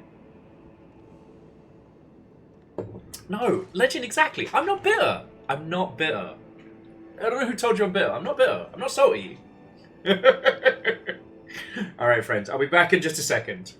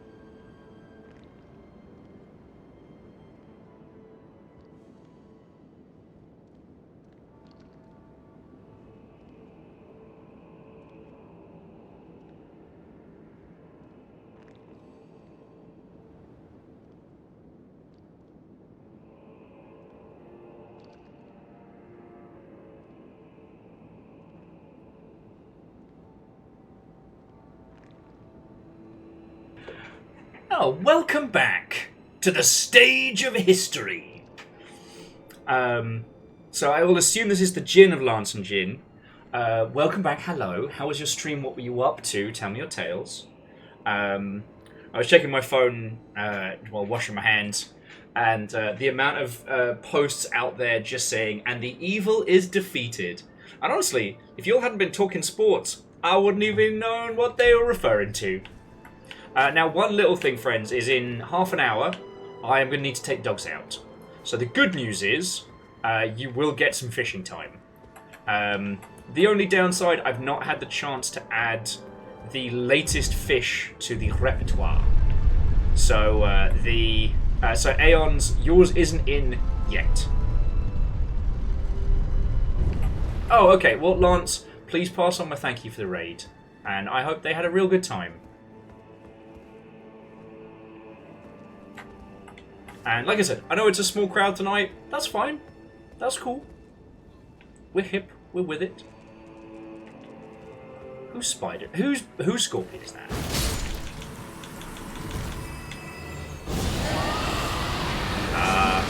I cast Fumigate.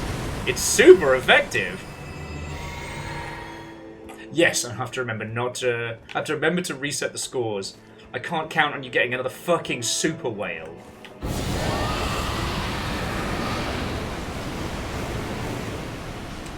Reload. Oh, fuck me. Ow! Ow! 7 shades of ow.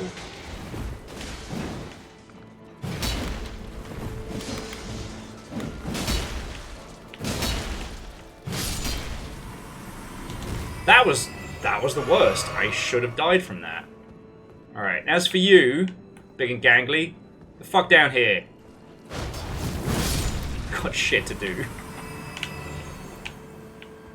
Yeah, the good news is, numbers, so that stinky breath spell, they are fucked by it. I am basically a walking CFC dispenser. Yes, maybe I'll end up putting another hole in the ozone layer, but we're in the shadow realm of Elden Ring, so I don't think that's technically possible. I don't think there's an ozone to hole. And Dice Goddess, good evening to you, friend. What and welcome.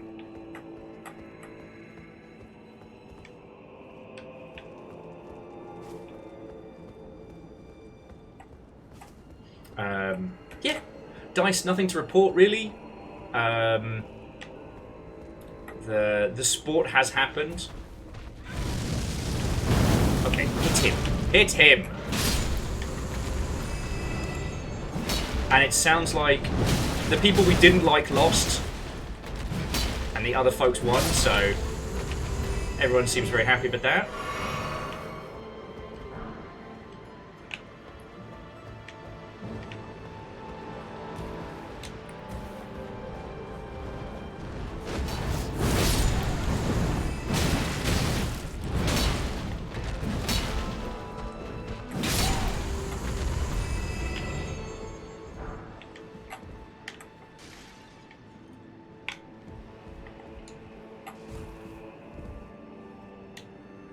Why do I feel like Pop Guy is about to ruin my fucking day? Bees, can you go see if that guy's a problem? You know what, Bees? No, he's running! Oh, he's running. Damn it!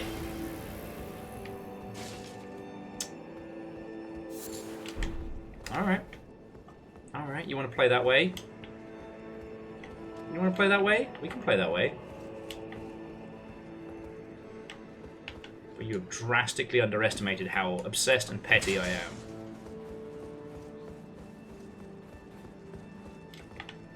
Huh. Dice says they used to be on a sports team, it was for competitive dancing. I was a sprinter back in my youth. I specialised in... I'll take the lift.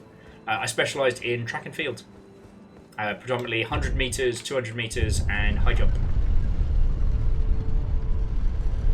Hated it with passion. Hated it. But I was good at it and was encouraged.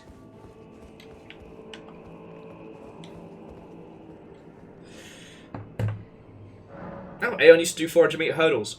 That I am very impressed by. The problem was, I could jump the hurdles, no problem, but I could never do that, like, streamlined style that you're supposed to do, which is not actually a jump, but like it's like a high-speed hurdle. I guess why they're called hurdles. I'm saying the dumb things loudly.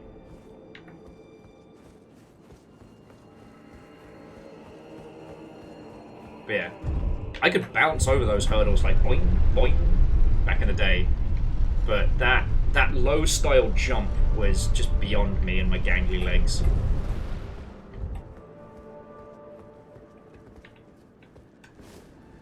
Well, so, like, sorry, I probably told you all this like 1,000 times, but my weird little factoid is, I am all leg.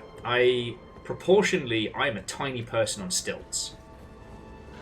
Like, my torso is very small. But it's all leg, friends. Nothing but the gangle.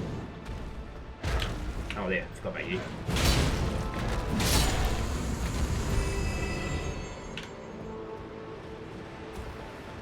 So yeah, that was great for sprinting and for high jump.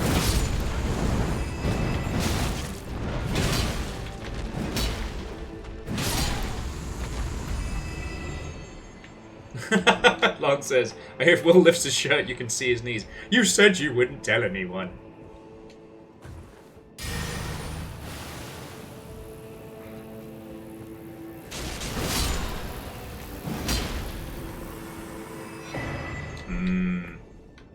Some Reverend Spear Ash and a Gold Horn Tender. It's a good pull.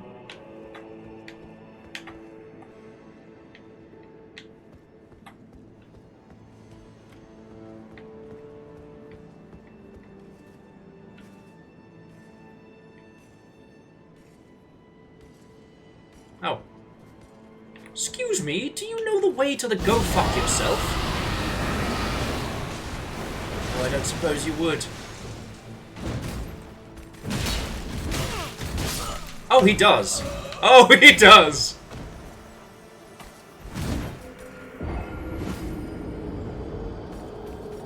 Okay, listen. Alright? Okay. Okay, maybe I deserved that. Maybe that was an instance of talk shit, get hit. But who can say in this day and age? Who can say?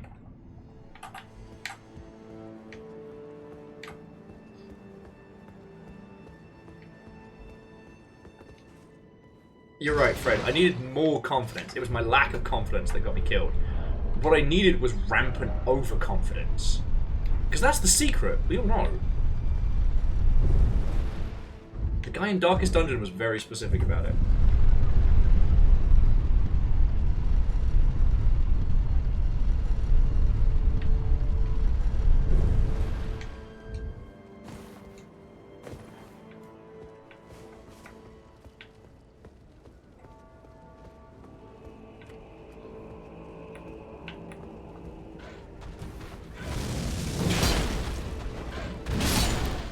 Alright, where's your buddy? There he is.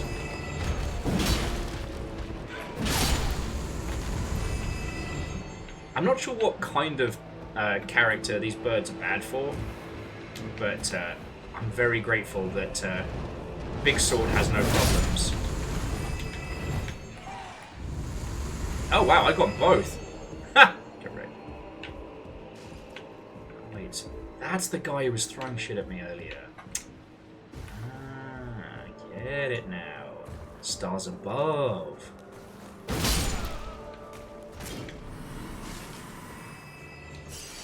He doesn't have any more goodies, but maybe I should hit him a few more times, you know, just to be sure. Stinky brother!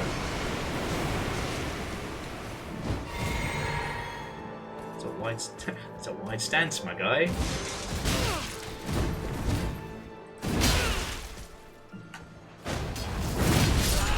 Oh, fuck me.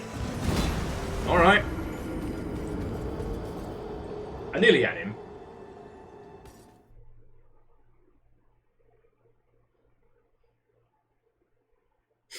Nah, Fred, this is Bloodborne rules. We're inside Big Bird's, like, fractured psyche. These are the birds that made him big. No, wait, I can phrase that better. Maybe I face planted on his sword. Maybe. God, friends, I might be flagging. Like, I'm gonna treat myself to a bag of Monster Munch. But because it's like little British snack o'clock. But I'm genuinely a little worried that a regular early morning plus a late night is catching up with me.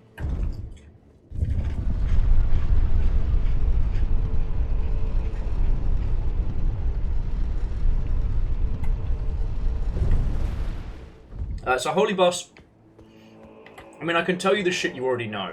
Like, have a good demo reel ready to go and some great examples.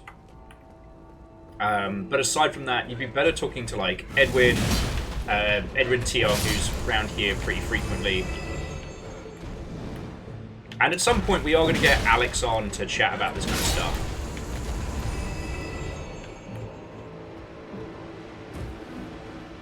I wanted to give it a bit before we got into that, though, just because... Oh, no, you fucking don't. Don't you fucking dare. Don't you fucking ruin Mother's Day again. Are you good? Are you coming back?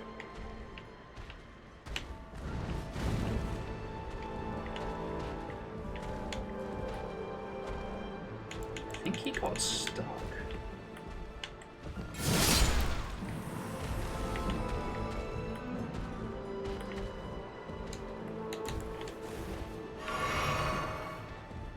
Grab my souls first.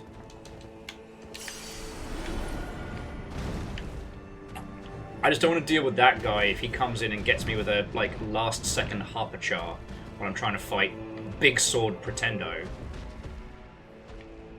Oh, I can come up with that name for that guy. So Holy Boss, that's the best I can offer you. Your chance is as good as mine, friend. Like, I even asked him on Blue Sky if there was any characters that I could voice with a strong British accent, and they were like, yeah, you can throw in for the old guy. I'm like, cool. I could do an old guy. I got old guy voice. Maybe.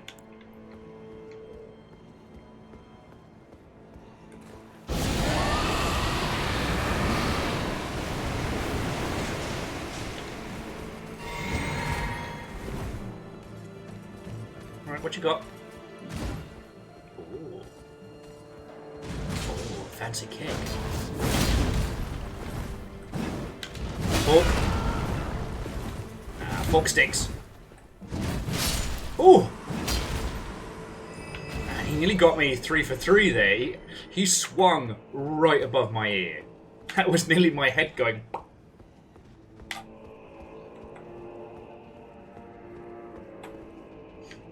Yeah...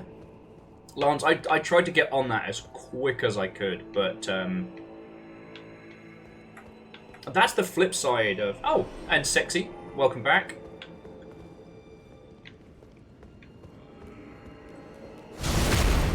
Heh. Take that guy. Oh, you are an actual ghost and not a spectre of another player. And now I know. And knowing is half the battle, G.I. Joe.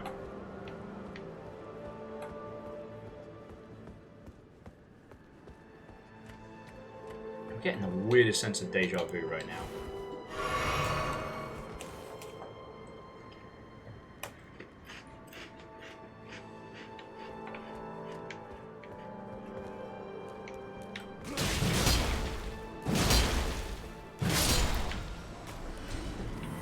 Well, Aeon, what I'm wondering is why do they look like other players' spectres but darker?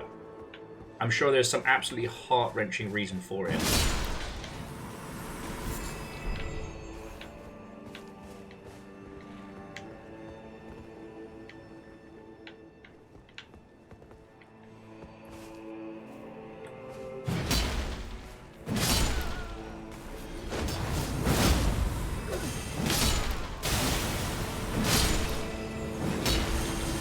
Wizards! Oh no! Oh, from fucking downtown, he got me!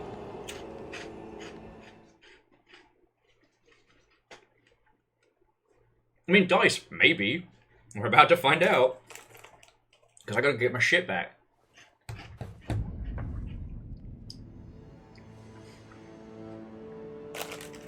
Oh yeah, and if you weren't in earlier, I hit the PO box earlier today, and I'm a really lucky person. A care package from back in the UK arrived, so I have pickled onion monster munch and knickknacks, nice and spicy, of course.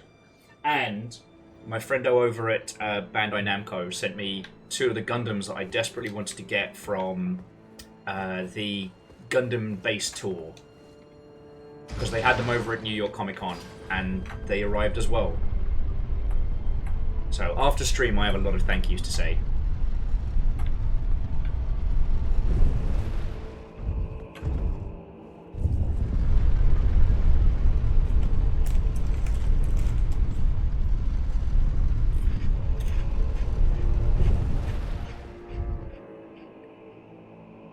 Join us, Biggs. Join us. Oh, well. Holy Bus, get some good sleep. It was lovely chatting with you. And if you do throw your hat in the ring for the sushi game, like, do it as soon as. But, you know, good luck to you.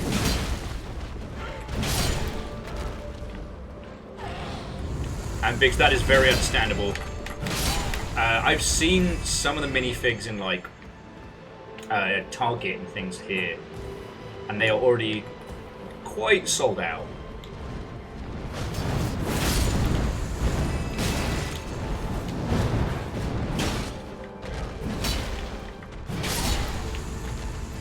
But once I found out that the OG set actually contains a D&D one-shot, I was like, nah, that's too cool.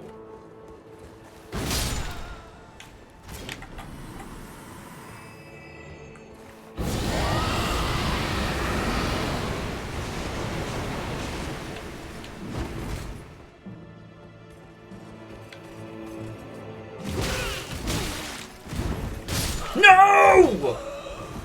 So many souls! No! No! I'm gonna go somewhere nicer and whinge. I'm gonna talk to you lot. I'm not gonna stand in this stinky fucking castle, this stinky fucking swamp. I'm so tired. And I'm extremely sober. I'm not enjoying it. Look how much more there is of this place. Go talk to Sir Ant Bash or whatever his name is.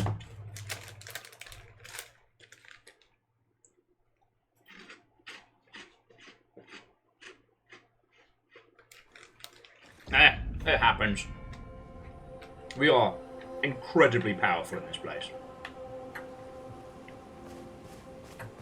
So Aeons, I don't drink a lot of beer these days just because it doesn't agree with me as much as I agree with it, but I've had some exceptional pumpkin beers. Righteous Tarnished. What brings you here?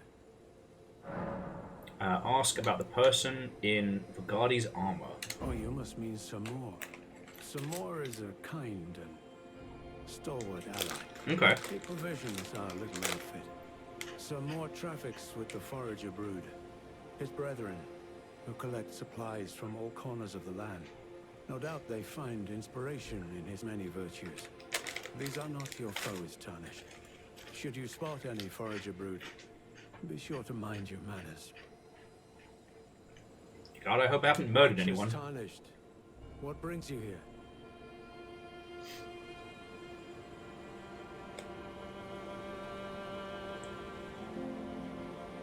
Huh. Sorry, so jumping back into chat, so Dice Goddess says they've been watching a mecha anime from the 2000s called Star Driver. It doesn't ring a bell, but I'll have to look it up. Together, we work together for Mikola the Kind. Many things we have found. Ooh. Shame that I just lost all my shit, because now would be a great time to go shopping.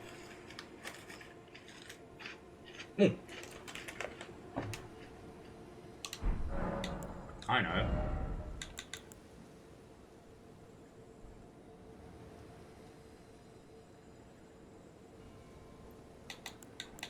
Huh. He said those things were valuable, but they aren't. I will talk to him, then I'll pop some souls and... Give this to Tiolier. He asked me to find it. I finally found it. What's black syrup? Many things we have found.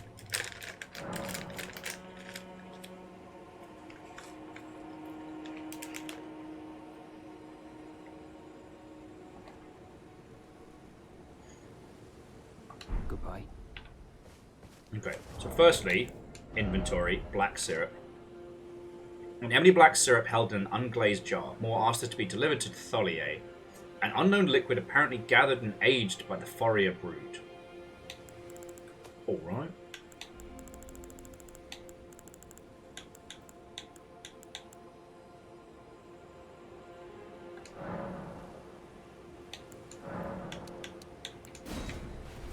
Let's go shopping. Many things we have found. Okay, so first things first. Note on the sealed springs. No recipes for right now. But I'm definitely buying all the rune arcs. Goodbye. Okay. Now, do we know where Tholier is? Or Thalia? I feel like we should. Yes! Sorry, we've been able to beef up our strength and the strength of our dragon hunting dogs. So maybe, you know, depending on how much ground we can cover, maybe by next week we'll be able to take on, what's his face? Fucking Ball again.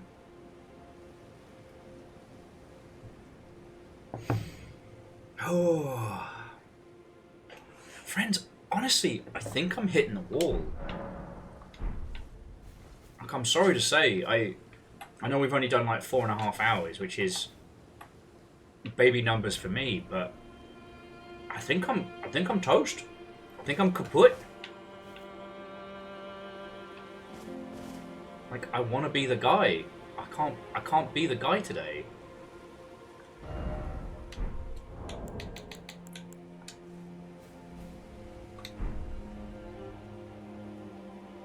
Oh, this is for the thumbnail.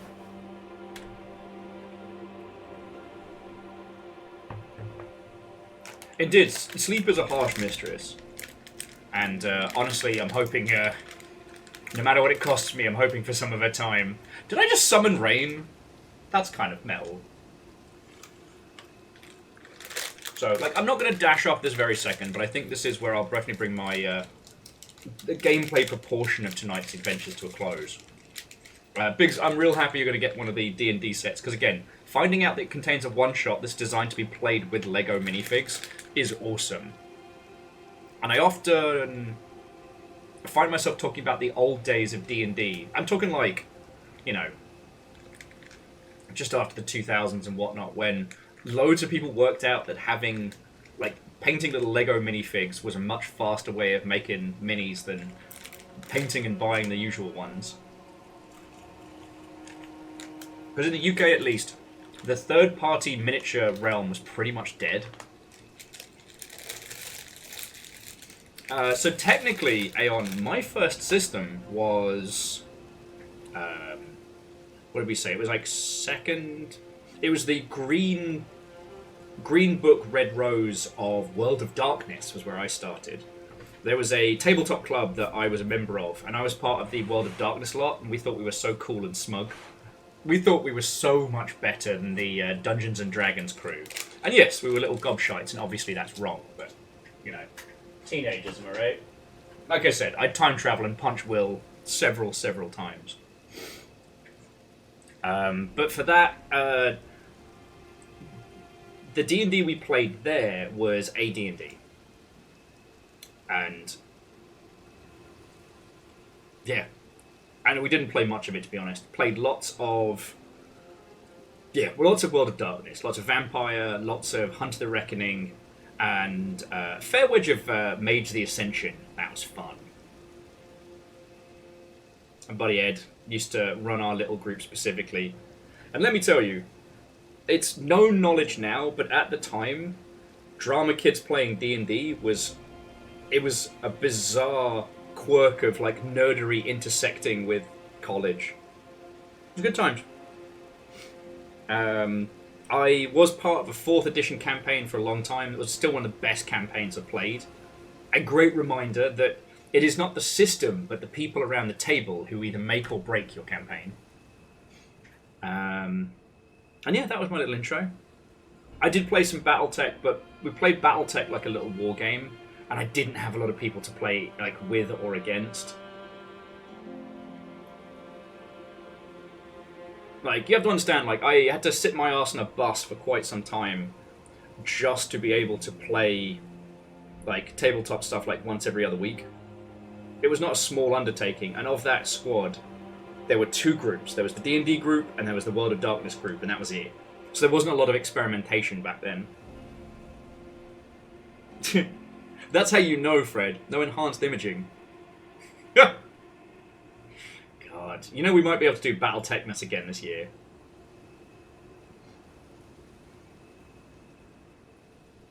Whoa, the wild thing is... Sorry, Fearless was saying I used to play BattleTech at lunch. I didn't get into Magic the Gathering until the Creative Assembly, and then we played Magic at lunch. We used to have, like, Friday night Magic sessions. We played, like, Commander games that would last into the wee hours. Oh, Lance, go get some sleep, friend. This is us kind of like... This is us winding down, you know. I'm sorry that I've crapped out on... But, you know, I was up at fucking either 8 or 9 o'clock this morning. I've forgotten by this point. And I've just... What's so frustrating about today is I've been in a holding pattern. You know, we had this whole, like... There's maintenance people coming anytime from, like, 9 a.m. to 5 p.m.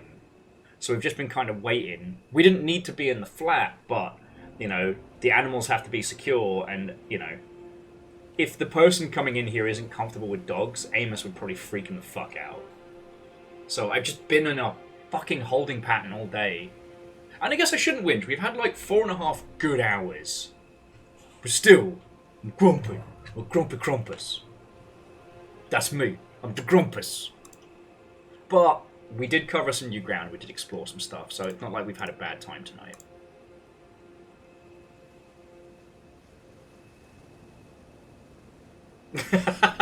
Lance with, don't apologise, Will. It's not about the stream. It's not about the stream length. It's all about the Mets, baby. The Mets. Let's go.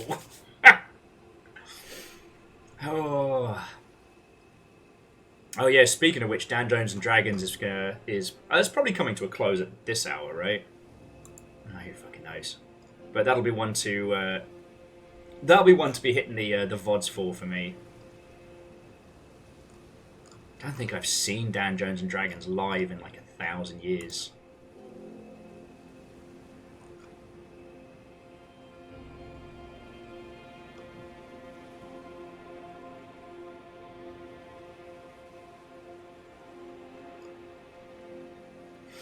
Oh, I think I know where we're going next, but yeah, Aeon, it's just because you can't get going, you can't be productive, you can't take a fucking nap.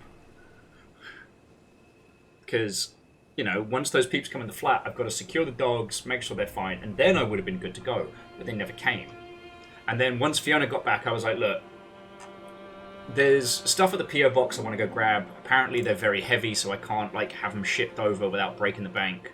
So what if, instead of me paying for them to send stuff over, I get us burritos?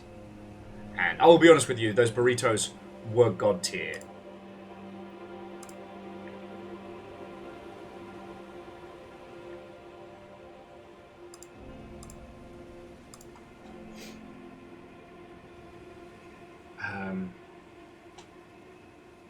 Oh, wow. Okay, so friends, I am going to roll credits because I realise I've just hit the wall.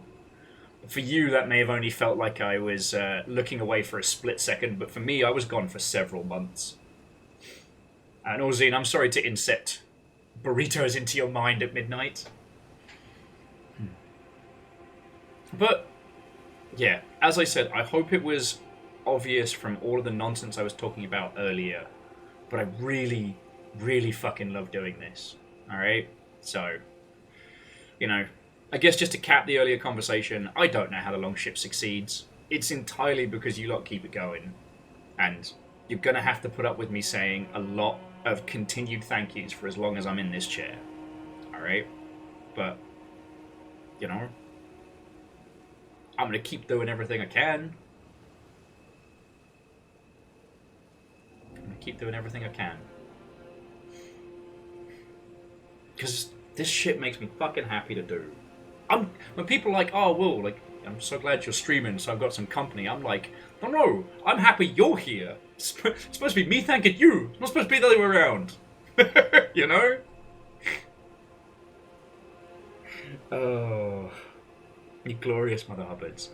Alright, tomorrow, assuming nothing goes horribly, horribly wrong, tomorrow will be the Rome 2 in a Roman costume. So, fucking I guess. Fucking I haven't even opened it. I'm trying to think how we're going to do this without me accidentally flashing you all, and I think I'm just going to have to get changed off camera. But you're going to have to just hear the noises. If it does turn out that I can't physically wear it... if it turns out I can't physically wear it without, like a downstairs trouser malfunction, I'll just put some fucking sweatpants over them. So whatever happens... Yeah, Fred, I'll try and find some copyright-free sax music. Okay. Before my sleep-addled brain causes me to just descend off into madness. So, friends, Longshipians, vague lurkers, tarnished, and the concept of friendship. To all of you, seriously, thank you. Even with today being chaos and being completely off whack and out of schedule, you lot were fucking lovely. So I mean it. 1 million thank you. I'm able to sit in this chair because you lot throw bits and donate. So to Akira Zero, Some Numbers, Bacon Avenger, Vanderbeast, Jamami, Keldra, and J-Post, 1 million fucking thank you. I mean it. To our moderation team, not your moderation team, our moderation team, which isn't just Kathy and Lizzie, but also Rhymes and Moose, thank you. And to both the Gravity Shark and Lance and Jin, I think it was a Jin-centric, which is what it says on my dating profile. Thank you so much for the raids. No, it's a huge fucking compliment. Alright. So, I am not going to raid into Dungeons and Dragons because I don't want spoilers. If you're heading over there, then fucking brilliant. Go support DJ and Floydo, and I think, yeah, Joe Cat's in that. Yeah, DJ Floydo, Joe Cat, the whole squad. I am going to pass you over to Nifty Chris. Now, usually Chris is the one in the habit of raiding us. And it's nice to be able to pass it over to some cool kid friendos, you know? They're currently playing the System Shock reboot. And the good thing about that is that there doesn't appear to be any obvious spoilers. Which is fucking cool. Oh god, yeah. I need to get the dogs out before I can no longer physically function. If you see me on Discord later, just ask the mods to put me in shh, I'm sleeping. Because I'll probably be sleeping. But otherwise, I will see you tomorrow. And you will see probably more pasty white will flesh than you've ever wanted to. But I am a man of my word. I'm a man of my word. We'll make some dumb TikToks about it while we're live. It'll be great. It'll be great. Halloween is the one night of the year in Girl World where you can dress and wear whatever you want and no one can call you a slut. Right, you beautiful Mother Hubbards. Let's go hang out with Chris. If I don't see you, have a great rest of your night. And I'll see you tomorrow, okay? I'll see you tomorrow. Pugow! Oh, so sleepy. So sleepy, so tired. I'm just a little guy.